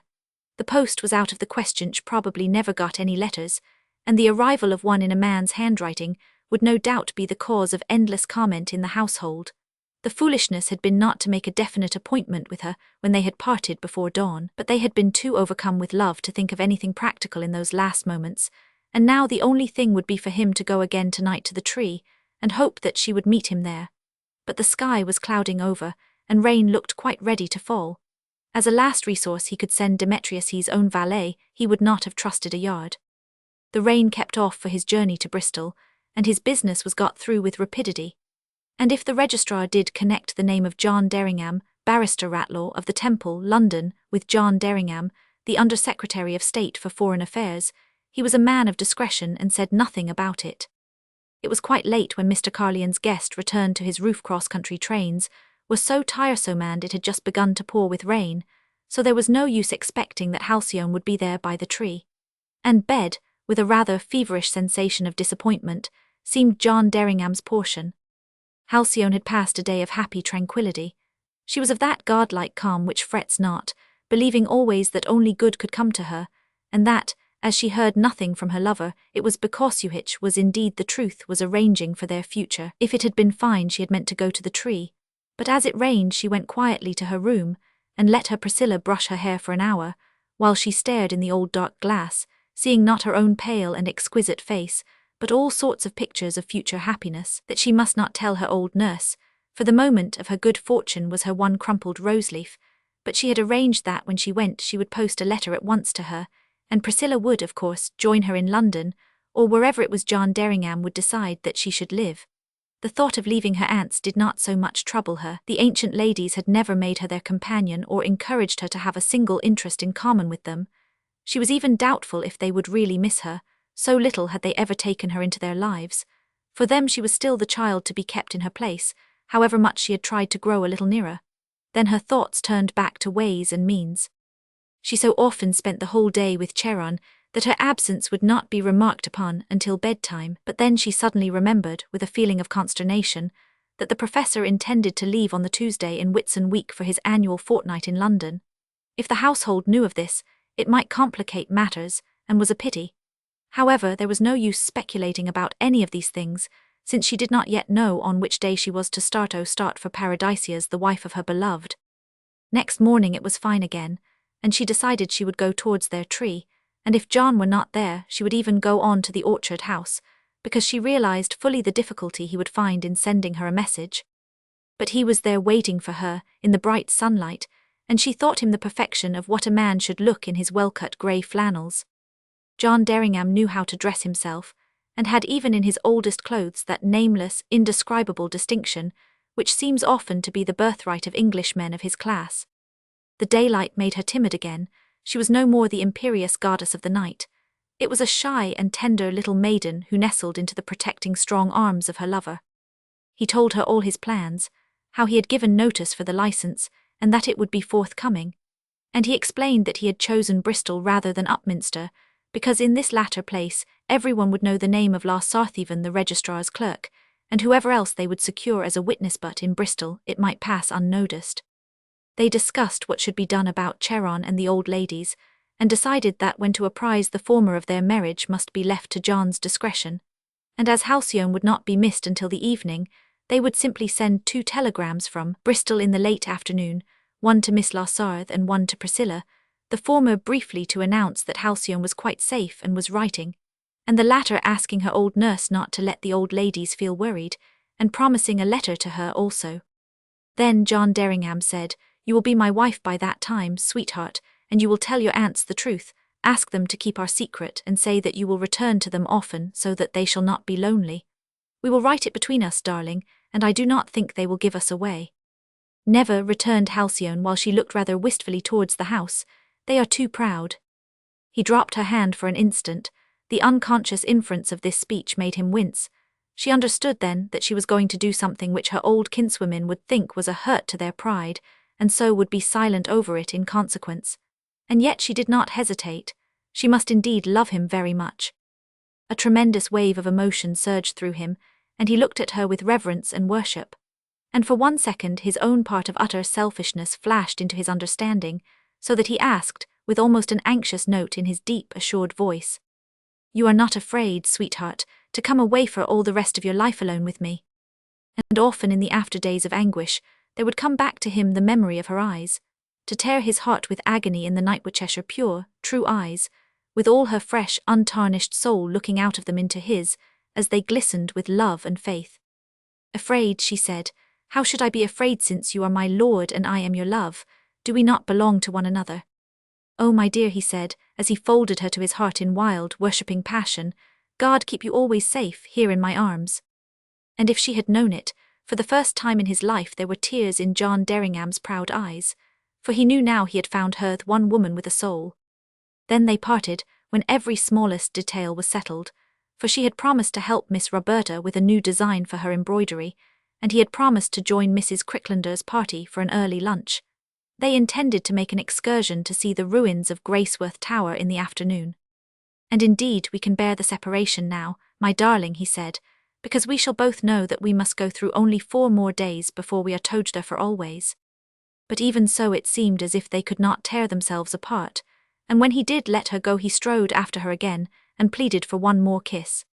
"There," she whispered, smiling while her eyes half filled with mist, "this tree is forever sacred to us. John, it is listening now when I tell you once more that I love you." And then she fled. Chapter 20.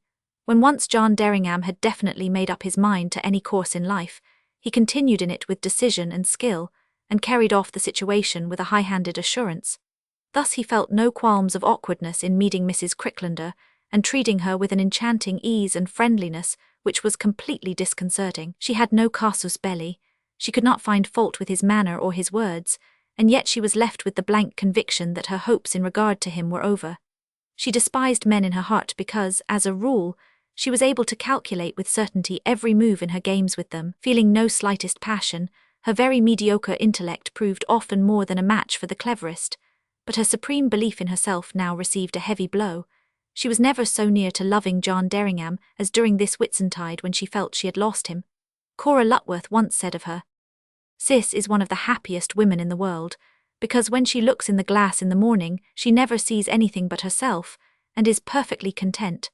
Most of us find shadows peeping over our shoulders of what we would like to be."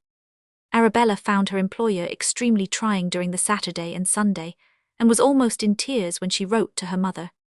"Mr. Derringham has plainly determined not to be ensnared yet. If this did not render 1,000 so difficult to please, the situation would be very instructive to watch, and I am not even now certain whether he will escape eventually, because her whole pride in herself is roused and she will stick at nothing. I have a shrewd suspicion as to what has caused the change in his feelings and intentions towards 1,000 but I have not imparted my ideas to her, since doing so might do no good, and would in some way certainly injure an innocent person. As yet I believe she is unaware of this person's existence. We have done everything we can for Mr. Derringham with the most erudite conversation. I have been up half of the night ascertaining facts upon all sorts of classical subjects, as that seems to be more than ever the bent of his mind in these last 2 visits. I am given to understand from other sources that the person of whom I made mention above is a highly trained Greek scholar, and of exceptional refinement and cultivation, so that may be the reason. The strain of preparing 1,000 for these talks, and then my anxiety when, at meals or after them, I hear her upon the brink of some fatal mistake, has caused me to have most unpleasant headaches, and really, if it were not so modern and silly a phrase, I should say the thing was getting on my nerves. However, all the interesting guests are leaving on Tuesday afternoon. Mr. Derringham, I understand from what he said to me, intends to go over to his old master, Professor Carlyon's, and catch a later train from there, but 1,000 does not know this, and I have not felt it my duty to inform her of it, because it might involve some awkwardness connected with the person about whom I have already given you a hint. I must close now, as I have some facts to look up concerning the worship of Dionysus which 1,000 is going to bring in tonight. It was only yesterday I told her who he was, and I had the greatest difficulty to get her to understand he was Bacchus as well, as she had learned of him when younger under that name as the god of drunkards, and did not consider him a very nice person to mention. But Mr. Derringham held forth upon the rude Thracian Dionysus last night, and the fundamental spirituality of his original cult, and so she felt it might seem rather bourgeois to be shocked, and has committed to memory as well as she can some facts today.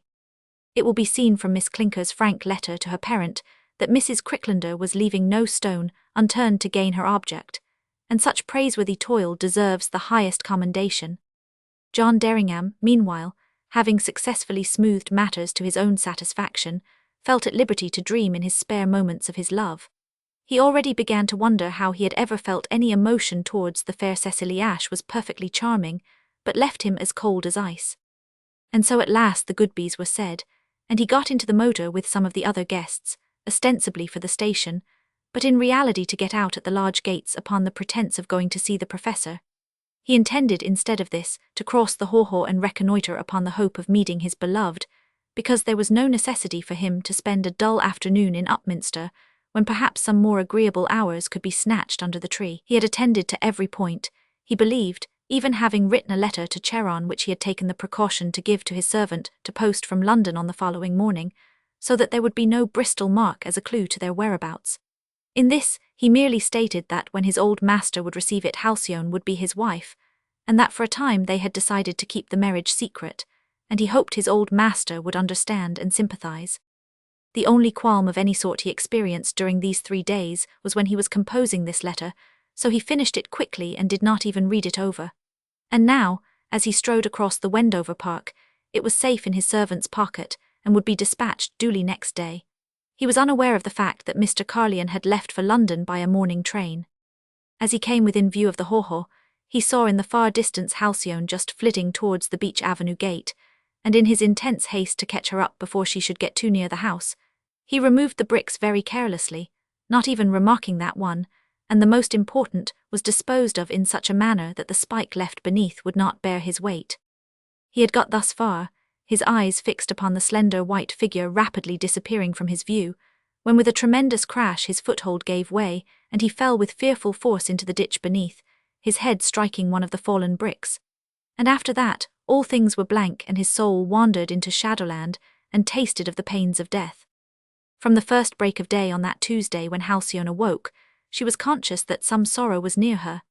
Every sense of hers, every instinct, so highly trained by her years of communion with nature, seemed always to warn her of coming events. She was restless, a state of being quite at variance with her usual calm. The air was sultry, and though no rain fell, ominous clouds gathered and faint thunder pealed afar off. "What is it? What is it, God?" she asked of the sky. But no answer came, and at last she went out into the park and towards the tree. She had made all her simple preparations. Everything that she must take had been put into a small bag and was safely waiting in the secret passage, ready for her to fetch on the morrow. Charon, she knew, had gone to London. Had they not said goodbye on the evening before, and his last words had made her smile happily at the time. "Things are changing, Halcyone," he had said, with the whimsical raising of his left penthouse brow. "Perhaps you will not want to learn Greek much longer with your crabbed old Charon in his cave." And she had flung her arms round his neck and buried her face in his silver beard, and assured him she would always want to learn all her life. But now she felt a twinge of sadness. She would indeed miss him, her dear old master, and he, too, would be lonely without her. Then she fought with herself. Feelings of depression were never permitted to stay for a moment, and she looked away into the trees for comfort, but only a deathly stillness and a sullen roll of distant thunder answered, and left her uncomforted. And then some force stronger than her will seem to drive her back to the house, and to the long gallery, and just at the very moment when she had passed beyond her lover's sight it was as if something chased her, so that she ran the last few yards, and paused not until she stood in front of Aphrodite's shrine. It would be difficult to carry the marble head with the other few things she proposed to take, but none the less was the necessity imperative. She could not be married without the presence of her beloved mother to bless her. As she lifted her goddess out, with her silken wrappings, the first flash of the nearing storm lit up the dark room with lurid flame. Halcyone shivered. It was the one aspect of nature with which she was out of harmony. When thunder rolled and lightning quivered, her vitality seemed to desert her, and she experienced what in her came nearest to fear. "Ah, someone has angered God greatly," she whispered aloud. And then she carried the head to the secret door, knowing full well she would be unwatched in her entry there on such a day. With thunder pealing, not a servant would have ventured into the long gallery. Another and louder rumble reached her with muffled sound, as she made her way in the dark underground, and as she came to the place where there was the contrived gleam of light and outer air, the lightning turned the narrow space into a green dusk. Halcyone was trembling all over, and when she had put her precious bundle safely into the bag with the rest of her simple preparations, she laid it on the iron-bound box which had never been stirred, all ready for her to lift up and take with her in the morning. Then she ran back, cold and pale, and hastily sought Priscilla in her own room, and talked long to her of old days, glad indeed to hear a human voice, until presently the rain began to pour in torrents and the storm cried itself out. But with each crash before this came, her heart gave a bound, as if in pain, and a wild longing grew in her for the morrow and safety in her lover's arms. And Hellas, that hapless lover, was lying there in the haw-haw with broken ankle and damaged head, half recovering consciousness in the pouring rain, but unable to stir or climb from his low bed, or even to cry aloud enough to make anyone hear him. And so at last the night came, and the pure moonlight, and when her usual evening duties were over with her aunts, Halcyone was free to go to bed. She opened her window wide, but she did not seek to wander in the wet park. John would not be there, and she must rest, so as to be fair for him when tomorrow they should start on life's sweet journey thither. But her heart was not quiet. All her prayers and pure thoughts seemed to bring no peace, and even when, after a while, she fell into a sleep, it was still troubled. And thus the day dawned that was to have seen her wedding. She told herself that the dull, sullen oppression she awoke with was the result of the storm in the night, and with firm determination she banished all she could of heaviness, and got through her usual avocations, until the moment came for her to start for the Oak Avenue gate.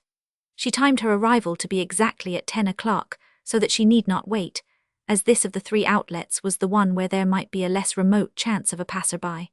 They had had to choose it because it was on the road to Bristol. The sun was shining gorgeously again when she emerged from the secret door, carrying her heavy bundle, and except in the renewed freshness of all the green, there seemed no trace of the storm. Yes, as she got near the gate she saw that one huge tree beyond that old friend who had played the part of the holder of the golden fleece was stricken and cleft through by the lightning. It had fallen in helpless fashion, blackened and yawning, its proud head in the dust. This grieved her deeply, and she paused to pass a tender hand over the gaping wound. Then she went on to the gate, and there waited first in calm belief, then in expectancy, and at last in a numb agony. The sun seemed to scorch her, the light hurt her eyes, every sound made her tremble and start forward, and at last she cried aloud, "O God, why do I feel so troubled, I who have always had peace in my heart?" But no bird even answered her. There was a warm stillness, and just there under these trees there were no rabbits which could have comforted her with their living forms scuttling to and fro. She tried to reason calmly. Motors were uncertain things one might have broken down, and that had delayed her lover. She must not stir in case he should come and think his lateness had frightened her, and that she had gone back to the house. Whatever befell, she must be brave and true. But at last, when the afternoon shadows were lengthening, the agony became intense. Only the baker had passed with his cart and a farm wagon or two during the whole day. Gradually the conviction grew that it could not only be an accident to the motor if so, John would have procured some other vehicle, or indeed he could have come to her on foot by now. Something had befallen him, there must have occurred some accident to himself, and in spite of all her calm fortitude, anguish clutched her soul. She knew not what to do or which way to go. At last, as the sun began to sink, faint and weary, she decided the orchard house would be the best place. There, if there was any news of an accident, Sarah Porritt, the professor's one female servant, would have heard it. She started straight across the park, carrying her heavy bag, and crossed the beech avenue, and so on to the trysting tree. A cold feeling like some extra disquietude seemed to overcome her as she neared the haw-haw and the copse. It was as if she feared and yet longed to get there. But she resisted the temptation, and went straight on to the little gate and so up the garden to the house. Mrs. Porritt received her with her usual kindly greeting. All was calm and peaceful, and while Halcyone controlled herself to talk in an ordinary voice, the postman's knock was heard. He passed the professor's door on the road to Applewood and left the evening mail, when there chanced to be any. Mrs. Porritt received the letters 3 of Themend, then she adjusted her spectacles, but took them off again. "After all, since you are here, miss, perhaps as you write better than I you will be so good as to redirect them on to the master. You know his address as usual," and she named an old-fashioned hotel in Jermyn Street.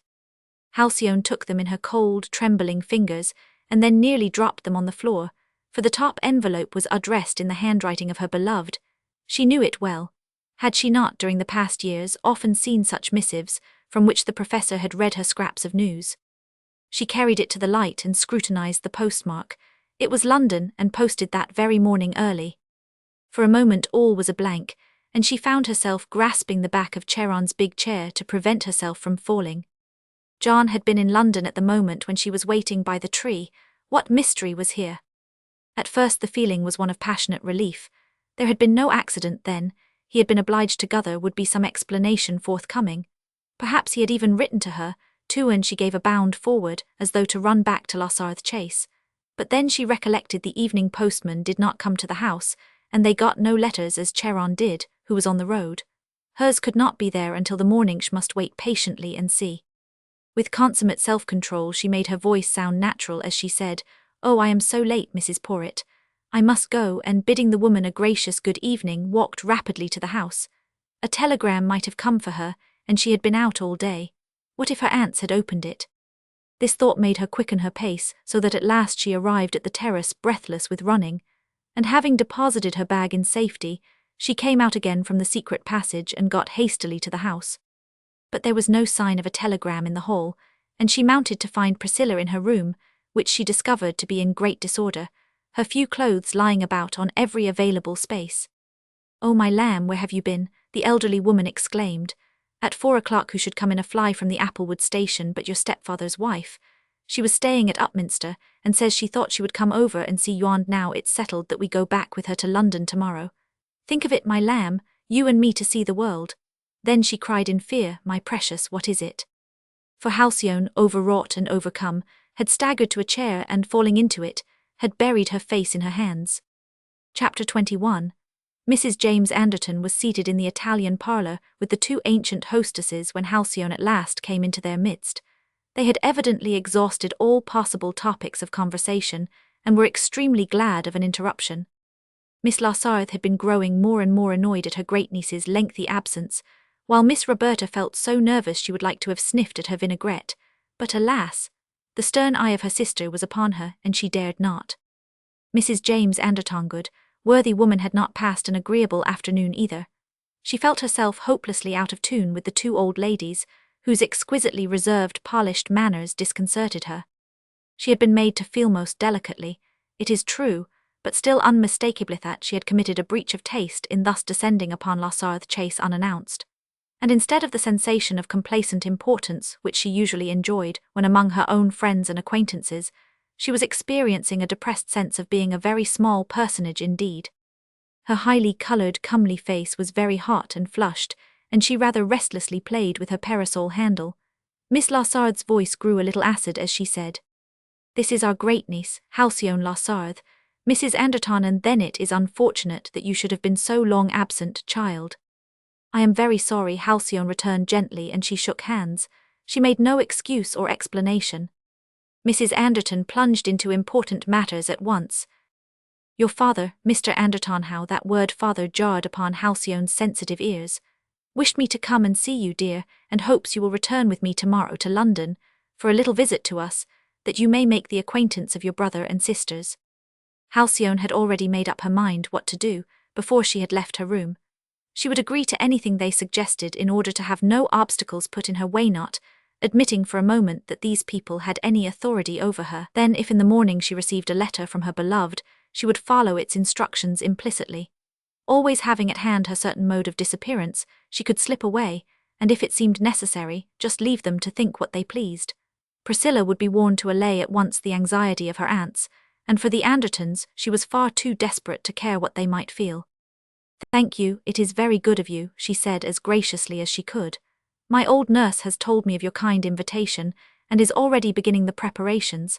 I trust you left Mr. Anderton and my stepbrother and sisters well." Hoity-toity, thought Louisa Anderton, of the same sort as the old spinsters. This will not please James, I fear. But aloud she answered that the family were all well, and that James Albert, who was 13 now, would soon be going to Eton.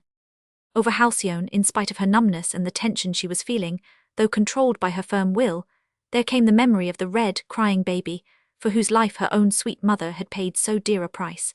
And Mabel and Ethel, noisy, merry little girls. She had thought of them so seldom in these latter years, they seemed as far-off shadows now. But James Anderton and her mother stood out sharp and clear. The strain and anguish of the day had left her very pale. Mrs. Anderton thought her plain and most uncomfortably aloof. She really regretted that she had put into her husband's head the idea of giving this invitation. He would gladly have left Halcyone alone, but for her kindly thought. Mabel was just 17, and such a handful that her father had decided she should stay in the schoolroom with her sister for another year. And Mrs. Anderton had felt it would be a good opportunity for Halcyone to rejoin the family circle at a time when her presence, if she proved good-looking, could not in any way interfere with her stepsister's debut. And here, instead of being overcome with gratitude and excitement, this cold, quiet girl was taking it all as quite an ordinary circumstance. No wonder she, Louisa Anderton, felt aggrieved. They had hardly time for any more words, for Mrs. Anderton had already put off her departure by the 7:20 train from Applewood to Upminster on purpose to wait for Halcyone, and now proposed to catch the one at 9 o'clock. Her fly still waited in the courtyard, and they made rapid arrangements. Halcyone, accompanied by Priscilla, was to meet her the next day at the Upminster junction at 11 o'clock, and they would journey to London together. And all the while Halcyone was agreeing to this, she was thinking, if in the improbable circumstance that she should get no letter in the morning, it would be wiser to go to London. There was her Charon, who would help her to get news, but of course she would hear and all would be well. Thus she was enabled to unfreeze a little to her stepfather's wife, who, as they said goodby at the creaking fly's door, felt some of her soft charm. "Perhaps she is shy," she said to herself as she rolled towards the station. "Anyway, it is restful, after Mabel's laying down the law." That night Halcyone took her goddess to the little summer house upon the second terrace. "If I start with John tomorrow, my sweet," she said, "you will come with me as I have promised you. But if I must go to that great, restless city to find him, then you will wait for me safe in your secret home." And then she looked out over the misty clover-grown pleasance to the country beyond, bathed in brilliant moonlight, and something in the beauty of it stilled the wild ache in her heart. She would not admit into her thoughts the least fear, but some unexplained, unconquerable apprehension stayed in her innermost soul. She knew, only she refused to face the fact, that all was not well. Of doubt as to John Derringham's intentions towards her, or his love, she had none, but there were forces she knew which were strong and could injure people, and with all her fearlessness of them, they might have been capable of causing some trouble to her lover who was ignorant of such things. She stayed some time looking at the beautiful moonlit country, and saying her prayers to that God who was her eternal friend, and then she got up to steal noiselessly to bed. But as she was opening the secret door to have one more look at the sky, after she had replaced Aphrodite in the bag, it seemed as though her lover's voice called her in anguish through the night.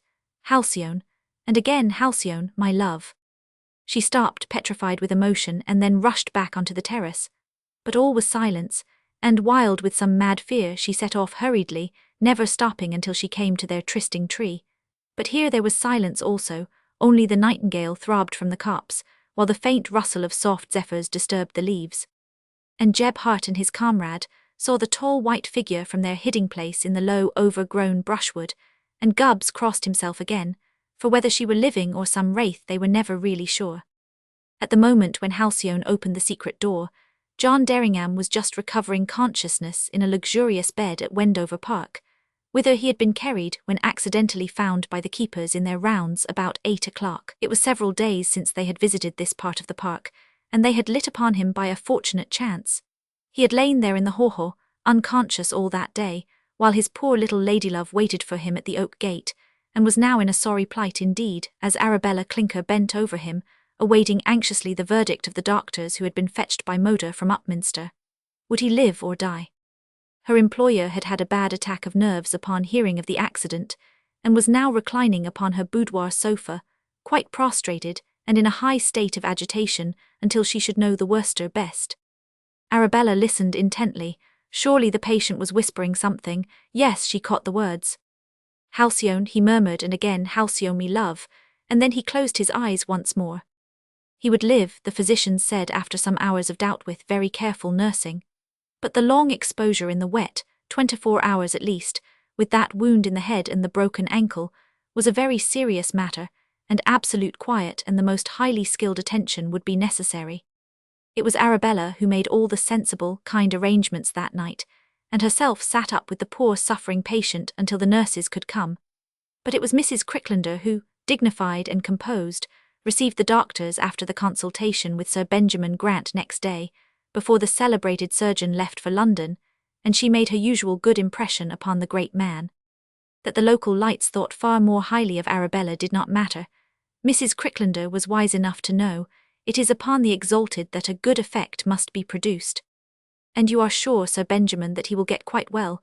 she said tenderly, allowing her handsome eyes to melt upon the surgeon's face. "It matters enormously to me, you know." Then she looked down. Thus appealed to, Sir Benjamin felt he must give her all the assurance he could. "Perfectly, dear lady," he said, pressing her soft hand in sympathy. "He is young and strong, and fortunately it has not touched his brain. But it will take time and gentlest nursing, which you will see, of course, that he gets." "Indeed, yes," the fair Cecilia said, and when they were all gone she summoned Arabella. "You will let me know, Arabella, every minute change in him," she commanded, "especially when he seems conscious. And you will tell him how I am watching over him and doing everything for him. I cannot bear sick people, they upset my nerves, and I just cannot stand them. But the moment he is all right enough to see me so that it will not bore me, I will come. You understand? Now I must really have a triangle and get some rest." And when she was alone, she went deliberately to the glass and smiled radiantly to herself as she whispered aloud. "So he is not going to die or be an idiot. In a few years he can still be Prime Minister, and I have got him now as sure as fate." Then she closed her mouth with that firm snap Arabella knew so well, and swallowing her sleeping draught, she composed herself for a peaceful siesta. Chapter 22. It required all Halcyon's fortitude to act the part of unconcern, which was necessary after the post had come in, and no letter for herself had arrived. The only possibility of getting through the time until she should reach London, and be able to communicate with Charon would be resolutely to forbid her thoughts from turning in any speculative direction. She knew nothing but good could come to her. Was she not protected from all harm by every strong force of the night winds, the beautiful stars and the God who owned them all? Therefore it followed that this seeming disaster to her happiness must be only a temporary thing, and if she bore it calmly it would soon pass. Or even if it delayed, there was the analogy of the winter which for more than 4 months of the year numbed the earth, often with weeping rain and frost. But however severe it should be, there was always the tender springtime following, and glorious summer, and then the fulfillment of autumn and its fruits. So she must not be cast down, she must have faith and not tremble. She made herself converse gently with her stepfather's wife, and won her liking before they reached Paddington Station. If she had not been so highly strung and preoccupied, she would have been thrilled in all her fine senses at the idea of leaving Upminster, further than which she had never been for the 12 long years of her residence at Losarth Chase. But now, except that all appeared a wild rush and a bewildering noise, the journey to London made no impression upon her. It was swallowed up in the one longing to get there, to be able somehow to communicate with Charon, and have her anxiety laid to rest. The newsboys were selling the evening papers when they arrived, but her eyes, so unaccustomed to all these new sights, did not warn her to scan the headlines, though as they were reaching Grosvenor Gardens, where Mr. Anderton's townhouse was situated, she did see the words, Under Secretary of State for Foreign Affairs. The sheet had fallen forward and only this line was visible. They did not strike her very forcibly. She was quite unacquainted with the custom of advertising sensational news in London. It might be the usual political announcements, it surely was, since she saw another sheet as they got to the door with crisis in the cabinet upon it, and it comforted her greatly. John, of course, was concerned with this, and had been summoned back suddenly, having had no possible time to let her know. He who was so true an Englishman must think of his country first. It seemed like an answer to her prayers, and enabled her to go in and greet her stepfather with calm and quiet. James Anderton had come from the city in the best of tempers. The day had been a good one. He had received his wife's telegram announcing that Halcyone would accompany her on her return, and awaited her arrival with a certain amount of uneasy curiosity and interest. Would the girl be still so terribly like Elaine and the rest of the last Sarthy, especially Timothy, that scapegrace, handsome Timothy, her father, on whose memory and his own bargain with Timothy's widow, he never cared much to dwell? Yes, she was like after a while he decided, with just the same set of head and careless grace, and that hateful stamp of breeding that had so lamentably escaped his own children, half Losarth too. It was just Timothy of the grey eyes come back, not Elaine so much now, not at all in fact, except in the line of the throat. His solid, coarse voice was a little husky, and those who knew him well would have been aware that James Anderton was greatly moved as he bid his stepdaughter welcome. And when she had gone off to her room, accompanied by the boisterous Mabel and Ethel, he said to his wife, "Lou, you must get the girl some decent clothes. She looks confoundedly a lady, but that rubbish is not fair to her. Rig her out as good as there is no expense spared. See to it tomorrow, my dear." And Mrs. Anderton promised. She adored shopping, and this would be a labour of love. So she went off to dress for dinner, full of visions of bright pinks and blues and laces and ribbons that would have made Halcyone shrink if she had known. Mabel was magnificently patronising, and talked a jargon of fashionable slang, which Halcyone hardly understood. Some transient gleam of her beloved mother kept suggesting itself to her when Mabel smiled. The memory was not distinct enough for her to know what it was, but it hurt her. The big, bouncing, overdeveloped girl had so little of the personality which she had treasured all these years, as of her mother treasured even more than remembered. Ethel had no faintest look of Losarth, and was a nice, jolly, ordinary young person dear to her father's heart. At last they left Halcyone alone with Priscilla, and presently the two threw themselves into each other's arms, for the old nurse was crying bitterly now, rocking herself to and fro. "Ah, how it all comes back to me, my lamb," she sobbed.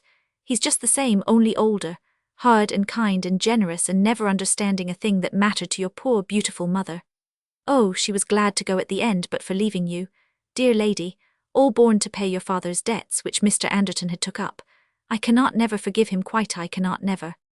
And Halcyone, overcome with her long strain of emotion, cried too, for a few minutes before she could resume her stern self-control. But at dinner she was calm again, and pale only for the shadows under her wide eyes. She had written her letter to Cheranch knew not of such things as messenger boys or cabs, and had got Priscilla to post it for her, and now with enforced quiet awaited his answer, which she thought she could receive on the morrow. "There has been a crisis in the cabinet, has there not?" she said to her stepfather, hoping to hear something, and James Anderton replied that there had been some split, but for his part, the sooner this rotten lot of sleepers had gone out the better he would be pleased. A good sound radical he was, like his friend Mr. Hanbury Green. Halcyone abruptly turned the conversation. She could not, she felt, discuss her beloved, and his opinions even casually, with this man of another class. Oh, her poor mother, her poor, sweet mother. How terrible it must have been to her to be married to such a person, though her common sense prompted her to add he was probably, under her influence, not nearly so coarse and bluff in those days as now he appeared to be. Her little stepbrother, James Albert, had not returned from his private school for the summer holidays, so she perhaps would not see him during her visit. As the dinner went on, everything struck her as glaring, from the footmen's liveries to the bunches of red carnations, and the blazing electric lights confused her brain. She, the little country mouse, accustomed only to old William's gentle shufflings, and the two tall silver candlesticks with their one wax taper in each. She could not eat the rich food, and if she had known it, she looked like a being from some shadowy world among the hearty crew. Next morning Mr. Carlyon received her letter as he began his early breakfast, and he tugged at his silver beard while his penthouse brows met. The matter required the most careful consideration. He enormously disliked to have to play the role of arbiter of fate, but he loved Halcyone more than anything else in the world, and felt bound to use what force he possessed to secure her happiness. If that looked too difficult, which he admitted it did, he must try and save her from further unnecessary pain. He had the day before received John Derringham's letter written from Wendover, and which Mrs. Porritt had redirected, containing the news of the intended wedding, and it had angered him greatly. He blazed with indignation, his peerless one to be made to take a mistress's place when any man should be proud to make her his honoured wife. The brutal selfishness of men, he said to himself, not blaming John Derringham in particular. He ought to have gone off and left her alone when he felt he was beginning to care, if he had not pluck enough to stand the racket. But we are all the same who must have what we want, and the women must pay, confound us. He had never doubted but that when he read the letter, Halcyone was already his old pupil's wife, if indeed such a ceremony were legal, she being under age. And this thought added to his wrath, and he intended to look the matter up and see. But before he could do so, he got an evening paper, and read a brief notice that John Derringham had met with a severe accident off. What exact nature the Press Association had not yet learned, and was lying in a critical condition at Wendover Park, the country seat of the beautiful American society leader, Mrs. Vincent Cricklander, with whose name rumour had already connected the Under-Secretary of State for Foreign Affairs in the most interesting manner. The paragraph added. So fate had stepped in and saved his pure night flower after all, but at what sort of price? And Charon stared into space with troubled eyes. He passed hours of anxious thought. He never did anything in a hurry, and felt that now he must especially consider what would be his wisest course. And then, this next morning, Halcyone's letter had come. It was very simple. It told of Mrs. Anderton's arrival at Lassarth Chase, and of her own return to London with Herend. Then the real pith of it had crept out. Had he heard any news of Mr. Derringham? Because she had seen his writing upon a letter Mrs. Porritt was readdressing at the Orchard House, and observing it was from London, she presumed he was there, and she hoped she should see him. The professor stopped abruptly here. What a woman it is, after all, he exclaimed. He himself had never noticed the postmark on John Derringham's envelope. Then he folded Halcyone's pitiful little communication absently and thought deeply. Two things were evident.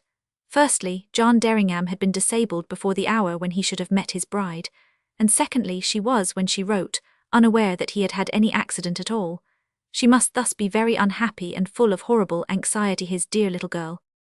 But what courage and fortitude she showed, he mused on, not to give the situation away and lament even to him, her old friend. She plainly intended to stand by the man she loved, and never admit she had been going to marry him until he himself gave her leave. The one woman with a soul, Charon muttered, and rubbed the mist away which had gathered in his eyes. He revolved the situation over and over. Halcyone must be made aware of the accident, if she had not already read of it in the morning papers, but she must not be allowed to do anything rash, and, as he got thus far in his meditations, a waiter knocked at the old-fashioned sitting-room door, and Halcyone herself brushed past him into the room. She was deadly pale, and for a moment did not speak. Mrs. Anderton, it appeared, thinking she would be tired from her unaccustomed journey, had suggested she should breakfast in bed, which Halcyone, thankful to be alone, had gratefully agreed to. And when on her breakfast tray, which came up at 8 o'clock, she saw a daily paper, she had eagerly opened it, and after searching the unfamiliar sheets for the political news, her eye had caught the paragraph about John Derringham's accident. In this particular journal the notice was merely the brief one of the evening before, but it was enough to wring Halcyone's heart. She bounded from bed and got Priscilla to dress her in the shortest possible time, and the faithful nurse, seeing that her beloved lamb was in some deep distress, forbore to question her. Nothing would have stopped Halcyone from going out, but she hoped to do so unperceived. "Look if the way is clear to the door," she implored Priscilla, "while I put on my hat. I must go to the professor at answer something dreadful has happened." So Priscilla went and contrived so that she got Halcyone out of the front door while the servants were busy in the dining-room about the breakfast. She hailed a passing hansom, and in this, to the poor child, novel conveyance, she was whirled safely to Charon's little hotel in Jermyn Street, and Priscilla returned to her room to make believe that her nursling was still sleeping.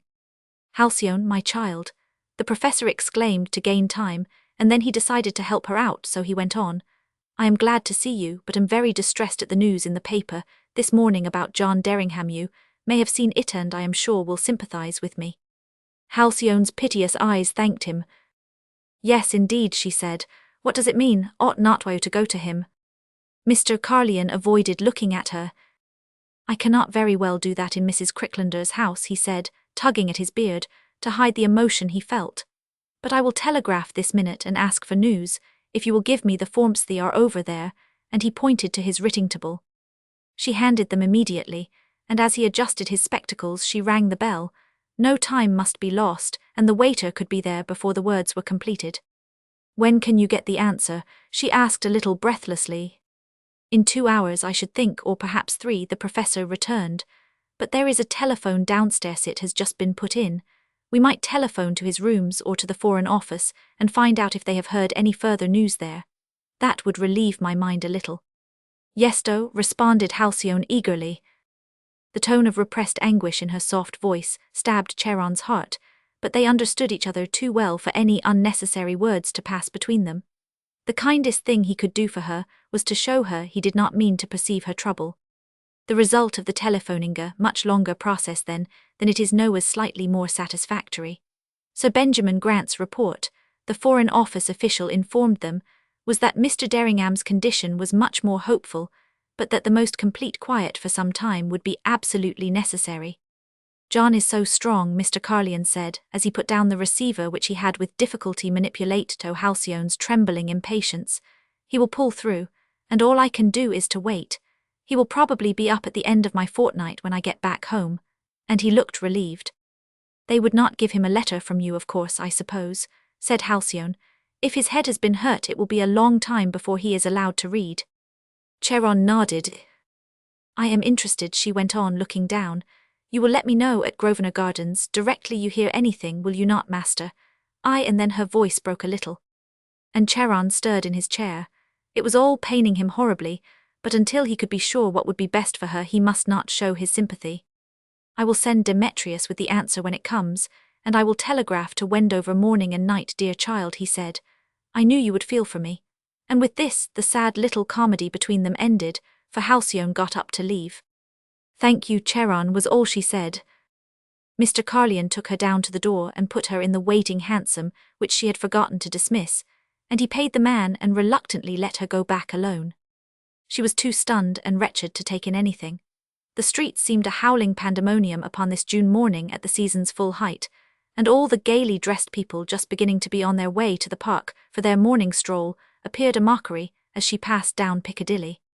Whether she had been missed or no, she cared not, and getting out, rang the bell with numbed unconcern, never even noticing the surprised face of the footman as she passed him, and ran up the long flights of stairs to her room, fortunately meeting no one on the way.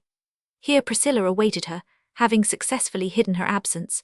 It was 10:30 o'clock. Halcyone went to the window and looked out upon the trees in the triangular piece of green. They were not her trees, but they were still nature of a stunted kind, and they would understand and comfort her, or, at all events, enable her to regain some calm. She took in deep breaths, and gradually a peace fell upon her. Her friend God would never desert her, she felt. And Priscilla said to herself, "She's prayin' to them immortals, I expect. Well, whoever she prays to, she is a precious saint." Chapter 23. Meanwhile, John Derringham lay betwixt life and death, and was watched over by the kind eye of Arabella Clinker. She had gathered quite a number of facts in the night, while she had listened to his feverish ravings, was lightheaded for several hours before the nurses camethan the fever had decreased, and though extremely weak he was silent. Arabella knew now that he loved Halcyone, that wood nymph they had seen during their Easter Sunday walk-end, that he had been going to meet her when the accident had happened. The rest was a jumble of incoherent phrases, all giving the impression of intense desire and anxiety for some special event. It was, "Then we shall be happy, my sweet," or Halcyone. "You will not think me a brute then, will you, my darling?" And there were more just detached words about an oak tree, and a goddess and such like vapourings. But Arabella felt that, no doubt the moment he would be fully conscious, he would wish to send some message, for during the 2 following days, whenever she went in to see him, there was a hungering demand in his haggard eyes. So Miss Clinker took it upon herself to stop at the Professor's house on one of her walks, meaning to beard Charon in his den, and find out how should it be necessary she could communicate with Halcyone. And then she was informed by Mrs. Porritt that her master would be away for a fortnight, and that Miss Halcyone Lassarth had been taken off by her stepmother. She did not know wherend that the 2 old ladies had actually gone that day, with Hester and old William, to some place on the Welsh coast they had known when they were children, for a change to the sea. Lassarth Chase was shut up. Arabella Clinker was not sufficiently acquainted with the habits of its inmates to appreciate the unparalleled upheaval this dislodgment meant, but she saw that her informant was highly surprised and impressed. "I expect the poor old gentry felt too lonely to stop, once that dear Miss Halcyone was gone," Mrs. Porritt said, "but there, when I heard it you could have knocked me down with a feather. Them to go to the sea." All this looked hopeless as far as communicating with Halcyone went unless through a letter to the Professor. Arabella returned to Wendover rather cast down. She had been reasoning with herself severely over a point, and when her letter went to her mother on the next Sunday, she was still undecided as to what was her course of duty, and craved her parents' advice. "The case is this," she wrote, "being quite aware of 1000 es. intentions, am I being disloyal to her, in helping to frustrate them, by aiding Mr. Derringham to establish communications with the person whom I have already vaguely hinted to you I believe he is interested in. I do not feel it is altogether honourable to take my salary from 1000 and to go against what I know to be the strong desire of her life at the present time. On the other hand, my feelings of humanity are appealed to by Mr. Derringham's weakness, and by the very poor chance he will have of escaping 1000 when she begins her attack. During his convalescence, I have felt more easy in conscience, hitherto because I have merely stood aside, not aided the adversary. But now there is a parting of the ways, and I am greatly disturbed. I like Mr. Derringham very much. He has always treated me with courteous consideration not invariably shown to me by 1000 guests, and I cannot help being sorry for him, if which I fear is almost a certaintish will secure him in the end." Then the letter ended. Arabella was much worried. However, she felt she might remain neutral so far as this, that, when Mrs. Cricklander indulged in endless speculations as to why John Derringham should have been trying to cross that difficult and dangerous haw-haw, she gave no hint that his destination could have been other than the Professor's little house. She did swerve sufficiently to the other side to remark that to cross the haw-haw would save at least a mile by the road if one were in a hurry. And then her loyalty caused her to repeat with extra care to John Derringham in a whisper the fib which Mrs. Cricklander wished, namely, that she, the fair Cecilia, was there ready to come to him and sit up with him, and do anything in the world for him, and was only prevented by the doctor's strict orders, fearing the slightest excitement for the patient, and that these orders caused her great grief. John Derringham's eyes looked grateful, but he did not speak. His head ached so terribly, and his body was racked with pain, while his ankle, not having been set for 24 hours, had swollen so that it rendered its proper setting a very difficult matter, and caused him unspeakable suffering. So Benjamin Grant had to come down to Wendover twice again before things looked in more hopeful state. And what agonizing thoughts coursed through his poor feverish brain until, through sheer weakness, there would be hours when he was numb. What could Halcyone have thought waiting for him all that day? And now she, of course, must have heard of his accident, and there was no sign or word. Or was there, and were those cruel doctors not giving him the message? The day cometh Wednesday after Arabella had sent her letter to her mother when he was strong enough to speak. He waited for the moment when Miss Clinker always arrived with Mrs. Cricklander's bunch of flowers and morning greeting-gand. Then, while the nurse went from the room for a second, he whispered with dry lips, "Will you do me a kindness?" And Arabella's brown eyes gleamed softly behind her glasses. "Let Miss Halcyone Lassarth know how I would come and meet you any day at Mr. Carlion's." Then he stopped, disturbed by the blank look in Miss Clinker's face. "What is it?" he gasped, and Arabella saw that, pale as he had been, with his poor head all bandaged, he grew still more pale, and she realized how terribly weak he must be, and how carefully she must calculate what she could reply. "I understand that Mr. Carlion is in London upon a visit, and that the Misses Lassarth have gone to the sea," and then, as his eyes touched her with their pitiful questioning surprise, she blurted out the truth.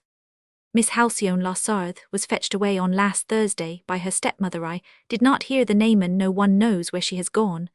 Lassarth Chase is shut up." John Derringham closed his eyes. His powers of reasoning were not strong enough yet to grasp the actual meaning of this. It seemed to him as though Halcyone were dead, taken away from him by some fate, and that all things were at an end. Arabella grew very frightened. "Mr. Carlion telegraphs from London every day," she ventured to announce. But this appeared to bring no comfort, and the nurse, returning, signed to her to leave the room, for John Derringham lay still as one dead. And when Arabella arrived at her own sanctum, she burst into tears. What a fool she had been to tell him that, she felt. All these days, Halcyone passed in a repressed agony in spite of her prayers and unshaken beliefs. She knew it was her winter time, and she must bear it until the spring should come, though it was none the less hard to support. But she got through the hours with perfect surface calm, and her stepsisters thought her stupid and dull, while Mrs. Anderton decided there was something unnatural about a girl who took not the slightest interest in shopping, and was perfectly indifferent about all the attractive garments which were put upon her back. She always expressed her thanks so gently, and was ever sweet and willing to be of use, but the look of pain remained deep in those star-like, mysterious eyes, and caused sensations of discomfort to grow in Mrs. Anderton's kindly breast. Charon's laconic messages were delivered to Halcyone every day by Demetrius. John Derringham was no worse. He was having every care. Sir Benjamin Grant had gone down again. His ankle was satisfactorily set. But never a word that he had asked for her, and yet she read in the morning papers each day, as well as knew from her professor's information, that her lover was going on splendidly, and would soon be embarked upon a convalescence.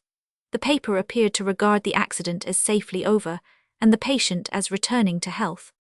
For Mrs. Cricklander, well skilled in the manipulating of reporters in her own country, knew exactly what impression she wished to give to the press, and she had no intention of the idea getting abroad that her injured visitor was in a very exhausted condition, because there were those she knew who would suggest that she had bagged him while he was at her mercy when, later on, they heard the news of her engagement, which she felt was each day growing more certain of becoming a fact. And in Halcyone's brave heart not a doubt ever entered. Waited and believed and endured, in silent pain. After Arabella's unfortunate announcement, for 2 or 3 days John Derringham was too ill to know or care what occurred, and then other and further tormenting thoughts began to trouble his weary brain. If Halcyone had a stepmother who had come and taken her away, there were then more persons than her ancient aunts to reckon with. She could not now slip off into a secret marriage with himself with small chance of awkward questionings. That phase of the dream was over, he felt. No letters of any sort were given him by the doctor's strict orders, and his private secretary had come down, an amiable and intelligent youth, and was dealing with the necessary official correspondence as best he could, growing each day more infatuated with his fair hostess, who felt that no pawn on the chessboard which contained John Derringham as king was worth neglecting. The professor was not enjoying his fortnight in London, and almost tugged his silver beard out while he smoked innumerable pipes. He had come to some conclusions. John Derringham, having been unable to keep the tryst with Halcyone, was plainly the working of the hand of fate, which did not intend that his sweet girl should occupy the invidious and humiliating position of secret wife, and apparent mistress, to the ambitious young man. Therefore Arnold Carlyon had no right to assist her again into John Derringham's arms. They must both suffer and work out their destinies, however cruel that might seem. If John really feels she is a necessity, he will brave everything and marry her openly as soon as he is well. If he does not, then I will not assist her into a life of misery and disillusion. He remembered a talk they had had long ago, when his old pupil had given his views about women and their place in the scheme of things. Not one must expect a man to be faithful to her, were she wife or mistress, he had said, so starting heavily handicapped in the role of his secret and unacknowledged wife, Halcyone would stand a very poor chance of happiness. Charon pictured things John Derringham flattered and courted by the world, and surrounded by adoring women, while Halcyone sat at home in some quiet corner and received the scraps of his attentions that were left. No, decidedly he would have no hand in aiding the sorry affair. So he used his influence and even a little cunning in preventing Halcyone from writing to her lover. He was too ill yet to be troubled, and she must wait until he should send some message to her. "You do not want Mrs. Cricklander to read your letter, child," he said, when she timidly suggested one day that it would seem kinder if she wrote to say she was concerned at the accident to her old friend. The sad comedy was still kept up between them, and Halcyone had stiffened. No, indeed, not that. She was woman enough, in spite of the ennobling and broadening effects of her knowledge of nature, to feel the stab of jealous pain, though she had resolutely crushed from her thoughts the insinuation she had read of in the first notice of the disaster about Mrs. Cricklander's interest in her lover. Her pride took fire. Certainly until he could receive letters and read them himself, she must wait. Charon would, of course, inform her when that time came. A doubt of John Derringham's loyalty to her never even cast its shadow upon her soul, nor a suspicion that he could doubt her either. All these things were the frosts and rains of their winter, but the springtime would come, and the glorious sun and flowers. She was growing accustomed to London and the life of continual bustle, and was almost grateful for it all as it kept her from thinking.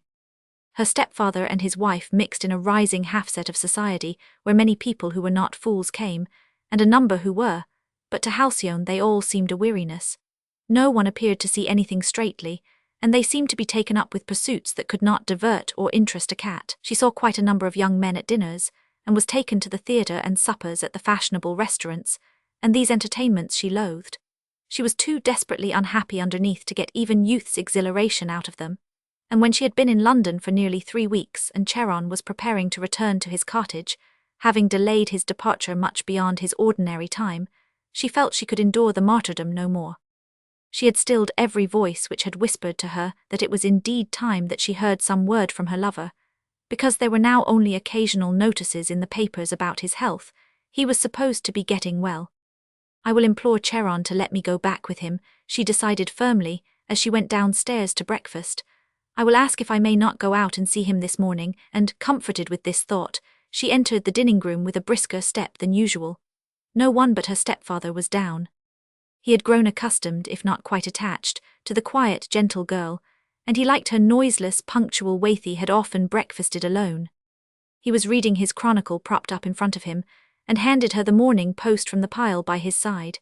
He silently went on with his cutlet, which an obsequious butler had placed for his consumption. Halcyone turned rapidly to the column where she was accustomed to look daily for news of her lover. And there, she read that Mrs. Cricklander had been entertaining a Saturday to Monday party, and that Mr. John Derringham's recovery was now well advanced. Even his broken ankle was mending rapidly, and he hoped soon to be well. A tight feeling grew round her heart, and her eyes dropped absently down the columns of the engagement announcements in which she took no interest, and then it seemed that her very soul was struck with agony as she read. "A marriage has been arranged, and will shortly take place between the Right Honourable John Derringham of Derringham in the county of Northampton, Under Secretary of State for Foreign Affairs, and Mrs. Vincent Cricklander of New York, daughter of Orlando B. Muggs of Pittsburgh, USA." And it was here that the Lassarth breeding stood Halcyone in good stead, for she neither fainted nor dropped the paper but, after a few seconds of acute anguish, she rose and, making some little remark about having forgotten something, quietly left the room. Chapter 24. It is possible that, if his revolver had been lying quite near, the morning John Derringham awoke to the remembrance that he was more or less an engaged man, he would have shot himself, so utterly wretched and debased did he feel. But no such weapon was there, and he lay in his splendid gilt bed and groaned aloud as he covered his eyes with his hand. The light hurt him was giddy, and his head swam.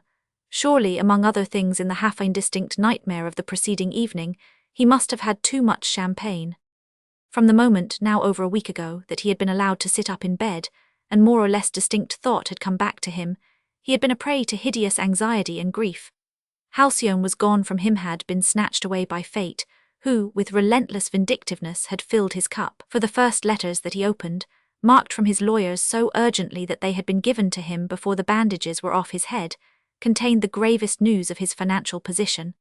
The chief mortgagee intended to foreclose in the course of the next 3 months, unless an arrangement could be come to at once, which appeared impossible. He was actually at bay.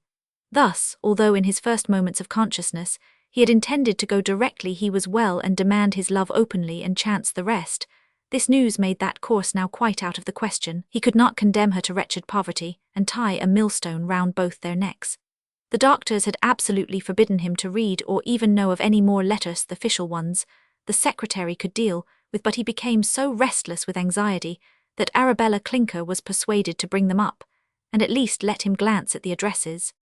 There was one from Cheron, which he insisted upon opening a brief dry line of commiseration for his accident, with no mention of Halcyone in it. The complete ignoring of his letter to announce their marriage cut him deeply. He realized Mr. Carlion guessed that the accident had happened before that event could take place, and his silence about it showed what he thought. John Derringham quivered with discomfort. He hated to feel the whip of his old master's contempt, and he could not explain matters or justify himself. There was nothing to be said. The professor, of course, knew of Halcyone's whereabouts, but, after his broad hint of his want of sympathy about their relations, John Derringham felt he could not open the subject with him again. This channel for the assuagement of his anxieties was closed. The immense pile of the rest of his correspondence was at last sorted. He knew most of the writings, and the few he was doubtful about he opened, but none were from his love. So he gave them all back to Arabella, and turned his face from the light, physically exhausted, and with a storm of pain in his heart. Mrs. Cricklander had carefully gone through each post as it came, and longed to destroy 1 or 2 suspicious-looking communications she saw in the same female handwriting from his old friend Lady Durand, if she had known, but she dared not, and indeed was not really much disturbed. She had laid her own plans with too great a nicety, and felt perfectly sure of the ultimate result of their action. Arabella was each day sent up with the subtlest messages to the poor invalid, which her honour made her unwillingly repeat truthfully. Cecilia Cricklander was an angel of sweet, watchful care, it seemed, and John Derringham really felt deeply grateful to her. Then the moment came when she decided she would see him. "I will go this afternoon at tea-time, Arabella, if you can assure me there will not be any horrid smell of carbolic or nasty drugs about. I know there always are when people have cuts to be dressed, and I really could not stand it. It would give me one of my bad attacks of nerves." And Miss Clinker was reluctantly obliged to assure her employer that those days were past, and that Mr. Derringham now only looked a pale, but very interesting invalid, as he lay there with a black silk handkerchief tied round his head. "Then I will go," said Mrs. Cricklander, instead of sending the message with her daily flowers, she wrote a tiny note. "I cannot bear it any longer, I must come. Cecilia." Arabella Clinker watched his face as he read this, and saw a flush grow in his ivory-pale skin. "Oh, poor Mr. Derringham," she thought, "it is not fair. How can he hold out against her when he is so weak? What ought I to do? If I only knew what is my loyal course."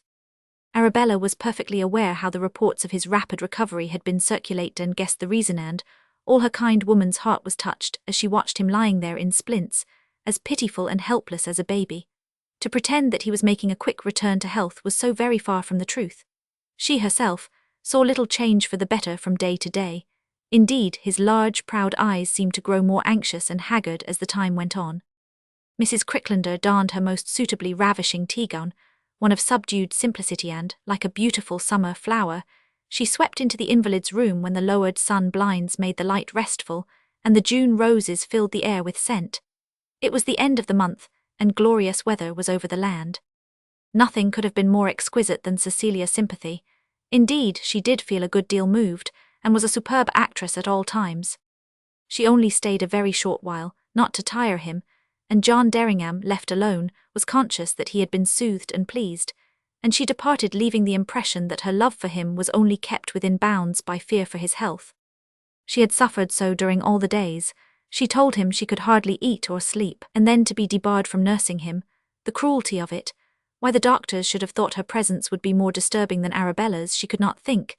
And here she looked down, and her white hand with its perfectly kept nails, lying upon the coverlet so near him. John Derringham lifted it in his feeble grasp and touched it with his lips. He was so grateful for her kindness and affected by her beauty, he could not do less, he felt. And after that, with a deliciously girlish and confused gasp, Mrs. Cricklander had hastily quitted the room.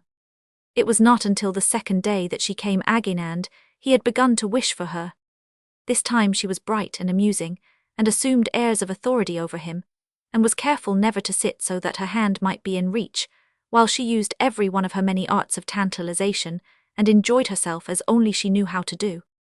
It was perfectly divine to have him there to play upon like a violin, and to know it was only a question of time before she would secure him for her own. After this she had visitors in the house and did not come for 3 days, and John Derringham felt a little peevish and aggrieved. It rained, too, and his head ached still with the slightest exertion. He now began to put all thoughts of Halcyone away from him, as far as he was able. It was too late to do anything she must think him base, as she had never sent him one word. This caused him restless anguish. What was the meaning of it all? Could she have learned in the light of the world that it was not a very great position he had offered her, and so despised him in consequence? What aspect of it might they not have put into her head, these people? She was with Thai's stepmother, of whom he had never heard. In all cases fate had parted them, and he must cut the pain of it from his life or it would destroy him. It never occurred to him to reflect upon the possible agony she might be suffering, his poor little wood-nymph, all alone. The fact of his own unhappiness filled his mind to the exclusion of any other thought for the time. In his dire physical weakness, Cecilia Cricklander's gracious beauty seemed to augment, and Halcyon's sylph-like charm to grow of less potent force. For love had not done all that he would yet do with John Derringham's soul. That underneath, if he could have chosen between the two women, he would have hesitated for a second was not the case. Only physical weakness, and circumstance and propinquity were working for the one and against the other, and, so it would appear, was fate. Thus the day the visitors left, Mr. Hanbury Green among them, the invalid was experiencing a sense of exasperating neglect. He felt extremely miserable. Life, and all he held good in it, seemed to be over for him, and his financial position was absolutely desperate, quite beyond any question of marriage. It threatened to swamp his actual career. He felt impotent and beaten, lying there like a log unable to move. Mrs. Cricklander sent him another little note in the afternoon. Arabella had reported that the patient was restless, and this might mean one of two things: either that he was becoming impatient to see her, or that he was growing restive and bored with bed. In either case, it was the moment to strike, and to strike quickly. "The doctors have said you may have a taste of champagne tonight," she wrote, which was quite untrue, but a small fib like this could not count when such large issues were at stake. "And so I propose, if you will let me and will have me for your guest, to come and dine with you to celebrate the event. Say, if I may, Cecilia." And he had eagerly scribbled in pencil, "Yes." So she came, and was all in white with just a red rose in her dress, and she was solicitous about his comfort. Had he enough pillows? And she spoke so graciously to the nurse who arranged things before she went to her supper. She, Cecilia, would be his nurse, she whispered, just for tonight. And then her own personal footman brought in an exquisite little dinner upon a table which he set near the bed. All noiselessly it had been arranged outside, and she would select just the tenderest morsels for John Derringham, or some turtle soup. He was not hungry. Well, never mind, she would feed him, and he must be good and let her pet him as she felt inclined. She was looking quite extraordinarily beautiful, with all the light of triumph in her sparkling eyes, and she sat down upon the bed, and actually pretended that if he were disobedient she would put pieces into his mouth. John Derringham was a man, and, although he felt very ill and feeble, after she had made him drink some champagne, the seduction of her began to go to his head. Stimulant of any kind was the last thing he should have had, and would have caused the nurse a shock of horror if she had known. How it all came about he could not tell. What she said or he said he could never remember. Only the one thing which stood out was that as the time for the nurse's return arrived, he knew that Cecilia Cricklander was kissing him with apparent passion, which he felt in some measure he was returning, and that she was murmuring, "And we shall be married, darling John, as soon as you are well." He must have said something definite, he supposed. But at that moment the nurse was heard in the next room, and his fiancée got up, and when the woman came in her stiff nurse's dress, slightly apologetic that she had been so long, she was greeted by this speech from the lady of the house. "Ah, Nurse Brome, you have been so good to Mr. Derringham. You must be the first to wish us happiness and share our news. We are going to be married as soon as ever you get him well, so you must hasten that, like the clever woman you are." And she had laughed, a soft laugh of triumph, which even in his light-headed state had seemed to John Derringham as the mocking of some fiend. Then she had left him quickly, while the footman carried the table from the room, and after that he remembered nothing more. He had fallen into a feverish sleep. But the next morning when he awoke, he knew captivity had indeed tumbled upon him, and that he was chained hand and foot. And all the day his temperature went up again, and he was not allowed to see even Arabella of the kind heart, who would have come and condoled with him, and even wept over him if she had dared, so moved did the good creature feel at his fate. It was only upon the third day, when telegrams of congratulation began to pour in upon him by the dozen, that he knew anything about the announcement that had appeared in the Morning Post. Yes, he was caught and chained at last, and for the next week had moods of gnashing his teeth and feeling the most degraded of men, alternating with hours of trying to persuade himself that it was the best thing which could have happened to him. Mrs. Cricklander, now that she had gained her end, wisely left him for a day or two in peace to the care of Arabella and the nurses, drawing the net closer each hour by her public parade of her position as his fiancé. She wrote the most exquisite and womanly letter to thank her many friends for their kind congratulations, and lamented, now that the truth being known would not matter, that John had had a slight relapse, and was not quite so well. But of course she was taking every care of him, and so he soon would be his old exuberant self. Thus the period of John Derringham's purgatory began. Chapter 25. Grieving is such a satisfactory and dramatic thing when you can fling yourself down upon the ground and cry aloud and tear your hair. But if some great blow must be borne without a sign, then indeed it wrings the heart and saps the forces of life. When Halcyone got to her room, the housemaids were there beginning to make her bed, so it was no refuge for her, and she was obliged to go down again. The big drawing rooms would be untenanted at this moment, so she turned the handle of the door and crept in there. The modern, brightly gilt Louis Roman XVI furniture glared at her, but she sank into a big chair, thankful to find any support. What was this which had fallen upon her? The winter indeed, or more than that, not only the winter but the end of life, like the flash of lightning which had struck the tree in the park the night before that day, which was to have seen her wedding. And as she sat there in dumb, silent, hideous agony which crushed for the moment belief and hope, a canary from the aviary beyond set up a trilling song. She listened for a second, it seemed to hurt her more. The poor bird was in captivity, as was her soul. And then, while the little songster went on, undismayed by its cage, a reaction set in. If the soft-feathered creature could sing there beyond the bars, what right had she to doubt God for 1 second? Nother should never be any disbelief. It was only the winter, after all.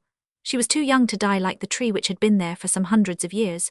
She would be as brave as the bird, and those forces of nature which she had loved and trusted so long would comfort her. She sat there for a quarter of an hour saying her prayers and stilling the pain in her heart, and then she got up and deliberately went back to the dining-room, where the family were all assembled now. They chaffed about everything, and were boisterous and jovial as usual, and when she asked if she might go and see her old master, should Mrs. Anderton not wish especially for her company that morning, her stepfather offered to drive her there in his phaeton on his way to the city. "She grows upon one, Lou," he said to his wife, when Halcyone had gone up to put on her hat. "She is like some quiet, soothing book.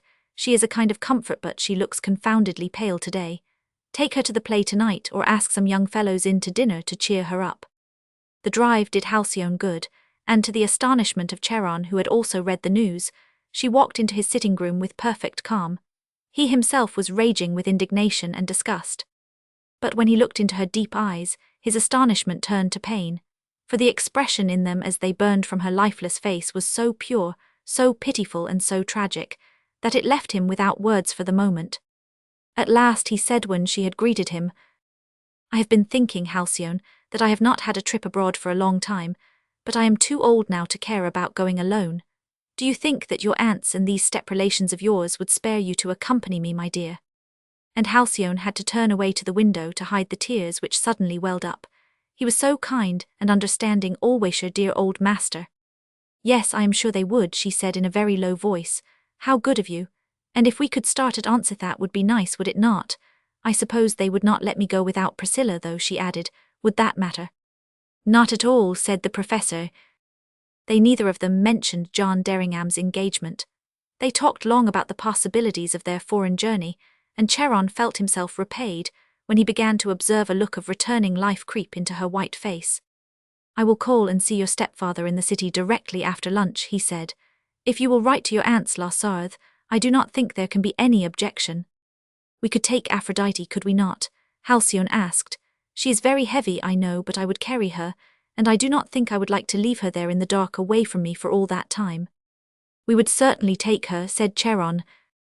Halcyone knew enough about London now to know where Kensington Gardens were. Whenever she went to see Mr. Carlyon, it was an understood thing he would bring her safely back, so no one would be sent to fetch her. Might they not go to Kensington Gardens this morning, she asked. She remembered to have noticed when she had driven past with Mr. Anderton that there seemed to be big trees there. She wanted to get into some open space. London was stifling her. Mr. Carlyon put on his hat and prepared to accompany her.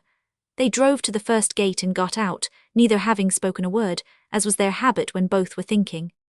They wandered in among the trees and found 2 chairs and sat down.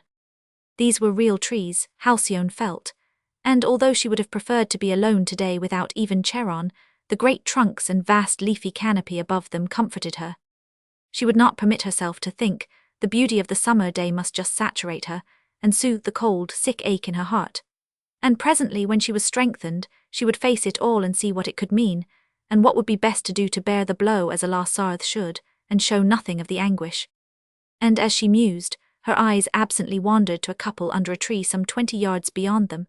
There was something familiar in the girl's graceful back, and as she turned her fresh face to look at her companion, Halcyone saw that it was Cora Lutworth. Some magnetic spark seemed to connect them, for the pretty American girl turned completely round in her chair, and catching sight of the two jumped up and came towards them with glad, laughing eyes and outstretched hands. To see you, she exclaimed, that is so good. There is no sticks here and we must have some fun together. She sat down upon a chair which Lord Freynault dragged up for her, and he himself took another beyond the professor so the 2 girls could talk together. I am going to be married, you know, Cora announced gaily. Franey and I settled it at a ball last night, but we have not told anyone yet. Is not it lovely? We just slipped out here for a little quiet talk. I am so glad. I hope you will be very happy, Halcyone said, and tried not to let the contrast of Cora's joyous prospect make her wince. I am always happy, Cora returned, and it's dear of you to wish me nice things. Halcyone attracted her immensely. Her quite remarkable personal distinction was full of charm, and now in fresh and pretty modern clothes, to Cora's eyes she looked almost beautiful. But why so very pale and quiet, she wondered. And then, with a flash, she remembered the news she too had read in the paper that morning. Perhaps Halcyone minded very much. She decided rapidly what to do. If she did not mention it at all, she reasoned, this finely strung girl would know that she guessed it would be painful to her and that might hurt her pride. It was kinder to plunge in and get it over. Is not it wonderful about Mr. Derringham and Cecilia Cricklander? She said, pretending to be busy untangling her parasol tassel. She always intended to marry him and she is so rich I expect he felt that would be a good thing. Franey says he is very much harder up than anyone knows. Her kind, common sense told her that a man's doing even a low thing for expediency would hurt a woman who loved him, less than that the motive for his action should have been one of inclination. Halcyone came up to the scratch, although a fierce pain tightened her heart afresh. Yes, she said, I suppose no one was surprised to read of the engagement in the papers today. I can imagine that a man requires a great deal of money to support the position in the government which Mr. Derringham has, and no doubt Mrs. Cricklander is glad to give it to him, he is so clever and great. And not a muscle of her face quivered as she spoke. If it does hurt me, goodness, she is game, Cora thought, and aloud she went on, Cecilia is not a bad sort, a shocking snob, as all of us are who are not the real thing and want to be like your own common pushers over here. We used to laugh at her awfully when she first came from Pittsburgh and tried to cut in before she married my cousin. Poor old Vin, he was crazy about her. Then she went on reflectively, as Halcyone did not answer. We often think you English people are so odd the way you cannot distinguish between us. You receive with open arms the most impossible people if they are rich, that we at home would not touch with a barge pole, and you say, oh, they are just American, as if we were all the same, and then we are so awfully clever as a nation that in a year or two these dreadful vulgarians, as we would call them in New York, have picked up all your outside polish, and pass as our best. It makes lots of the really nice old gentlefolk at home perfectly mad, but I cannot help admiring the spirit. That is why I have stuck to Cis, though the rest of the family have given her the cold shoulder. It is such magnificent audacity, don't you think so? Yes, indeed, agreed Halcyone. All people have a right to obtain what they aspire to if they fit themselves for it. That is one of Mr. Derringham's pet theories, Cora laughed. He held forth one night when I was staying at Wendover at Easter, about it, and it was such fun. Cis did not really understand a single thing of the classical allusions he was macking, but she got through. I watch her with delight. Men are sweetly simple bats, though, are not they? Any woman can take them in, and Cora laughed again joyously. I have sat sometimes in fits to hear Cis keeping a whole group of your best politicians enthralled, and not one seeing she is just repeating parrot sentences. You have only to be rich and beautiful, and look into a man's eyes and flatter him, and you can make him believe you are what you please. Now Franny thinks I am absolutely perfect, when I am really being a horrid little capricious minx, aren't you, Franny dear? And she leaned over and looked at her betrothed with sweet and tender eyes, and Lord Fraynault got up and moved his chair round, so that the four were in a circle. What preposterous thing is Cora telling you? He laughed with an adoring glance at her sparkling face. But I am getting jealous, and shall take her away because I want to talk to her all to myself. And when they had settled that the two girls should meet at tea the following day in Cora's sitting-room at Claridge's, where she was staying with a friend, the newly engaged pair went off together, beaming with joy and affection. And Halcyone gazed after them with a wistful look in her sad eyes, which stabbed the old professor's heart. She was remembering the morning under their tree, when she and her lover had sat and made their plans, and he had asked her if she had any fear at the thought of giving him her future. It was only 3 weeks ago. Surely everything was a dream. How much he had seemed to love her. And then unconsciously she started to her feet and strode away among the trees, forgetful of her companion, and Charon sat and watched her, knowing she would come back, and it was better to let her overcome alone the agony which was convulsing her. Yes, John Derringham had seemed to love her, not Seemidnoit was real, had loved her, and she would never believe but that he loved her still. This was only a wicked turn of those bad forces which she knew were abroad in the world. Had she not seen evil once in a man's face crouching in the bracken, as he set a trap for some poor hare one dark and starry night? And she had passed on, and then, when she thought he would be gone, she had returned and loosened the spring before it could do any harm. That poacher had evil forces round him. They were there always for the unwary, and had fastened upon John. She would never doubt his love, and she herself could never change, and she would pour upon him all her tender thoughts, and call to the night winds to help her to do her duty. So presently she remembered Charon, and turned round to see him far away still, sitting quietly beneath a giant elm, stroking his long, silver beard. "My dear, kind master," she exclaimed to herself, and went rapidly back to him. "That is a charming girlier young friend," he said to her as he got up to stroll to the gate, full of life and common sense. "There is something wonderful in the vitality of her nation. They jar dreadfully upon us old tired peoples in their worst aspects, but in their best we must recognize a new spring of life and youth for the world. Yonder young woman is not troubling about a soul if she has one. She is a fountain of living water. She has not taken on the shadows of our crowded past. Halcyone, my dear, you and I are the inheritance of too much culture. When I see her I want to cry with Epicurus, above all steer clear of culture." And then he branched from this subject, and plunged into a learned dissertation upon the worship of Dionysus, and how it had cropped up again and again with wild fervour among the ancient worlds, whose senses and brains were wearied with the state religions. And he concluded by analogy that this wild longing to return to youth's follies and mad ecstasies, to get free from restraints, to seek communion with the spiritual beyond in some exaltation of the emotions, in short, to get back to nature, was an instinct in all human beings and all nations, when their zeniths of art and cultivation had come. And Halcyone, who had heard it all before and knew the subject to her finger-tips, wandered dreamily into a shadowland where she felt she was of these Peeplethos far back worshippers, and this was her winter when Dionysus was dead, but would live again when the spring came and the flowers. Chapter 26. Mrs. Cricklander felt it would be discreet and in perfect taste if she announced her intention of going off to Carlsbad the week after her engagement was settled, was always most careful of decorum. And, if the world of her friends thought John Derringham was well enough to be making love to her in the seclusion of her own house, it would be much wiser for her to show that she should always remain beyond the breath of any gossip. In her heart she was bored to tears. For nearly the whole of June she had been cooped up at Wendover for more than half the time, without even parties of visitors to keep her company, and she loathed being alone. She had no personal resources, and invariably at such times smoked too much and got agitated nerves in consequence. John Derringham, strong and handsome, with his prestige and his brilliant faculties, was a conquest worth parading chained to her chariot wheels. But John Derringham, feeble, unable to walk, his ankle in splints and plaster of Paris, and still suffering from headaches whenever the light was strong, was simply a weariness to her, nothing more nor less. So that, until he should be restored to his usual captivating vigour, it was much better for her pleasure to leave him to his complete recovery alone, now that she had got him securely in her keeping. Arabella could ask her mother down and keep house, and see that he had everything in the world that he wanted, and there were the devoted nurses.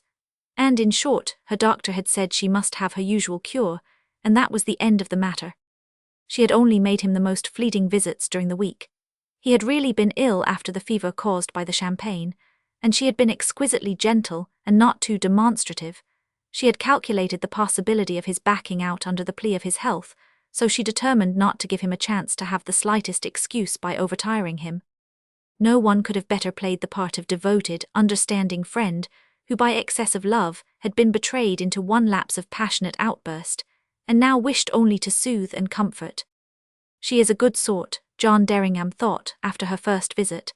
She will let me down easy in any case, and the ceasing of his anxiety about his financial position comforted him greatly.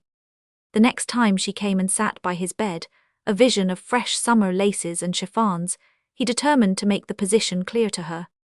She always bent and kissed him with airy grace, then sat down at a discreet distance. She felt he was not over-anxious to caress her, and preferred that the rendering of this impossible should come from her side. Indeed, unless kisses were necessary to gain an end, she did not care for them, herself stupid, contemptible things, she thought them. John Derringham would have touched the hearts of most women as he lay there, but Cecilia Cricklander had not this tiresome appendage, only the business brain and unemotional sensibilities of her grandfather, the pork butcher. She did realize that her fiancé, even there with the black silk handkerchief wound round his head and his face and hands deadly pale and fragile-looking, was still a most arrogant and distinguished-looking creature, and that his eyes, with their pathetic shadows dimming the proud glance in them, were wonderfully attractive. But she was not touched especially by his weakness. She disliked suffering and never wanted to be made aware of it. John Derringham went straight into the subject which was uppermost in his thoughts. He asked her to listen to him patiently and stated his exact financial situation. She must then judge if she found it worthwhile to marry him. He would not deceive her about one fraction of it. She laughed lightly when he had ended, and there was something which galled him in her mirth. "It is all a ridiculous nothing," she said. "Why, I can pay off the whole thing with only the surplus I invest every year from my income. Your property is quite good security if I want any. We shall probably have to do it in a business-like way. Your house will be mine, of course, but I will make you very comfortable as my guest," and she smiled with suitable playfulness. "Let the lawyers talk over these things, not you and you may be sure mine will look after me." John Derringham felt the blood tingling in his ears. There was nothing to take exception to in what she had said, but it hurt him awfully. "Very well," he answered wearily, and closed his eyes for a moment. "If you are satisfied, that is all that need be said. As things go on, and I reach where I mean to get, I dare say to spend money to do the thing beautifully will please you as much as it will gratify me. I will give you what I can of the honours and glorisso shall we consider our bargain equal." This was not lover-like, and Mrs. Cricklander knew it, but it was better to have got it all over. She was well aware that the honours and glories would compensate her for the outlay of her dollars, but her red mouth shut with a snap as she registered a thought. "When I come back, it may amuse me to make him really in love with me." Then, watching carefully, she saw that some cloud of jar and disillusion had settled upon her fiancé's face. So with her masterly skill she tried to banish it, talking intelligently upon the political situation and his prospects. It looked certain that the government would not last beyond the session, and then what would happen? Mr. Hanbury Green had given her a very clear forecast of what the other side meant to do, but this she did not impart to John Derringham. She made one really stupid mistake as she got up to leave the room. "If you want a few thousands now, John," she said, as she bent to lightly salute his cheek, "do let me know and I will send them to your bank. They may be useful for the wedding." A dull flush mounted to the roots of his hair, and then left him very pale. He took her hand and kissed it with icy homage. "Thank you, no," he said. You are far too good. I will not take anything from you until the bargain is completed." Then their eyes met, and in his there was a flash of steel. And when she had gone from the room he lay and quivered, a sense of hideous humiliation flooding his being. The following day she came in the morning. She looked girlish in her short tennis frock and was rippling with smiles. She sat on the bed and kissed him and then slipped her hand into his.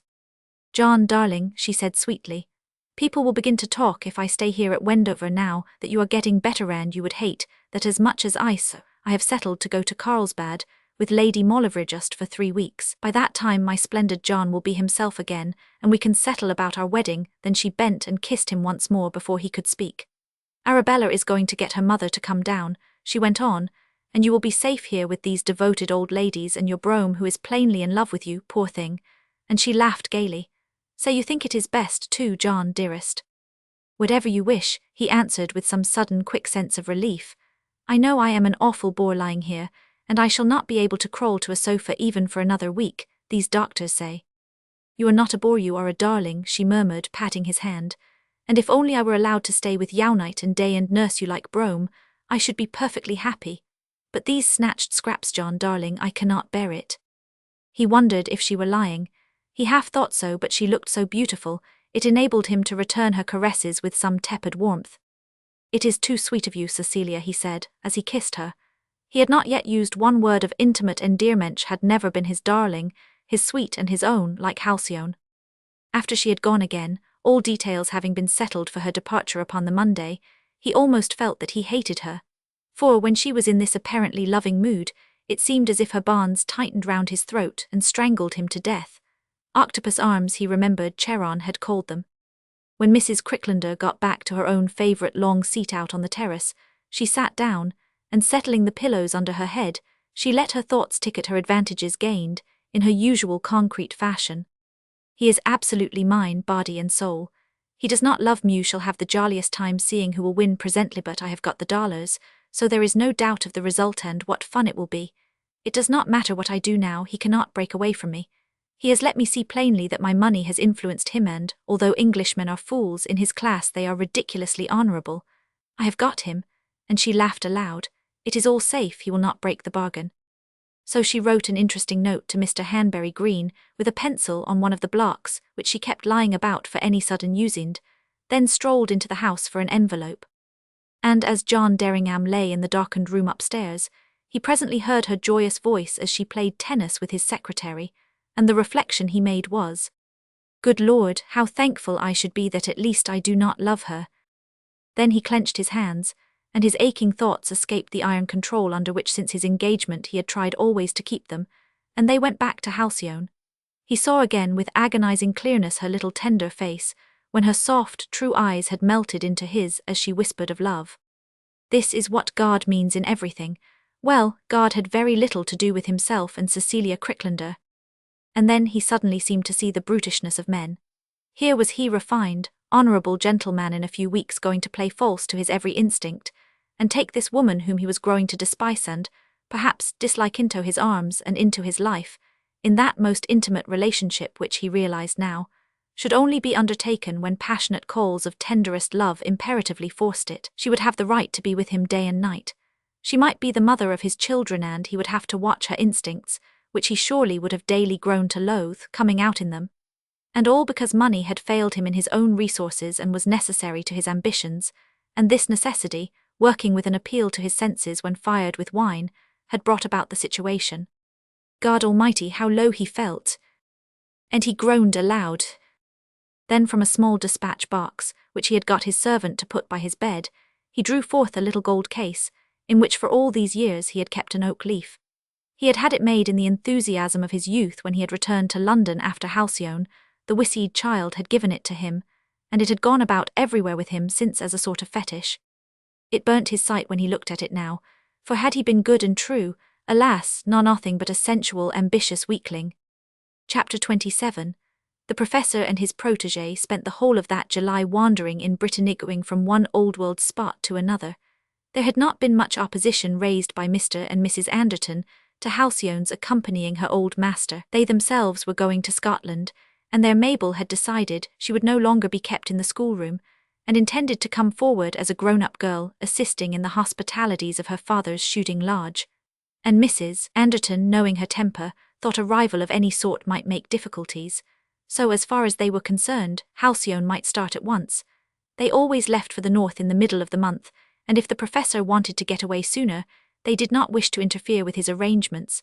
Halcyone must come and pay them another visit later on.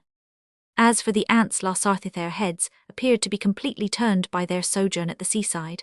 They proposed to remain there all the summer, and put forward no objection to their niece's excursion with Mr. Carlyon. The once quiet spot of their youth had developed into a fashionable Welsh watering place, and Miss Roberta was taking on a new lease of health and activity from the pleasure of seeing the crowded parade, while the Aunt Ginevra allowed that the exhilarating breezes and cerulean waters were certainly most refreshing. Before the professor could leave for a lengthy trip abroad, it was necessary that he should return to the orchard house for a day, and Halcyone accompanied him, leaving Priscilla in London. Her mission was to secure the goddess's head, but, as there was no one at Larsarth Chase, she decided just to go there and get her treasure and sleep the night at Charon's.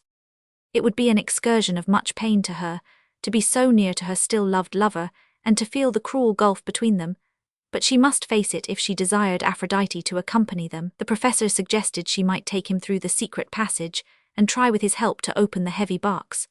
No such opportunity had ever occurred before or was likely to occur again, her aunts being absent and even old William nowhere about. It made the chance 1 in 1,000. So she agreed, and determined to force herself to endure the pain which going back would cause her. She was perfectly silent all the way from London to Upminster Rand. Mr. Carlyon watched her furtively. He knew very well what was passing in her mind, and admired the will which suppressed the expression of it. She grew very pale indeed in the station fly when they passed the gates of Wendover. It was about 3:30 in the afternoon, and the professor had promised to come to the archway opening of the secret passage at 5.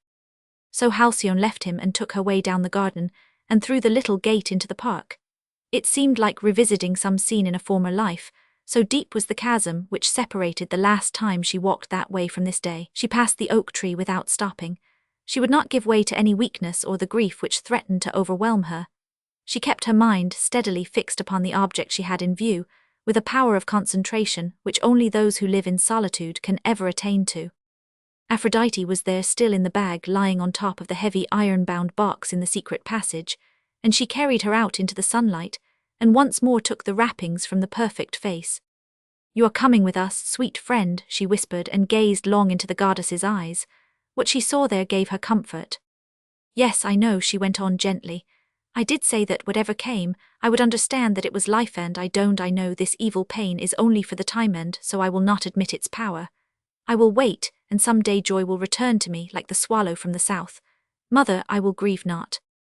And all the softest summer zephyrs seemed to caress her in answer, and there she sat silent and absorbed, looking out to the blue hills for more than an hour. Then she saw Charon advancing up the beach avenue, and covering up Aphrodite she went to meet him.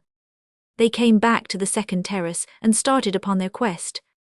Mr. Carlyon had the greatest difficulty in keeping his old head bent to get through the very low part of the dark arched place, and he held Halcyone's hand. But at last they emerged into the one light spot, and there saw the breastplate and the box, but at first it seemed as if they could not lift it. It had fallen with the lock downward. Charon, although a most robust old man, had passed his 70th year, and the thing was of extreme heaviness. But at last they pushed and pulled and got it upright, and finally, with tremendous exertions with a chisel Mr. Carlyon had brought, managed to break open the ancient lock. It gave with a sudden snap, and in breathless excitement they raised the 549. Inside was another case of wood. This also was locked, but at its side lay an old key. The professor, as well as his chisel, had prudently brought a small bottle of oil, and eventually was able to make the key turn in the lock, and they found that the box was in 2 compartments, one entirely filled with gold pieces, and the other containing some smaller heavy object enwound with silk. They lifted it out and carried it to the light, and then with great excitement they unrolled the coverings. It proved to be a golden jewelled crucifix, and beneath it lay a parchment with a seal. Leaving the pieces of gold in the box, they carried the crucifix and the parchment out onto the terrace, and then the professor adjusted his strongest spectacles and prepared to read what he could, while Halcyone examined the beautiful thing. The writing was still fairly dark, and the words were in Latin. It stated, so the professor read, that the money and the crucifix were the property of Timothy Lassarthe, gentleman to Queen Henrietta Maria, and that, should aught befall him in his flight to France upon secret business for Her Majesty, the gold and the crucifix belonged to whichever of his descendants should find it should be handed to, that all others were cursed who should touch it, and that it would bring the owner fortune, as it was the work of one Benvenuto Cellini, an artist of great renown in Florence before his day, and therefore of great value. The quaintly phrased deed added that if it were taken to one Reuben Zana, a Jew in the jury at the sign of the Golden Horn, he would dispose of it for a large sum to the French king. The crucifix had been brought from Florence in the dower of his wife Donna Vittoria Tornabuoni, now dead.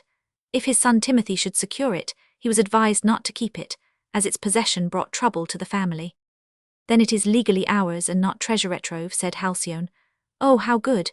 It will make the aunts Lassarthe quite rich perhaps, and look how beautiful it is, the jewelled thing. They examined it minutely. It was a masterpiece of that great craftsman and artist, and of untold value.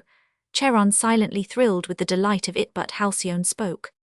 I am glad ancestor Timothy suggested selling it, she said. I would never keep a crucifix, the emblem of sorrow and pain. For me, Christ is always glorified and happy in heaven. Now what must we do, master? Must we at once tell the aunts? But I will not consent to anyone knowing of this staircase. That would destroy something which I could never recover. We must pretend we have found it in the long gallery. There is a recess in the panelling which no one knows of but I, and there we can put it and find it again. It will be quite safe. Shall we leave it there, Charon, until we come back from abroad? How much do you think it is worth? Anything up to £50,000 perhaps to a collector, the professor said, since it is an original and unique. Look at the splendid rubies and emeralds and these two big diamonds at the top, and there is so little of Benvenuto's work left that is authentic. That is an unusual sum of money, is it not? Halcyone asked. That would surely give them anything they want for their lives. Perhaps we ought not to keep them waiting.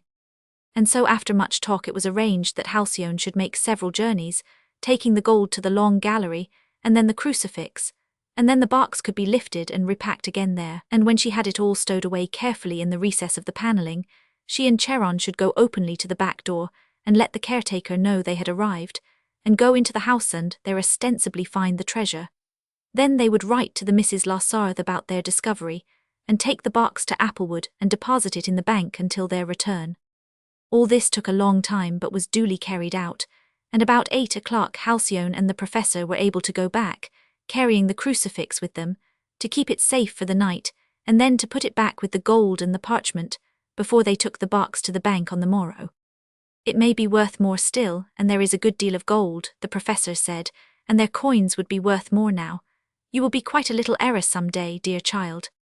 I do not care the least about money, Charon, she said, but I shall be so glad for the aunts. And when eventually the old ladies received the news of their fortune, there was much rejoicing, and by following Charon's advice they were not defrauded, and might look forward to a most comfortable end to their lives. Miss Roberta even dreamed of a villa at the seaside and a visit to London town. But meanwhile the professor and Halcyone went back to London, and on the Saturday left for Dieppe. London, perhaps from her numbed state of misery, had said nothing to Halcyone. It remained in her memory as a nightmare, the scene of the confirmation of her winter of the soul. Its inhabitants were ghosts, the young Menjali, hardy young fellows from the Stock Exchange, and rising radical politicians whom she had met went from her record of things as so many shadows. The vast buildings seemed as prisons, the rush and flurry as worrying storms, and even the parks as only feeble reminders of her dear Lassarthe Chase. Nothing had made the least real impression upon her, except Kensington Gardens, and they to the end of her life would probably be only a reminder of pain. But her first view of the sea, that was something revivifying. Her memory of the one occasion when she had gone to Lowestoft with her mother was too dim to be anything of a reality, and when they got to Newhaven, the professor and Priscilla and she, with a brisk summer wind blowing the green-blue water into crested wavelets, the first cry of life and joy escaped her and gladdened Charon's heart. How wonderful the voyage was! She took in every smallest change in the tones of the sky, watched the waves from the forepart of the bridge, and some new essence of life, and the certainty that her night forces would never desert her made themselves felt and cheered her. Of John Derringham she thought constantly. He was not buried in that outer circle of oblivion from which the thoughts unconsciously shy as we bury our dead, their going so shrouded in pain that we long to blot out the memory of them. John Derringham was always with her. She prayed for his welfare with the fervour and purity of her sweet soul. He was her spirit lover still. He could never really belong to any other woman, she knew. And as the days went by, a fresh beauty grew in her pale face. The night sky itself seemed to be melted in her true eyes with the essence of all its stars. Charon often wondered at her. There was never a word or allusion to the past. She was extremely quiet, and sometimes the droop of her graceful head and the sad curves of her tender lips would make the kind old cynic's heart ache. But she was always cheerful, taking unfeigned interest in the country and the people, delighting in the simple faith of the peasants and the glory of some of the old cathedrals. And Aphrodite travelled everywhere with them. A special case had been made for her, and Halcyone often took her out to keep them company in the late evenings, or when a rare rain storm kept them indoors. Mr. Carlyon had not written to John Derringham since his engagement had been announced. He wished all connection with his former pupil to be broken off. He had no mercy for his action. He could not even use his customary lenient common sense towards the failings of mankind. John Derringham had made his peerless one suffer, and his name was anathema. As far as Charon was concerned, he was wiped off the list of beings who count. Halcyone's delicate sense of obligation had been put at ease by her stepfather. He had made over to her a few hundreds a year, which he said had belonged to her mother. The simple creature was too ignorant of all business to be aware whether this was or was not the case. She had grown to have a certain liking for James Anderton.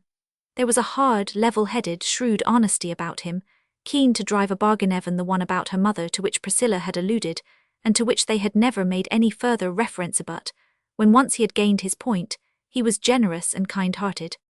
He could not help it that he was not a gentleman, Halcyone thought, and he did his best for everybody according to his lights. Her few hundreds a year seemed untold wealth to her, who had never had even a few sixpences for pocket money. But there was always some instinctive dislike for the thing itself.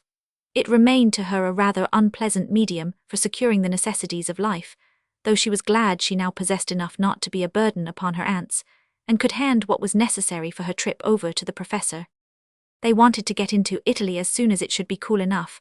August saw them in an out-of-the-way village in Switzerland, and the mountains caused Halcyone a yet deeper emotion than the sea had done.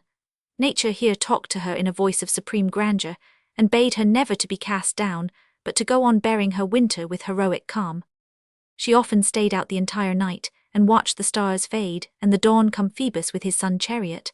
Somehow Switzerland, although it was not at all the actual background, seemed to bring to her the atmosphere of her heroes. The lower hill near their village could certainly be Pelion, and one day she felt she had discovered Charon's cave. This was a joy, and that night, when it rained, and she and the professor sat before their wood fire in the little inn parlour, with Aphrodite lying near them in her silken folds, she coaxed her old master into telling her those moving tales of old. "You are indeed Charon, master," she said, and then her eyes widened and she looked into the glowing ashes. "And you have one pupil, who, like Heracles in his fight with the centaurs, has accidentally wounded you. But I want you not to let the poison of the arrow grow in your blood. The wound is not incurable as his was. Master, why do you never speak to me now of Mr. Derringham?" Charon frowned. One of his eyebrows had grown in later years at least an inch long, and seemed to bristle ready for battle when he was angry. "I think he has behaved as no gentleman should," he growled, "and I would rather not mention him." "You know of things perhaps with which I am not acquainted," said Halcyone, "but from my point of view, there is nothing to judge him for. Whatever he may have done in becoming engaged to marry this lady, because she is rich, we do not know the forces that were compelling him. It hurts me, Charon, that you take so stern a view. It hurts me, master." Mr. Carlyon put out his hand and stroked her soft hair, as she sat there on a low stool looking up at him. "Oh, my dear," he said, and could articulate no more because a lump grew in his throat. "Everything is so simple when we know of it," she went on, "but everyone has not had the fortune to learn nature and the forces which we must encourage or guard against. And Mr. Derringham, who had to mix with the world, ran many dangers which could not come to you and me at La Sarthe Chase. Ah, Charon, even you do not know of the ugly things which creep away out of sight in the night that I love, and they could sting one if one did not know where to put one's feet. And so it must be with him who did not always see where just to put his feet, so we must not judge him, must we?" she pleaded. "Not if you do not wish," Mr. Carlyon blurted out, and then he began to puff wreaths of smoke from his long old pipe. "Indeed, I do not wish, Charon," she said, Perhaps he is very unhappy. No, we do not know, so we should only send him good thoughts to cheer him. I dream of him often," she went on in a far-off voice, as though she had almost forgotten the professor's presence, "and he cries to me in pain. And I could not bear it that you should be thinking badly of him, and so I had to speak because thoughts can help or injure people, and now he wants all the gentle currents we can send him to take him through this time." The professor coughed violently. His spectacles had grown 14.99. Then Halcyone rubbed her soft cheek against his old withered hand. "You knew it, of course, master," she said very softly. "I loved him always, and I love him still, and if I have forgiven any hurt which he brought me, surely it need not stand against him with you. Tonito, he is suffering so. I cannot bear that there should be one shadow going to him that I can take away. Charon, promise me you will not think hardly ever any more. Promise me, Charon dear." The professor's voice was almost the growl of a bear, but Halcyone knew he meant to acquiesce. "Charon," she whispered while she caressed his stiff fingers, "the winter of our souls is almost past. I feel and know the spring is near at hand." "I hope to God it is," Mr. Carlion said very low. Next day they moved on into Italy, crossing the frontier and stopping the night at Turin, where they proposed to hire a motor. From thence they intended to get down to Genoa to continue their pilgrimage. It was not such an easy matter, in those few years ago, as it is now to hire a motor, but one was promised to them at last, and off they started. Halcyone took the greatest interest in everything in that quaint and grand old town. Her keen judgment and that faculty she possessed of always seeing everything from the simplest standpoint of truth made her an ideal companion to wander with on this journey of cultured ease. "How strong a place this seems, Charon," she said, after 2 days of their sightseeing. All the spirits at the zenith of Genoa's greatness were strong, nothing weak or ascetic. They must have been filled with gratitude to God for giving them this beautiful life, those old patrons of decoration. There is nothing cheap or hurried. It is all an appreciation of the magnificence due to their noble station and their pride of race. For the Gelfist of them seems to have been an aristocrat and an autocrat in his personal menage. Is it not so, master? "I dare say," agreed Charon. He was watching with deep interest for her verdict upon things. "It gives me the impression of solid riches," she went on, "the encouragement of looms of costly stuffs, the encouragement for workers in marble, in bronze, in frescoes, all the material, gorgeous, tangible pleasures of sight and touch. It is not poetic. It inspires admiration for great deeds, victorious navies, triumphs, banquets. I have no sense of music here except the music of feasting. I have no sense of poetry except of odes to famous admirals or party leaders, and yet it is a great joy in its way and a noble monument to the proud manhood of the past." And she looked down from the balcony of the Palazzo Real, where they were standing, into the town below. Her thoughts had gone as ever to the man she loved. He had this haughty spirit, could have lived in those days, and she saw him a Doria, a Brignole sail or a Pallavicini, gorgeous, masterful and magnificent. England in the present day was surely a supplice for such an arrogant spirit as that of John Derringham. The prosperous mercantile part of Genoa said nothing to her. She wanted always to wander where she could weave romances into the things round. She had never seen any fine pictures before. The Anderton family were not lovers of art, and while in London, Halcyone had been too unhappy to care or even ask to be taken to Galerius, and Charon had not suggested doing so. He was a good deal occupied himself. But now it was a great pleasure to him to watch and see what impression they would make upon a perfectly fresh eye. The immense cultivation of her mind would guide her taste, probably, but it would be an interesting experiment. She stopped instantly in front of a Van Dyck, but she did not speak.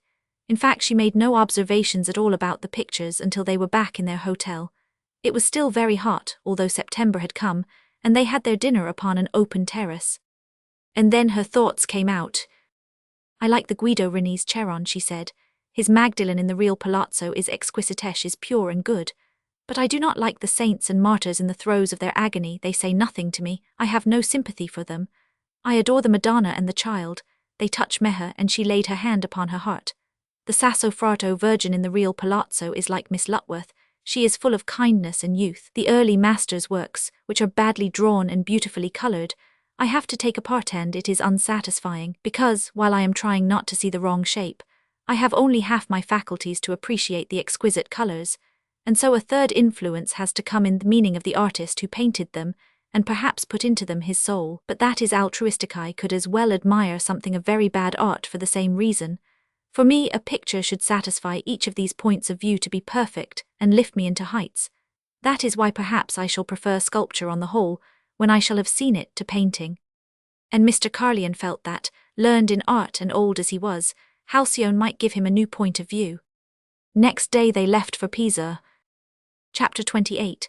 When Arabella Clinker and her mother were settled together at Wendover, a strange peace seemed to fall upon the place. John Derringham was conscious of it upstairs as he lay in his Louis Roman 15 bed. By the time he was allowed to be carried to a sofa in the sitting-room which had been arranged for him, July had well set in. He had parted from his Cecilia with suitable things said upon either side. Even in his misery and abasement, John Derringham was too assured a spirit, and too much a man of the world to have any hesitation or awkwardness. Mrs. Cricklander had been all that was sympathetic. She looked superbly full of vigour and the joy of life as she came to say farewell. "John, darling," she purred, "you will do everything you are told to by the doctors while I am away, will not you?" And she caressed his forehead with her soft hand, "so that I may not have to worry as dreadfully as I have been doing when I come back. It has made me quite ill, that is why I must go to Carlsbad. You will be good now, so that I may find you as strong and handsome as ever on my return." Then she bent and kissed him. He promised faithfully, and she never saw the whimsical gleam in his eyes, because for the moment, having gained her end, her faculties had resumed their normal condition, which was not one of superlative sensitiveness. Like everything else in her utilitarian equipment, fine perceptions were only assumed when the magnitude of the goal in view demanded their presence. And even then, they merely went as far as sentinels to warn or encourage her in the progress of her aims, never wasting themselves upon irrelevant objects. When her scented presence had left the room, John Derringham clasped his hands behind his head, and before he was aware of it, his lips had murmured, "Thank God." And then Nemesis fell upon him. His schoolboy sensation of recreation time at hand left him, and a blank sense of failure and hopeless bondage took its place. Surely he had bartered his soul for a very inadequate mess of pottage. And where would he sink to under this scorpion whip? Where would go all his fine aspirations which, even in spite of all the juggling of political life, still lived in his aims? Halcyone would have understood. "Oh, my love," he cried, "my tender love." Then that part of him which was strong reasserted itself.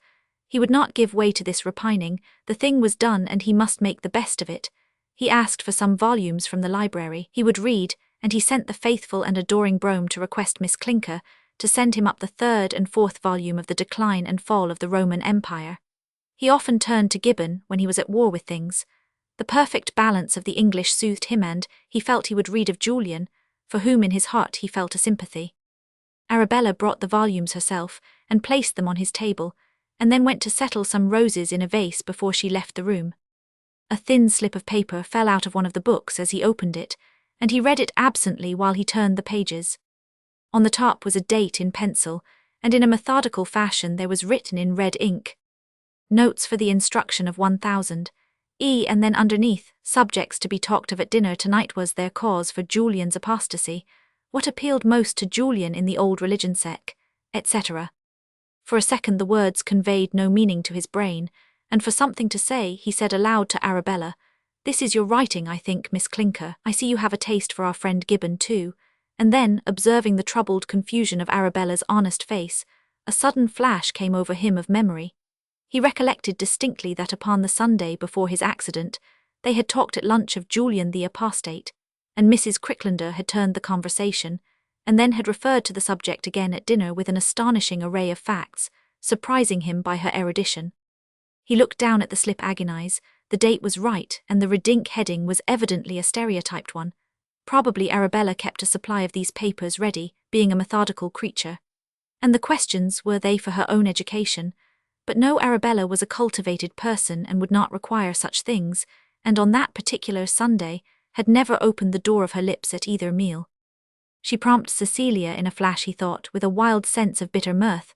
No wonder she can reel off statistics as she does. Subjects to be talked of at dinner, forsooth. And Arabella stood there, her kind plain face crimson, and her brown eyes blinking pitifully behind her glasses. She was too fine to say anything.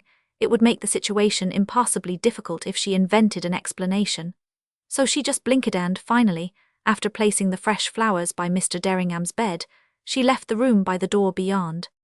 When she had gone, it was as if a curtain were raised upon John Derringham's understanding. Countless circumstances came back to him when his fiancée's apparent learning had aroused his admiration, and with a twinge He remembered Charon's maliciously amused eyes, which had met his during her visit to the orchard house, when she had become a little at sea in some of her conversation. The whole thing then was a colossal bluff. Arabella was the brain. Arabella was the erudite, cultured person, and his admirable Cecilia played the role of extremely clever parrot. He laughed with bitter, cynical merriment until he shook in his bed. And he, poor fool, had been taken in by it all, he and a number of others. He was in company at all events. Then he saw another aspect, and almost admired the woman for her audacity. What nerve to play such a game, and so successfully, the determination, the application it required, and the force of character. But the gall of it when she should be his wife. He saw pictures of himself trembling with apprehension at some important function in case mistakes should occur. He would have to play the part of Arabella, and write out the notes for the subjects to be talked of at dinner. He lay there and groaned with rage and disgust. He would not go through with it. But next day the irony of fate fell upon him with heavy hand. He received the news that Joseph Scroop, his maternal uncle, was dead, not having produced an heir, so he knew that he would inherit a comfortable fortune from him. The noose had indeed tightened round his neck. He could not now release himself from his engagement to Cecilia Cricklander. Some instincts of a gentleman still remained with him in full measure. The hideous mockery of it all. If he had waited, he would now have been free to seek his darling, his pure star Halcyone, in all honour. He could have taken her dear, tender hand, and led her proudly to the seat by his side and crowned her with whatever laurels her sweet spirit would have inspired him to gain. And it was all too late, too late. He reviewed the whole chain of events, and perceived how it had been his own doing what had happened in each step, and this knowledge added to the bitterness of his pain.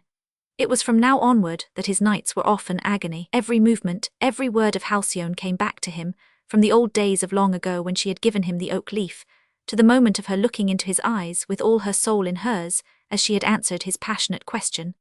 Afraid? How should I be afraid, since you are my lord and I am your love? Do not we belong to one another? And in spite of the peace Mrs. Cricklander's absence caused in the atmosphere, John Derringham grew more unutterably wretched as time went on. His cup seemed to be filling from all sides. The government was going out in disaster, and instead of being able to stand by his colleagues and fight, and perhaps avert catastrophe by his brilliant speeches and biting wit, he was chained like a log to a sofa and was completely impotent. It was no wonder his convalescence was slow, and that Arabella grew anxious about him. She felt that some of Mrs. Cricklander's wrath and disgust because of this state of things would fall upon her head. His ankle was a great deal better now. It was 5 weeks since the accident, and in a day or two he hoped to leave for London. Mrs. Cricklander would be obliged to take an aftercare at the highly situated castle of an Austrian prince, an old friend of hers where the air was most bracing, she wrote. For her strict instructions to Arabella before she left, after telling her she might have her mother to keep her company, and so earning the good creature's deep gratitude, had been, "You must keep me informed of every slightest turn in Mr. Derringham because, until he is perfectly well and amusing again, I simply cannot come back to England. His tragic face bores me to death. Really, men are too tiresome when there is the slightest thing the matter with them." And Arabella had faithfully carried out her instructions. In common honesty, she could not inform her employer that John Derringham was perfectly well or amusing. Poor Miss Clinker's happy summer with her mother was being a good deal dimmed by her unassuaged sympathy and commiseration. Of course, he is grieving for that sweet and distinguished girl, Miss Halcyone Lassarde. She told her sylphand with the old maids hungering for romance, which even the highest education cannot quite crush from the female breast. She longed to know what had parted them. Mr. Carlion had gone abroad. She had ascertained that, and Lassarde Chase was still closed. The night before John Derringham left for London, he hobbled down to dinner on crutches. He was not to try and use his foot for some weeks still, but the cut on his head was mended now. It was a glorious July evening. The roses were not over on the terrace, and every aspect of avert disaster. He must just stand aside in these last weeks of the session and see the shipwreck. An unspeakable bitterness invaded his spirit. The moon was rising when he got outside, one day beyond its full. It seemed like a golden ball in the twilight of opal tints, before it should rise in its silver majesty to supreme command of the night. Nature was in one of her most sensuously divine moods. The summer and fulfillment had come. John Derringham sat down in a comfortable chair and gazed in front of him. There had been moonlight, too, when he had spent those exquisite hours with his love, now 6 weeks ago a young half-moon. Could it be only 6 weeks? A lifetime of anguish appeared to have rolled between, and where was she? Then, for the first time, the crust of his self-absorption seemed to crumble, and he thought with new stabs of pain how she, too, must have suffered. He began to picture her waiting by the gate-ish would be brave and quiet. And then, as the day passed, what had she done? He could not imagine, but she must have suffered intolerably. When could she have heard of the accident, since the next day she had been taken away? Why had she gone? That was unlike her, to have given in to any force which could separate them, and if he had known this step also was unconsciously caused by his own action in having his letter to Charon posted from London, it would have tortured him the more. Another thought came, and he started forward in his chair. Was it possible that she had written to him, and that the letter had got mislaid, among the prodigious quantity which accumulated in those first days of his unconsciousness? Then he sank back again. Even if this were so, it was too late now. Everything was too late from that awful night when he had become engaged to Cecilia Cricklander. She had put the announcement into the paper not quite 3 weeks after the accident. What could Halcyone have thought of him and his unspeakable baseness? Now she could have nothing but loathing and contempt in her heart. Wherever she was, and what right had he to have broken the beliefs and shattered the happiness of that pure young soul? He remembered his old master's words about a man's honour towards women. It was true then that it was regulated, not by the woman's feelings or anguish, but by the man's inclination, and whether or no the world should hold him responsible. And he realized that this latter reason was the force which now prevented his breaking his engagement with Mrs. Cricklander. He had behaved with supreme selfishness in the beginning, and afterwards with a weakness which would always make him writhe when he thought of it. His self-respect was receiving a crushing blow. He clasped his thin hands, and his head sank forward upon his breast in utter dejection. He closed his eyes as if to shut out 2 painful pictures, and when he opened them again it was darker, and the moon made misty shadows through the trees, and out of them he seemed to see Halcyone's face quite close to him. It was tender and pitiful and full of love. The hallucination was so startlingly vivid that he almost fancied her lips moved and she whispered, "Courage, beloved." Then he knew that he was dreaming, and that he was gazing into space alone. Chapter 29. Mrs. Cricklander at Carlsbad was not altogether pleased to receive the news of her fiancé's accession to fortune. She realized that John Derringham was not the sort of man to give up his will to any woman, unless the woman had entirely the whip hand, as she would have had if he had been dependent upon her for the financial aid wherewith to obtain his ambitions. She would have practically no hold over him now, and when he was well, he was so attractive that she might even grow to care too deeply for him for her own welfare. To allow herself to become in love with a husband who was answerable to her for his very food and lodging, and whom she could punish and keep in bondage when she pleased, was quite a different matter to experiencing that emotion towards an imperious, independent creature going his own way, and even, perhaps, compelling her to conform to his. How stupid of the old man, Mr. Scroop, to have married so late, she said to herself, as usual, finding everyone wrong who in any way interfered with her wishes.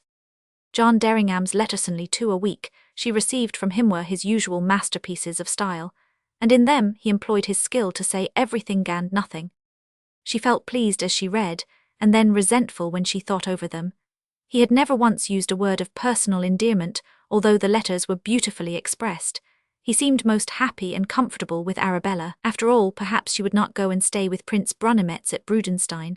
She might make John come out and join her and go on to St. Moritz. That would do him good. She could wire for Arabella. The convenances were so dear to her. The wedding should take place in October, she decided. And 2 days after John Derringham had arrived in London at his old rooms in Duke Street, she wrote and suggested this plan to him, and then the first preliminary crossing of swords between them happened. He answered that he would come and join her later, but until the session was over he could not leave town, and he begged her to go and stay with Prince Brunemetz, or do anything else which would amuse her. He was still upon crutches, he said, and not fitted to be a cavalier to any lady. She shut her mouth with a snap, and, sitting down, wrote a long letter to Mr. Hanbury Green, with whom she kept up a brisk correspondence. Very well then, she would go to Brudenstein. She would not martyrize herself by being with a man on crutches. So half of her August passed in a most agreeable manner, and towards the end of the month she summoned her fiancé to Florence. He could walk with a stick known to meet her there, and go on to Venice and out to the Lido would be quite delightful, and could not hurt him. She deserved some attention after this long time. The end of the session had come, and still the government hung on, but it was obvious that they had been so much discredited that the end could not be long postponed, and that, as soon as Parliament met again, a hostile vote would be carried against them, but for the time there was nothing to keep John Derringham in England, and with intense reluctance he started for Italy, the ever-nearing date for his wedding looming in front of him like some heavy cloud. He had plunged headlong into work when he had returned from Wendover, for which he was still quite unfit. His whole system had received a terrible shock, and it would be months before he could hope to be his old robust self again, and an unutterable depression was upon him. The total silence of Halcyone, her disappearance from the face of the earth as far as he was concerned, seemed like something incredible. There were no traces of her. Mrs. Porritt was out and the orchard house shut up, so he obtained no information. He had stopped there to inquire on his way to the station when he had left Wendover. La Sarthe Chase was entirely closed, except for a woman and her husband from the village who slept there. But what right had he to be interested now in any case? He had better shut the whole matter out of his mind and keep his thoughts upon his coming marriage with Cecilia Cricklander. And it was this frame of mind which caused him to plunge recklessly into work as soon as he reached London, though he found that nothing really assuaged his misery. It was a glorious day towards the end of August when he got on to the boat at Dover, and there ran across Miss Cora Lutworth, bent upon trousseau business in Paris. She was with her friend, the lady who chaperoned her, and greeted him with her usual breezy charm. They sat down together in a comfortable corner on deck while the lady went to have a sleep. They talked of many things and mutual friends. He was doing what was a comparatively rare thing in those days, taking over a motor to tour down to Venice in, and Cora was duly interested. Franny adored motoring too, she said, and that was how they intended to spend their honeymoon. She was going to be married in a few weeks and was radiantly happy. This was the first time she had seen John Derringham since his engagement and his accident, and the great change in him gave her an unpleasant shock. There were quite a number of silver threads in his dark hair above the temples, and he looked haggard and gaunt and lifeless. Cora's kind heart was touched. I am sure he does not care a rush for Cis, she thought to herself, and I am sure he did for that sweet Halcyone. He and Cis are not married yet, there can be no harm in my mentioning her. So aloud she said, You remember our meeting that charming Miss Halcyone La Sarthe across the Haw-Haw on Easter Sunday? Well, fancy, I came across her in London at the end of June in Kensington Gardens, sitting with the long-haired old professor. I was surprised. Somehow one could not picture her out of her own park. She watched John Derringham's face carefully, and saw that this information moved him. Did you, he said with an intense tone in his deep voice. What was she doing there, I wonder? She looked too sweet, Cora went on. She was wearing becoming modern clothes and seemed to me to have grown so pretty. But she was very pale and quiet. She came to tea with me the next day. I cannot say how she fascinates me. I just love her. And then, on the Saturday she was to go abroad with the professor. Really, said John Derringham, while he could feel his heart begin to beat very fast. Where were they going, do you know? I would like to run across my old master. I think to Brittany for July, and then Switzerland, but they intended to get into Italy as soon as it was cool enough. They seemed to be going to have a lovely trip, and take a long time about it. I had no idea Miss La Sarthe had any relations in London, he said. Who was she staying with there? Did she tell you? Her stepfather, I think, Cora said. Her mother married twice, it appears, and then died, and the man married again. This second wife, her sort of stepmother, came and fetched her from La Sarthe Chase quite suddenly one day. I cannot think of her in London, said John Derringham. Did she like it, do you think, and was she changed? Yes, very changed, Cora answered and made her voice casual. She looked as if the joy of life had fled forever, and as if she were just getting through the time.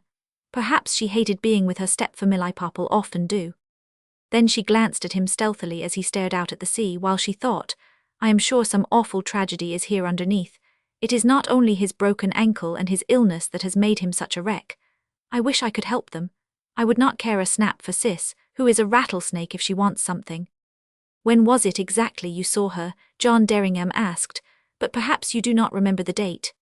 Yes, I do, Cora responded quickly. It was the day your engagement was announced in the papers, because we spoke about it. Did you, he said, and drew in his breath a little. And what did you say? Just the usual thing, so fortunate you were, and Halcyone said you were clever and great. John Derringham did not answer for a moment. This stunned him. Then he replied very low that was good of her, and Cora noticed that even with the fresh wind blowing in his face he had grown very pale. Cis writes you are going to be married at the beginning of October, she said to change the conversation. I do hope you will be awfully happy. It is so exquisite to be in love, is not it? I adore being engaged. But John Derringham could not bear this, the two things were so widely severed in his case. He did not answer, and Cora saw, although his face remained unmoved, that pain grew deep in his eyes. "Mr. Derringham," she said, "I am going to say something indiscreet and perhaps in frightful taste, but I am so happy I cannot bear to think that possibly others are not quite. I know Sis awfully well, her character, I mean. Is there anything I can do for you?" John Derringham turned with a chillingly haughty glance intended to wither, but when he saw her sweet face full of frank sympathy and kindness, it touched him and his manner changed. "We have each of us to fulfill our fates," he said. "I suppose we each deserve what we receive, and I am so glad yours seems to be such a very happy one." Then he made some excuse to get up and leave her, could bear no more. And Cora, left alone, smiled sadly to herself, while she reflected what a foolish thing pride was, and all the other shams which robbed life of the only thing really worth having. "Well, I should not let any of that nonsense ever stand between Franny and me, thank goodness," she concluded. But John Derringham limped off to the bows of the ship, quivering with pain. So Halcyone had spoken of his engagement and said he was clever and great. What could it all mean? Did he no longer interest her than ever at that period? This stung him deeply. There was no light anywhere. When once he had grasped the full significance of his own conduct, he was much too fine in intelligence to deceive himself, or persuade himself to see any other aspect but the hopeless one, that the entire chain of events was the result of his own action. But surely there must be some way out, if he wrote straight to Cecilia and told her the truth. And then he almost laughed bitterly as he realized the futility of this plan. What would the truth matter to Mrs. Cricklander? She could very well retort that he had known all this truth from the beginning, and had been willing to marry her, while his financial position made it an advantage to himself, but was now recalcitrant only because fortune had otherwise poured gold into his lap. No, there was no hope. He must go through with it. So he crushed down his emotions and forced himself to return to Miss Lutworth and talk brightly to her until they landed. And when they parted at the Gare du Nord, Cora was left with the impression that, whatever might be the undercurrent, John Derringham was strong enough to face his fate, and not give anyone the satisfaction of knowing whether in it he found pleasure or pain. When he arrived about 10 days later at the hotel in Florence, where Mrs. Cricklander was staying, waiting for him to accompany her on to Venice, he found her in a very bad temper. She felt that she had not been treated with that deference and respect which was her due, to say nothing of the ardour that a lover ought to have shown by hastening to her side. Why had he motored, spending 10 days on a journey that he could have accomplished in 2? And he made no excuses, and seemed quite unimpressed by her mood one way or another. He was so changed, too. Gaunt and haggard, had certainly lost every one of his good looks, except his distinction that seemed more marked than ever. His arrogant air that she had once admired so much now only caused her to feel a great irritation. He had made the excuse of the waiter not having quite closed the door apparently, for only kissing her hand by way of greeting, and then he said just the right thing about her beauty and his pleasure in seeing her, and sat down by her side upon the sofa in far too collected a manner for a lover to have shown after these weeks of separation. Mrs. Cricklander grew very angry indeed. Cold and capricious behaviour should only be shown upon a woman's side, she felt. Your government made a colossal mess of things before the session was over, did they not? She said by way of something to start upon. Mr. Hanbury Green tells me you will have to face a hostile vote when you reassemble, and that the whole thing is a played-out game. How long would the radicals last if they do come in? And it looks like a certainty that they will. 7 years, most likely, said John Derringham a little bitterly, or perhaps to the end of time. Your friend Mr. Green could tell you more accurately than one. Does the fact interest you very deeply? Yes, she said, and narrowed her eyes. I am wildly interested in everything that concerns you, of course that is obvious. You will help me to fight, then, for the opposition. Your social talents are so great, dear Cecilia, you will make a most brilliant Tory hostess, and he took her hand, felt he must do something. I have always been on the winning side, she said, not more than half playfully. I do not know how I should like 7 years of fighting an uncertain fight. I might get extremely bored by it.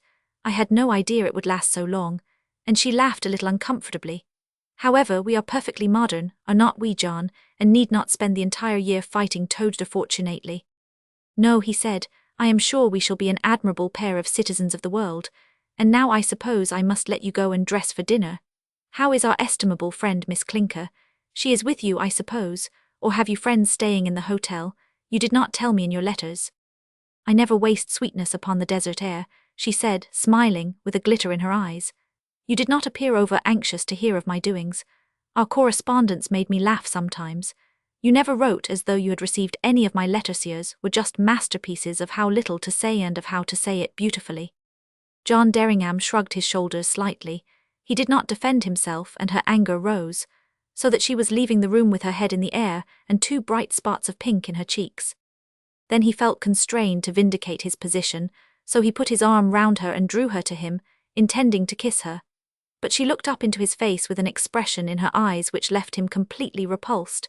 It was mocking and bitter and cunning, and she put out her hand and pushed him from her. "I do not want any of your caresses tonight," she said. "When I do, I will pay for them," and she swept from the room, leaving him quivering with debasement. Chapter 30. There was fortunately a company assembled for dinner when John Derringham descended to the restaurant and again joined his fiancée, who never dined alone if she could help it, and revelled in gay parties for every meal, with plenty of brilliant lights and the chatter of other groups near at hand. Wherever she went, from Carlsbad to Cairo, in the best restaurant you could always find her amidst her many friends, feasting every night. And now the party consisted of some of her compatriots, a Russian prince and an Italian marchese. She looked superbly beautiful. Anger had lent a sparkle to her eyes and a flush to her cheeks. No rouge was needed tonight, and she could scintillate to her heart's content. She flashed words occasionally at John Derringham, and he knew, and was horribly conscious all the time, that once he would have found her most brilliant, but that now it was exactly as when he had looked at the X-ray photograph of his own broken ankle, where the sole thing which made a reality was the skeleton substructure. He could only seem to see Cecilia Cricklander's vulgar souled pink, and white perfection of her body had melted into nothingness. He found himself listening for some of her parrot-utterances as a detached spectator, and taking a sort of ugly pleasure in recognizing which were the phrases of Arabella. The man upon her left hand was intelligent, and was gazing at her with the rapt attention beauty always commands, and she was uttering her finest platitudes. And once John Derringham leant back in his chair when no one was observing him and laughed aloud, the supreme mockery of it all, and in 5 weeks from this night this woman would be his wife. His wife, ye gods! They had no tete-a-tete words before the party broke up, and had hardly exchanged a sentence when, as the last guest was saying farewell, Arabella, too, retired from the sitting-room. So they were alone. "Cecilia," he said, coming up quite close to her, "we started rather badly tonight, at least let us be friends," and he held out his hand. "Believe me, I wish to do all that I can to please you, but I am afraid I make a very indifferent sort of lover. Forgive me." "Oh, you are well enough, I suppose," she said. "No man values what he has won, it is only the winning of it that is any fun. I understand the feeling myself. Do not let us talk heroics." John Derringham smiled. "Certainly not," he said. And then she put up her face and let him kiss her, which he did with some sickening revolt in his heart. Even her physical beauty had no more any effect upon him. He would as soon have kissed Arabella. So she sailed from the room again, with her mouth shut like a vice, and her handsome eyes glancing at him over her shoulder. Next day, after having kept him waiting for an hour to take her out, she decided they should spend what remained of the morning at the Bargello. And when they got there, she did her best to be a charming companion, and pressed him to lean upon her instead of his stick. But to his awakened understanding, what was even probably true in her talk and comprehension of the gems of art, seemed false and affected, and he was only conscious of one continual jar as she spoke. 1,000 little trifles, never remarked before, now appeared to loom large in his vision. At last they came to the galleries above, to the collection of the Della Robbias, and Mrs. Cricklander rhapsodized over them, mixing them up with delightful unconcern. They were all just bits of cheap-looking crockery to her eye, and it was impossibly difficult to distinguish which was Luca's, Andrea's, or Giovanni's, and security having made her careless, she committed several blunders. John Derringham laid no pitfalls for her indeed, he helped her out when he could. Today each new discovery no longer made him smile with bitter cynicism, he was only filled with a sense of discomfort and regret. He stopped in front of Andrea's masterpiece, the tender young Madonna. Something in the expression of the face made him think of Halcyone, although the types of the two were entirely different, and Cecilia Cricklander, watching, saw a look of deep pain grow in his eyes. I wish to goodness he would get well and be human and masterful and brilliant, as he used to be, she thought. I am thoroughly tired out trying to cope with him. He is no more use now than a bump on a log. I am sorry I made him come here. It is about time for lunch, said John Derringham, who could no longer bear her prattle, and they returned to the hotel. Arabella and an American man made the party carry, and Miss Clinker did her best to help to get through the repast, and afterwards wrote in a letter to her mother. Mr. Derringham has arrived. He still looks dreadfully ill and careworn, and I can see is feeling his position acutely. Since that dreadful day when he found my notes in Gibbon, I have never dared to look at him when in the company of 1,000. I feel that distressing sensation of hot and cold during the whole time. 1,000. Now that no further great efforts are needed, chatters on with most disquieting inconsequence. I can see she's very much upset at Mr. Derringham's attitude. The impression that the Conservative government cannot last has had also a great effect upon her, and she has set me to find out exactly the position and amount of prestige the wife of a rising member of the opposition would have. This morning she sent for me, when she was dressing, to know if it were true, as Mr. Derringham had told her, that, if the Radicals got in, they might last 7 years because, if so, she would then be almost 38, and the best days of her youth would be over. I do not dare to think what these remarks may mean, but in connection with the fact that she receives daily letters from Mr. Hanbury Green, that unpleasant socialistic person, who is coming so much to the front, I almost fear, and yet hope, that there is some chance for Mr. Derringham's escape. He is bearing his trouble as only an English gentleman could do, and at lunch paid her every attention. And old Mrs. Clinker smiled when she got this letter. But by the end of the afternoon John Derringham's face wore no smiles. A blank despair had settled upon him. They drove along the Arno and into the gardens. It was warm and beautiful, but, so forceful is a hostile atmosphere created between two people, they both found it impossible to make conversation. Mrs. Cricklander was burning with rage and a sense of impotency. She felt her words and all her arts of pleasing were being nullified, and that she was up against an odious situation in which her strongest weapons were powerless. It made her nervous and very cross. She particularly resented not being able to ascertain the cause of the change in him, and felt personally aggrieved at his still being a wretched wreck hobbling with a stick. He ought to have got quite well by now. It was perfectly ridiculous. What if after all he would not be worthwhile? But the indomitable part of her character made her tenacious. She felt it was a different matter, throwing away what she had won, to having to relinquish something that she knew she had never really gained. She would make one more determined effort, and then, if he would not give her love, he should be made to feel his bondage. She would extort from him to the last ounce her pound of flesh. "John, darling," she said, slipping her hand into his, under the rug as they drove, "this beautiful place makes me feel so romantic. I wish you would make love to me. You sit there looking like Dante with a beard, as cold as ice." "I am very sorry," he answered, startled from a reverie. "I know I am a failure in such sort of ways. What do you want me to say?" This was not promising, and her annoyance increased. "I want you to tell me you love me over and over again," she whispered, controlling her voice. "Women always ask these questions," he said to gain time. "They never take anything for granted as men do." "No," she flashed, "not when a man's actions point to the possibility of several other interpretations of his sentiments than they want words to console them. But you give me neither." "I am not a demonstrative person," he responded. "I will do all I can to make you happy, but do not ask me for impossibilities. You will have to put up with me as I am." "I shall decide that," and she snatched away her hand angrily, and then controlled herself. The moment had not yet come. He should not have freedom, which now she felt he craved. He should remain tied until he had at all events paid the last price of humiliation. So for the rest of that day, and those that followed, she behaved with maddening capriciousness, keeping him waiting for every meal and every appointment, changing her mind as to what she would do, lavishing caresses upon him which made him wince, and then treating him with mocking coldness, but all with such extreme cleverness that she never once gave him the chance to bring things to an open rupture.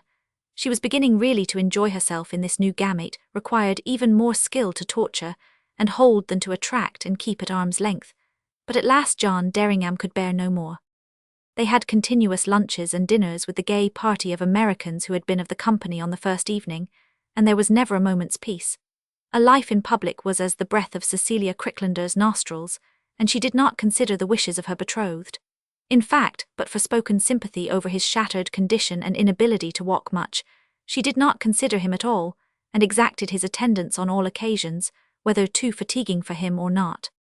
The very last shred of glamour about her had long fallen from John Derringham's eyes, and indeed things seemed to him more bold than they really were.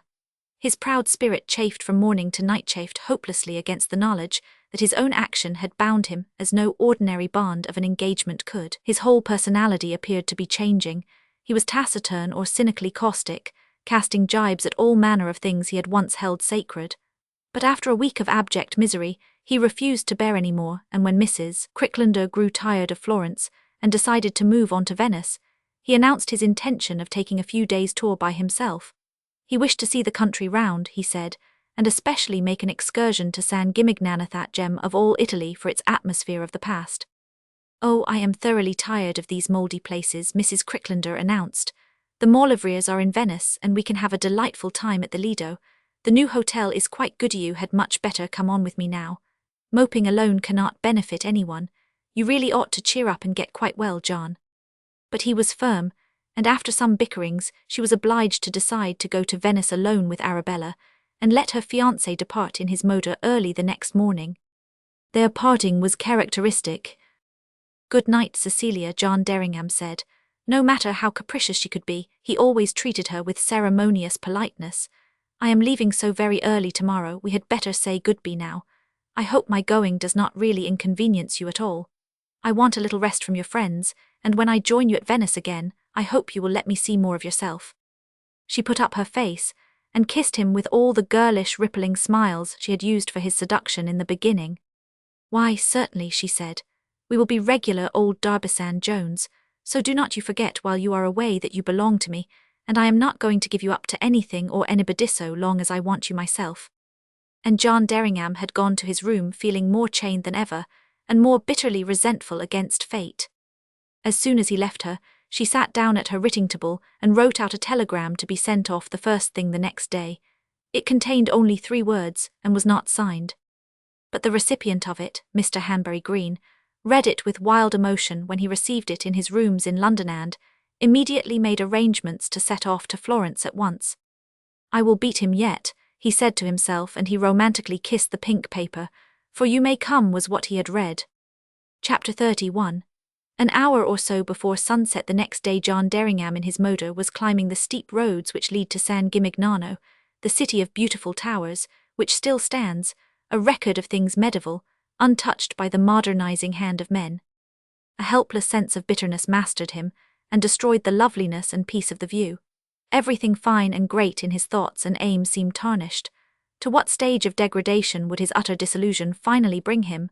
Of course, when Cecilia Cricklander should once be his wife, he would not permit her to lead this life of continuous racqueter. If she insisted upon it, she should indulge in it only when she went abroad alone. He would not endure it in his home. And what sort of home would it be? He was even doubtful about that now. Since she had so often carelessly thrown off her mask, he no longer felt sure that she would even come up to the mark of what had hitherto seemed her chief charm, her power of being a clever and accomplished hostess.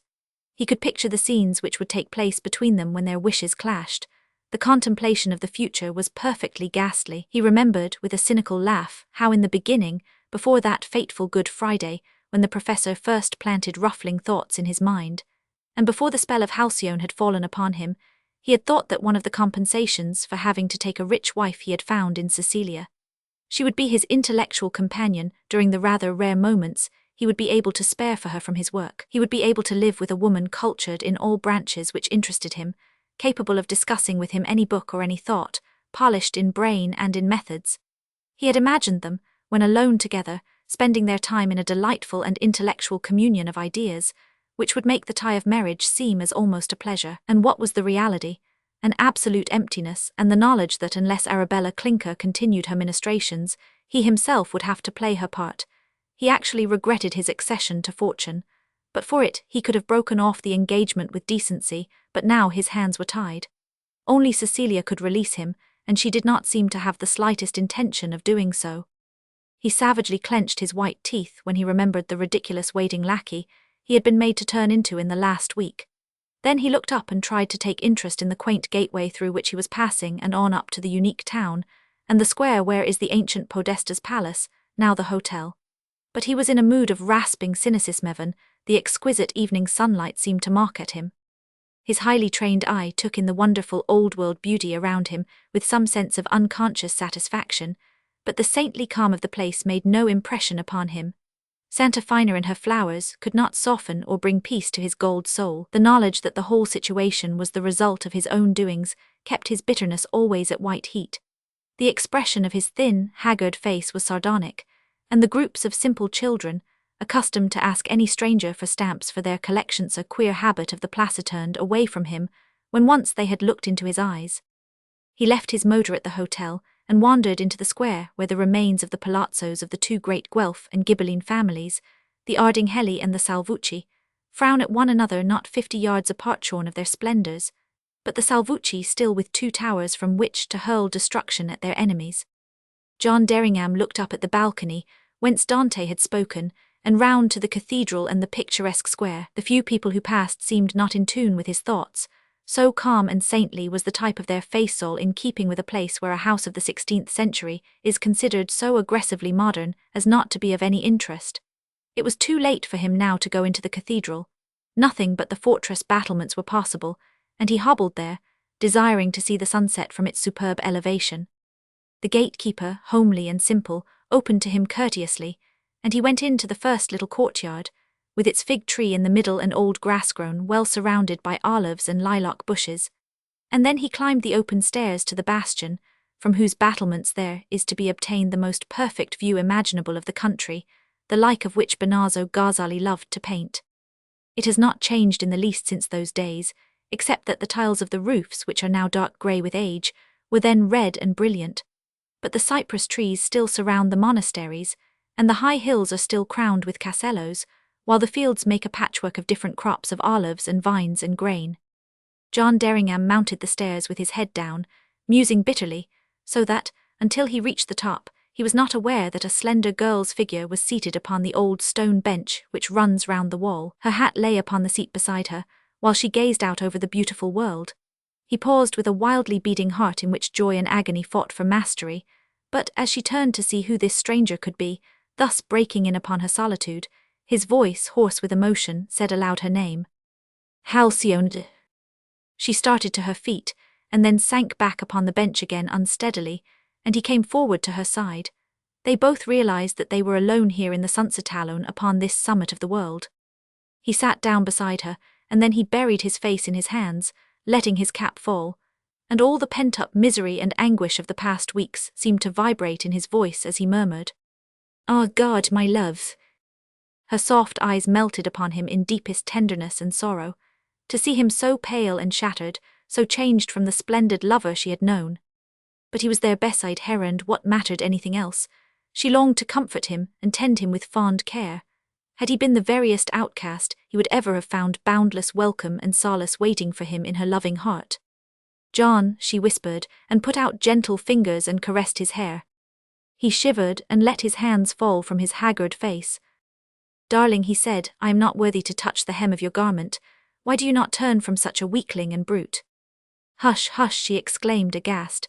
"You must not speak so of yourself. I love you always, as you know, and I cannot hear him whom I love abused." And now he looked into her eyes while he took her slender hand, and there he saw the same wells of purity and devotion brimming with divine faith and tenderness that he had last seen glistening with happy love. He folded her to his heart. The passionate emotion each was feeling was too deep, too sacred for words, and then their eyes streamed with scorching tears. They sat thus close for some seconds. The thirst and hunger of all these days of rack and anguish must be assuaged before either could talk, but at last she drew a little back and looked up into his face. "John," she said softly, "I read in an English paper a week ago that your wedding was fixed for the 7th of October, me birthday. Is it the truth?" He clasped his hands in agony. "It can never now be so," he said. I will not go through with it. Oh, Halcyone, my darling one, you would pity me, although you would despise me if you knew." "I could never despise you," she answered, nestling once more in his arms. "John, for me nothing you could do would make any difference. You would still be my love. And if you were weak, I would make you strong, and if cold and hungry, I would feed and comfort you, and if wicked, I would only see you good." "Oh, my dear," he said, "you were always as an angel of sweetness. Listen to the whole degrading story, and tell me then of that which I must do." She took one of his hands and held it in both of hers, and it was as if some stream of comfort flowed to him through their soft, warm touch and enabled him to begin his ugly task. He told her the whole thing from the beginning. of his ambitions, and how they held chief place in his life, and how he had meant to marry Cecilia Cricklander as an aid to their advancement. He glossed over nothing of his own baseness, but went on to show how, from the moment he had seen her upon that Good Friday at the Orchard House, his determination about Cecilia Cricklander had begun to waver, until the night under the tree when passion overcame every barrier, and he knew he must possess her Halcyone for his wife. He made no excuse for himself. He continued the plain tale of how, his ambitions still holding him, he had selfishly tried to keep both joy and them, by asking Hirsch, who was so infinitely above him, to descend to the invidious position of a secret wife. She knew the rest until it came to the cause of his accident, and when she heard it occurred because of his haste to get to her before she should reach the house, she gave a little moan of anguish and leaned her head against his breast. So the story went on off his agonized thoughts and fever, and fierce off his comprehension that she had been taken from him, and of the utter hopelessness of his financial position and the whole outlook, until he came to the night of his engagement. And here he paused. "Do not try to tell me any of this part, John, my dear lover," she said. "I know the standard of honor in a man is that he must never give away the absent woman, and I understand you need not put anything into words. I knew you were unhappy and coerced. I never for a moment have doubted your love. You were surrounded with strong and cruel forces, and all my tenderness could not reach you quite, to protect you as it should have done, because I was so full of foolish anguish myself. Dearest, now only tell me the end, and the facts that I must know." He held her close to him in thankfulness, and then went on to speak of the shame and degradation he had suffered for his weakness, the drawn-out days of aching wonder at her silence, and finally the news of his uncle Joseph Scroop's death and the fortune that would come to him, and how this fact had tied and bound his hands. "But it has grown to such a pass," he said, "that I had come to breaking point, and now I can never go back to her again. I have found you, my one dear love, and I will never leave you more." Halcyone shook her head sadly, and asked him to listen to her side. And when he knew that her leaving La Sarthe Chase had been brought about because of his letter to Charon having been posted from London, so that she hoped to find him there, it added to his pain to feel that, even in this small turn of events, his action had been the motive force. But as she went on, her pure and exquisite love and perfect faith shining through, it all seemed to draw his soul out of the mire in which it had lain. And at last they knew each other's stories, and were face to face with the fateful moment of today, and he exclaimed gladly, "My darling, now nothing else matters, we will never, never part again." Then, as he looked into her eyes, he saw that not gladness but a solemn depth of shadow grew there, and he clasped both her hands. A cold agony chilled his whole being. What, oh God, was she going to say? "John," she whispered, all the tenderness of the angels in her gentle voice, as she leaned and kissed the silver threads in his dark hair. "John, do you remember, long ago when we spoke of Jason and Medea, and you asked me the question then, must he keep his word to her even if she were a witch? And I told you that was not the point at all. It was not because she was or was not a witch, but because it was his word." Here her voice broke, and he could hear the tears in it, and he wildly kissed her hands. Then she went on. "Oh, my dear lover, it is the same question now. You cannot break your word. Nothing but misfortune could follow. It is a hard law, but I know it is true, and it is fate. We put in action the force which brings all that we receive, and we who have courage pay the price without flinching, and above and beyond all momentary pleasure or pain, we must be true to ourselves." I cannot, he groaned in agony. "How can you condemn me to such a fate, tied to this woman whose every influence is degrading to me, parted from you whom I adore? I would rather be dead. It is not fair, not just, if you only knew." Then he continued wildly, "Ah, God, and it is all because I forgot the meaning of your dear and sacred pledge with me that I must always be good and true. If I could suffer alone, me darling, my soul, then I would go without a word back to hell if you sent me. But you too think, Halcyone, can you bear your life? You who are so young, separated for evermore from love and me. Oh, my own, my own." Here he stopped. His mad rush of words. Her face was so white and gravened, he let her draw herself from him, and put her hands upon his shoulders, while her eyes, with tender stars of purity melting in their depths, gazed into his. "John," she said, "do not try to weaken me. All nature, who is my friend, and the night winds and their voices, and that dear God who never deserts me, tell me that for no present good must we lower ourselves now. Nothing can ever hurt me. Go back and do that which being a gentleman entails upon you to do, and leave the rest to God. This is the winter of our souls, but it will not last forever. The spring is at hand if you will only trust, and believe with me that first we on our side must be ready to pay the price." Then she bent forward and kissed him as an angel might have done, and without speaking more, rose and prepared to walk towards the stairway which descended to the lower court. He followed her, and she turned before she began to descend the steps, while she pointed to the beautiful country. "Look at the vines all heavy with grapes," she said, "and the fields shorn of their corn and the olives shimmering in the sunset. And then, dear lover, you will know that all things have their sequence, and our time of joy will come. Ah, sweetheart, it is not farewell forever, it is only that we must wait for our spring." "Halcyone," he said, while his proud eyes again filled with tears, "you have the absolute worship of my being. You have taught me, as ever, the truth. Go, my darling, and I will do as you wish, and will try to make myself more worthy of your noble soul. God keep you until we meet again." She did not speak. She only looked at him with a divine look of love and faith, and he watched her as she went down, it seemed, out of the very heart of the setting sun and into the shadows beneath, and so disappeared from his adoring eyes in a peaceful purple twilight. Then he returned to the old stone seat, and leaning forward gazed out over the exquisite scene. A great hush had fallen upon his torn heart, and thus he stayed motionless until the night fell. Chapter 32. Mrs. Cricklander awaited Mr. Hanbury Green's coming quite impatiently. She felt she wanted a little warmth and humanity after the chilling week she had passed with her betrothed. What she meant to do with this latter, she had not yet made up her mind. The justice of an affair never bothered her, and her complete unconsciousness of having committed any wrong often averted her actions' immediate consequence. That Mr. Hanbury Green should suffer, or that John Derringham should suffer, mattered to her not one jot. She was really and truly under the impression that only her personal comfort, pleasure and feelings were of any importance in the world. Her brain always guarded these things, and when they were not in any jeopardy or fear of being inconvenienced, then she was capable of numbers of kind and generous actions. And, if she had ever been reproached about her colossal selfishness, she would have looked up astonished and replied, "Well, who is nearer to oneself than oneself? Common sense like this is not to be controverted." It would only be when she was growing old that she would feel the loneliness of knowing that, apart from the passion which she had inspired because of her sex and her beauty, not a single human being had ever loved her. For the present she was Venus Victrix, a glorious creature, the desired of men, and that was enough. Mr. Hanbury Green was a forceful person, unhampered by any of the instincts of a gentleman, and therefore armed with a number of weapons for winning his battles. He had determined to rise to the top upon the wave of class hatred which he had been clever enough to create, and he neither knew nor cared to what state of devastation he might bring the country. He was a fitting mate in every way for Cecilia Cricklander, and completely equipped to play with her at her own game. So when they met in her sitting-room in the Florentine Hotel, each experienced a pleasurable emotion.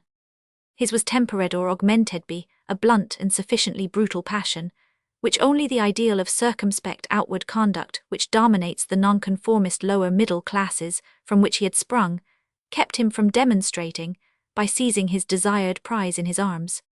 He was frankly in love, and meant to leave no stone unturned to oust John Derringham from his position as fiancé of the Lady John Derringham, whom he hated from the innermost core of his heart. Mrs. Cricklander fenced with him admirably. She did not need Arabella's coachings in her dealings with him. He was quite uncultured, and infinitely more appreciated what her old father had been used to call her horse sense than he would have done her finest rhapsody upon Nietzsche. Mrs. Cricklander had indeed with him that delightful sense of rest, and ceasing from toil that being herself gave. She felt she could launch forth into as free a naturalness as if she had been selling little pig's feet in her grandfather's original shop. And all to a man who was rising in that great country of England, where some day he might play a role no less than Tallien's, and she could be Notre Dame de Thermidor. Arabella had once told her of this lady's story, and she felt that the time in Bordeaux when the beautiful Therese wore the red cap of liberty and hung upon the arm of one who had swum in the blood of the aristocrats must have been an experience worth having in life. Her study of Madame Tallien went no further. It was the lurid revolutionary part in her career that she liked. Mr. Hanbury Green was very careful at first. He was quite aware that he was only received with empressement because he was successful. He knew and appreciated the fact that Cecilia Cricklander only cared for members of a winning side. He felt like that about people himself, and he respected her for the way she fought to secure a footing among the hated upper classes, and then trampled upon their necks. There were no shades of her character which would have disgusted or dismayed him. Even the knowledge that her erudition was merely paratalk would only have appealed to his admiration as a further proof of her sagacity. They went on to Venice the day after he arrived, with Arabella to make a chaperoning third, and for the first 2 days afterwards, Cecilia kept him at arm's length, but not waiting for his dinner. Some instinct told her that in his home circle he would probably have been accustomed to worthy, punctual women, and while she enjoyed tantalizing him, she knew that he had a nasty temper and could not be provoked too far. No bonds of honor or chivalry would control his actions, as they would those of John Derringham. She was dealing with as lawless a being as herself, and it was very refreshing. Mr. Hanbury Green knew her one weak point: she was intensely sensitive of the world's opinion, as are all people who inwardly know they are shams. She would have hated to be the center of a scandal, from the point of view that it would irreparably close doors to her, and her resentment of barriers and barrier-makers was always present. This he would remember as his strong card, the last to be played. If she continued being capricious until the moment of her fiancé's expected return, he would use all his cunning, and it was no inconsiderable quantity, and compromise her irrevocably, and so get her to surrender upon his terms.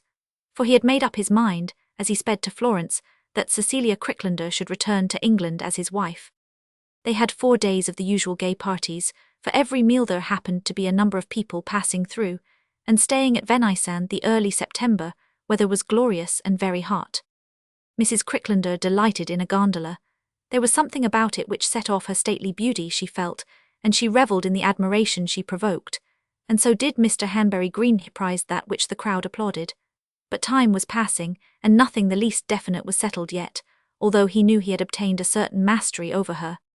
On the Friday evening, a telegram was received from John Derringham, saying he would return on the Saturday night, and Mr. Hanbury Green felt this was the moment to act. He had no intention of having any quarrel with his rival, or of putting himself in the position of being called upon to give an account of himself. The news of his dismissal must be conveyed to John Derringham by the lady as that lady's free and determined choice.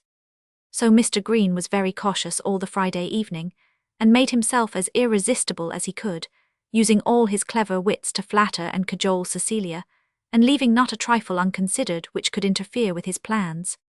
They were simple enough. He claimed to have discovered a quite new and quite charming spot on the Lido, which he was most anxious to take Mrs. Cricklander to see alone, put a stress upon the word alone, and looked into her eyes. They would go quite early and be back before tea, as John Derringham had timed himself to arrive upon the mainland about 7 o'clock, and would be at the Daniellis, where they were all staying, for dinner. Mrs. Cricklander felt she must have one more delightful afternoon, and as this excursion might contain a spice of adventure, it thrilled her blood. She had been exquisitely discreet in public, forcing Arabella always to talk to Mr. Hanbury Green, and devoting herself to Lady Maulevrier, or any other lady or old gentleman who happened to be present, and then she felt free to spend long hours alone with Mr. Hanbury Green in her sitting-room, whose balcony hung over the beautiful canal. No one could say a word. Arabella's discretion could always be counted upon, and pleasure was secured. She looked perhaps more beautiful than she had ever done in her life as they started. Mr. Hanbury Green had hired a special gondola, not the one they were accustomed to float about in, and off they went. Where was the harm in broad daylight, and with Arabella to accompany them as far as the last steps, and then to be dropped? Cecilia felt like a schoolgirl on a forbidden treat. When they were well out of sight of all observation, Mr. Hanbury Green began. He told her that he loved her, in all the most impressive language he was master of.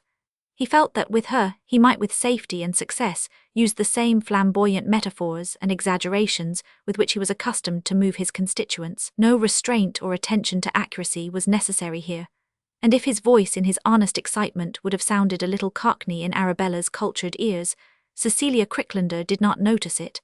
On the contrary, she thought the whole thing was the finest-sounding harangue she had ever heard in her life. He went on to say that he could not live without her, and implored her to throw over John Derringham and promise to be his wife. "He thinks you are madly in love with him, darling," he said, knowing this would sting and will stand any of his airs. "Let him see you are not. Give him the snub he deserves for deserting you, and fling his dismissal in his face." Cecilia Cricklander reddened and thrilled too. Here at all events was warmth, but she was not one yet, so she looked down as if too full of emotion to speak.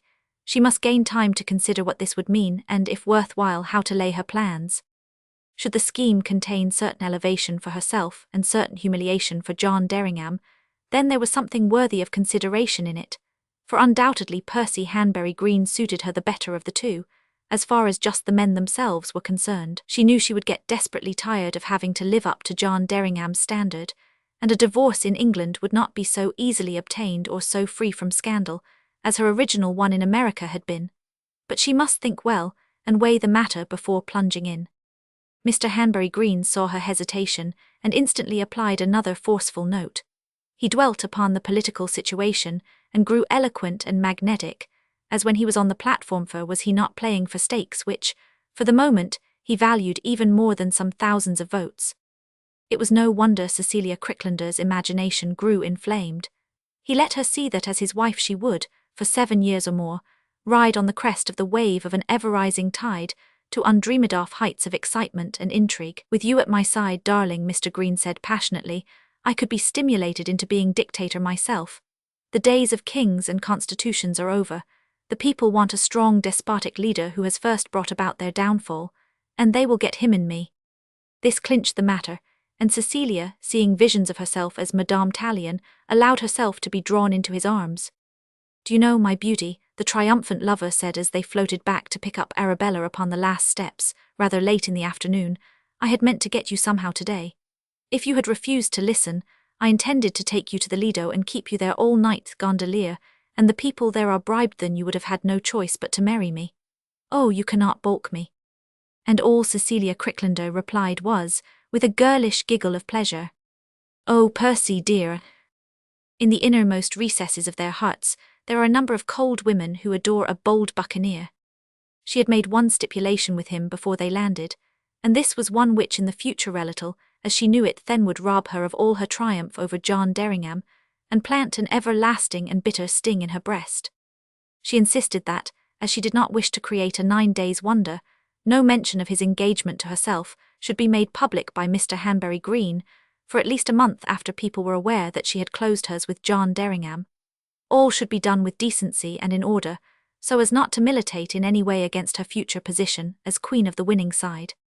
And knowing that he had already telegraphed the announcement that the marriage arranged between the Right Honourable John Derringham and Mrs. Vincent Cricklander would not take place, so that it should appear in the Monday morning papers, Mr. Hanbury Green felt he could safely comply with her caprice and bide his time. He had not the slightest intention of ever permitting a whim of hers to interfere with his real wishes in any way, and having a full command of her own weapons and methods, he looked forward to a time of uninterrupted bliss when once she should be his wife. To dissemble for a month or so would not hurt him, and might even amuse him as a new game. So they entered Daniele's in subdued triumph, and said good night before Arabella, with prim decorum, and then Cecilia mounted to make herself look beautiful for the flinging of his conge in John Derringham's face. Chapter 33. When Halcyone left the Fortezza, she was conscious of no feeling of depression or grief, rather a gladness and security filled her heart. She had seen him with her mortal Aisha dear Lovrand.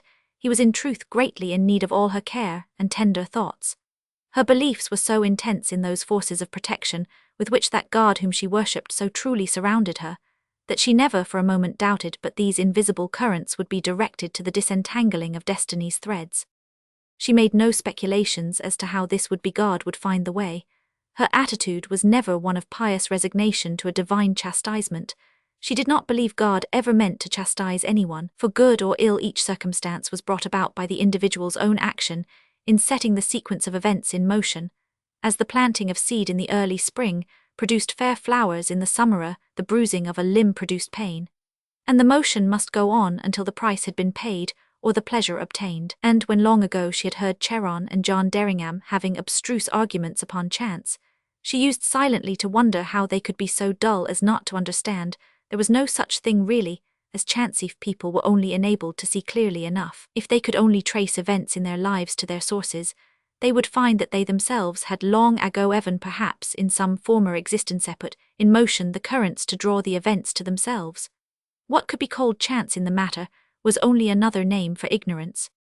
And if people knew about these wonderful forces of nature, they could connect themselves with only the good ones and protect themselves from the bad. Misfortune came through figuratively not knowing just where to put the feet, and through not looking ahead to see what would be the result of actions. Only above and beyond all these forces of nature and these currents of cause and effect, there was still the great eternal source of all things, who was able to dispel ignorance and to endow one individual with the power to help another by his prayers and thoughts. This God could hasten and bring happiness, if only he were believed in with absolute faith, but that he would ever stoop to punish was an unheard-of blasphemy. He was only and entirely concerned with good. Punishments came as the results of actions. It followed then that John Derringham, having paid the price of much sorrow for all his mistakes, would now come into peace and her prayers, and exceptional advantages in having been allowed for years to learn the forces of nature, would be permitted to help him. That he would be obliged to marry Mrs. Cricklander would seem to be an over-exaction, and not just. But they were not the judges, and must in all cases fulfill their part of honesty and truth, no matter what might betide. These were her convictions, and so they caused her to feel only a godlike calm as she went away into the purple shadows of the old streets.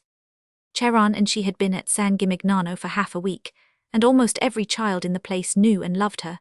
She had always a gracious word or a merry smile when they clustered round her, as is their friendly way with all travellers, when she came from the cathedral or the strange old solitary chapel of St. Jacopo. The professor was waiting for her on the hotel steps, and he saw by some extra radiance in her face that something unusual had happened. "What is it, my child?"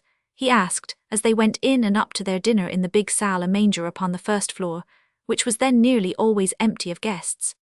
"John Derringham is here, master," she said, "and we have talked, and now all shadows are gone and we must only wait." "I am glad to hear it," replied Charon, and bristled his brows. This is all that was said between them on the subject, and immediately the meal was over they retired to their rooms.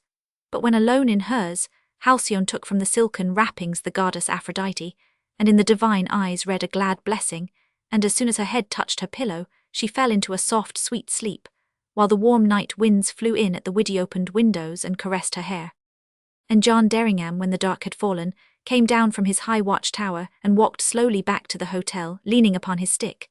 He was still filled with the hush of his loved one's serene calm. Surely, after all, there must be some truth in her beliefs, and he would trust to them, too, and wait and hope and, above all, keep his word, as she had said, with that honour which is entailed upon a gentleman. He ordered his motor for dawn the next morning, so as to be away before the chance of disturbing the two should occur.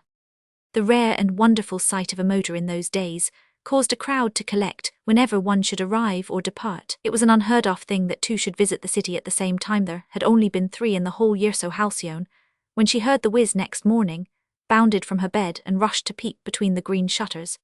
Some instinct told her that the noise indicated it was her dear lover about to start, and she had the happiness of gazing down upon his upturned face unperceived, as his eyes searched the windows, perhaps in some vague hope of being able to discern which was hers.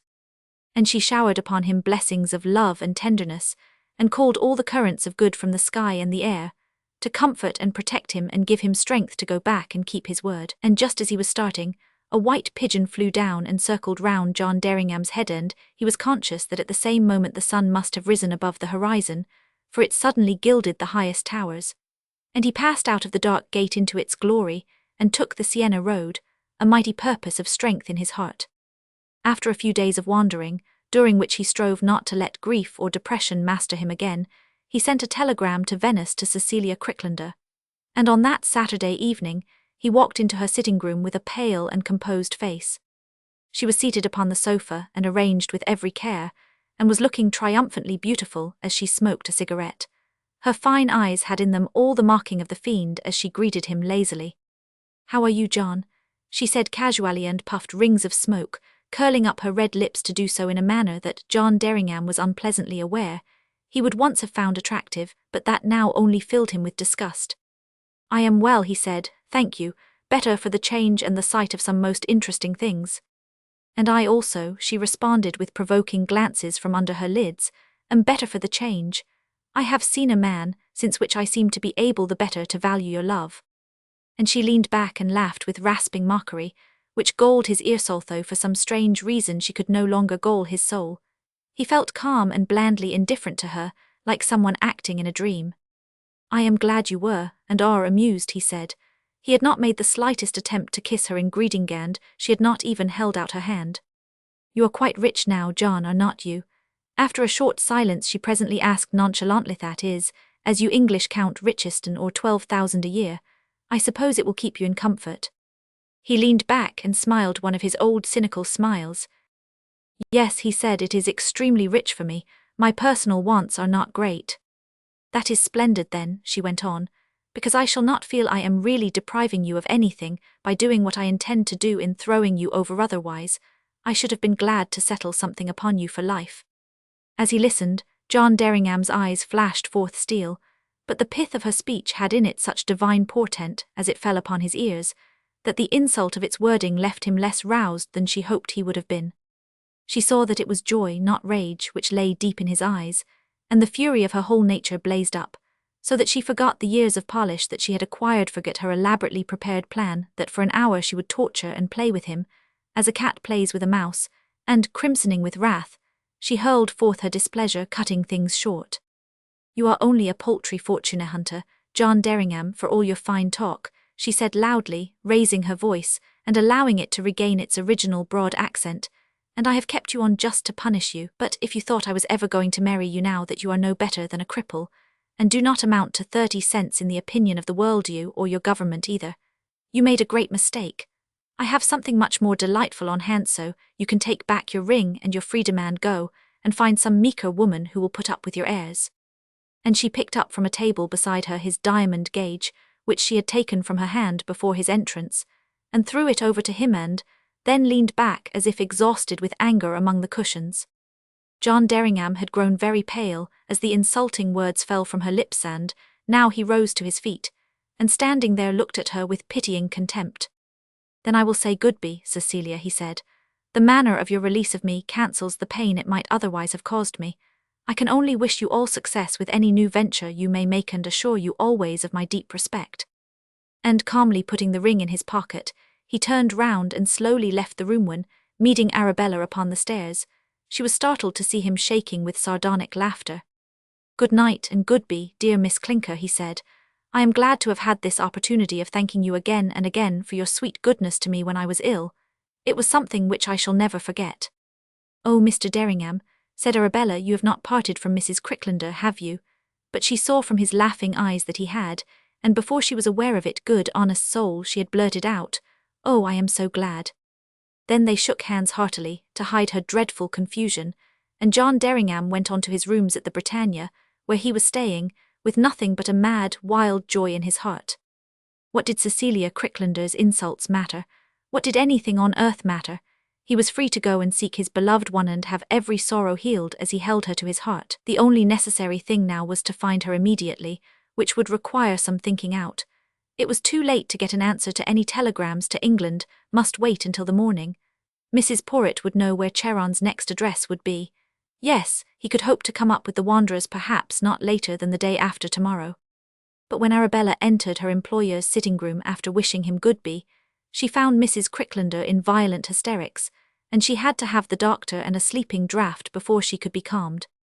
The hatefulness, the impossible arrogance and insolence of the man, she had thought, and the humiliation to herself of knowing full well that, instead of making this dismissal a scene of subtle superlative cleverness, so that through all his torture he would be obliged to admire and respect her skill, had let her temper get the better of her, and had shown him a side of herself that, she was well aware, was most unrefined, so that he had been able to leave her, not as a humbled, beaten cur as she had intended, but feeling what she knew to be unfeigned contempt. No wonder she had hysterics. It was galling beyond compare, and not all Mr. Hanbury Green's devotion or flattery next day could heal the bitter hurt. Oh, how I will help you, Percy, she said, to pull them all down from their pedestals and drag them to the guillotine. And Mr. Hanbury Green had laughed, and said it gratified him greatly to feel her sympathy and cooperation would be with him, but he feared they would never have the humorous pleasure of getting as far as that. And it being a Sunday, Arabella Clinker wrote to her mother to apprise her of these events.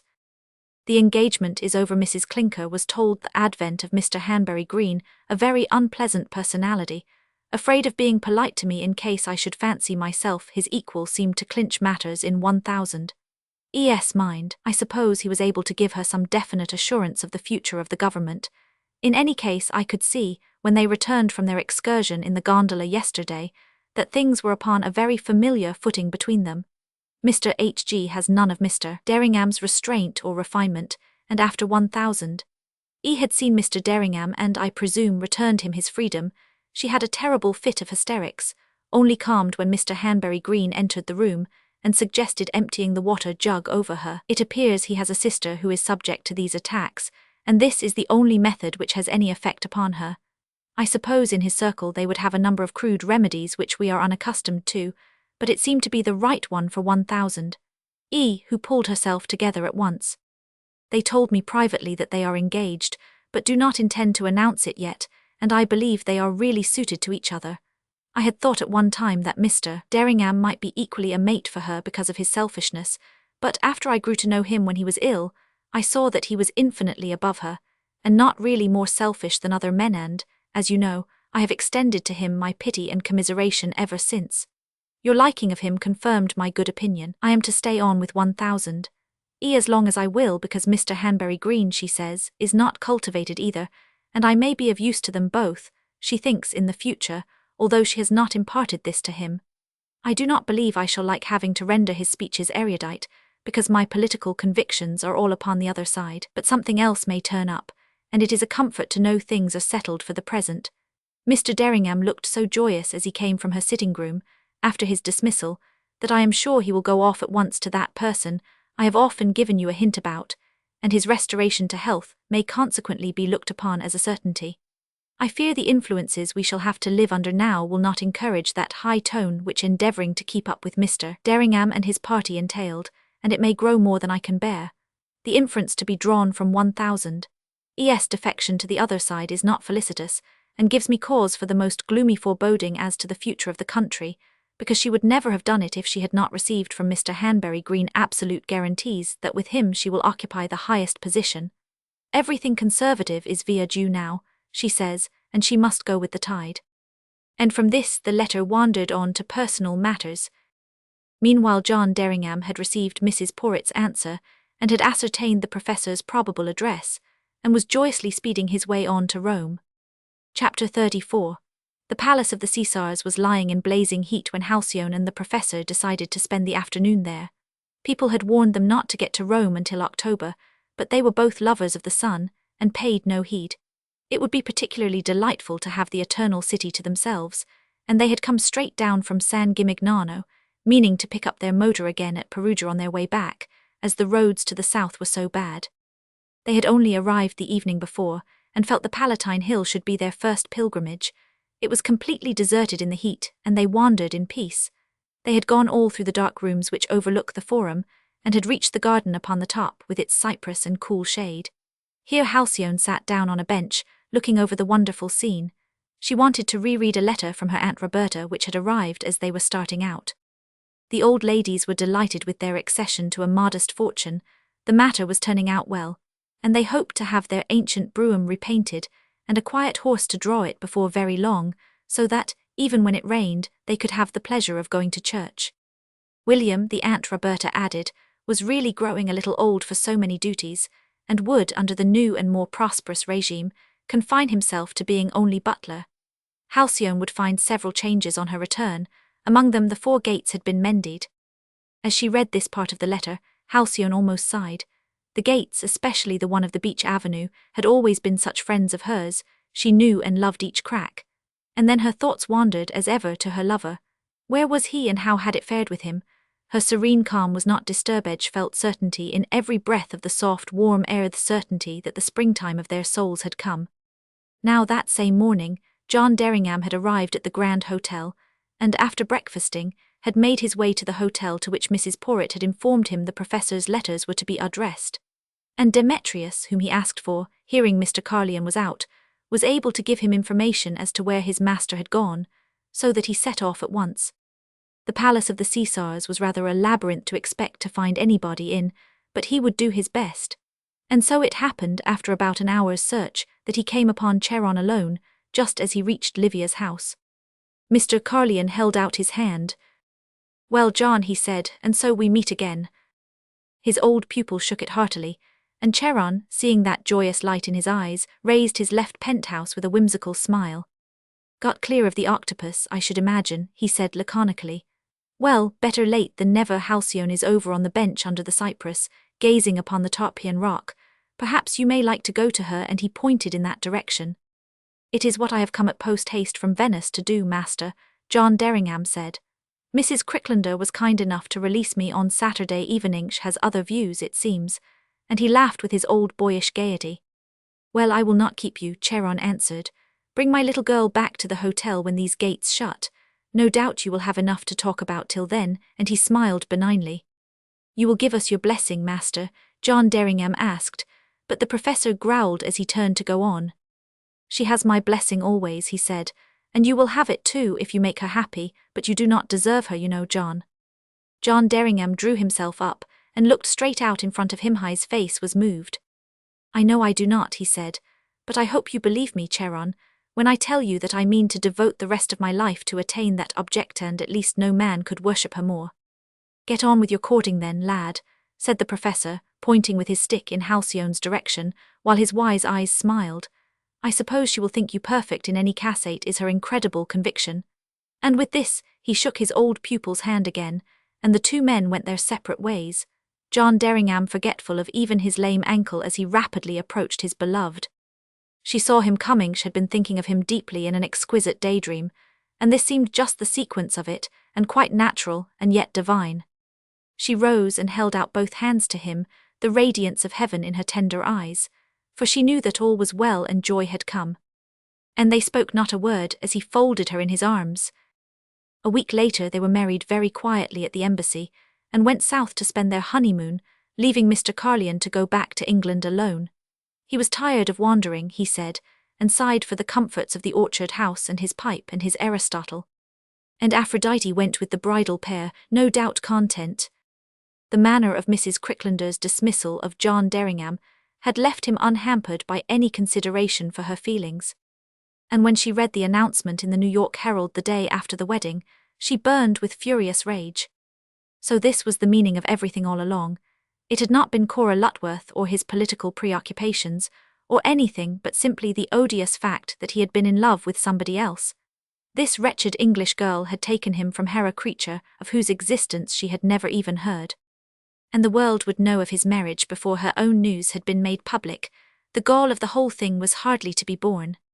She felt that, had she been aware that John Derringham's affections were really given elsewhere, nothing would have induced her to break off the engagement.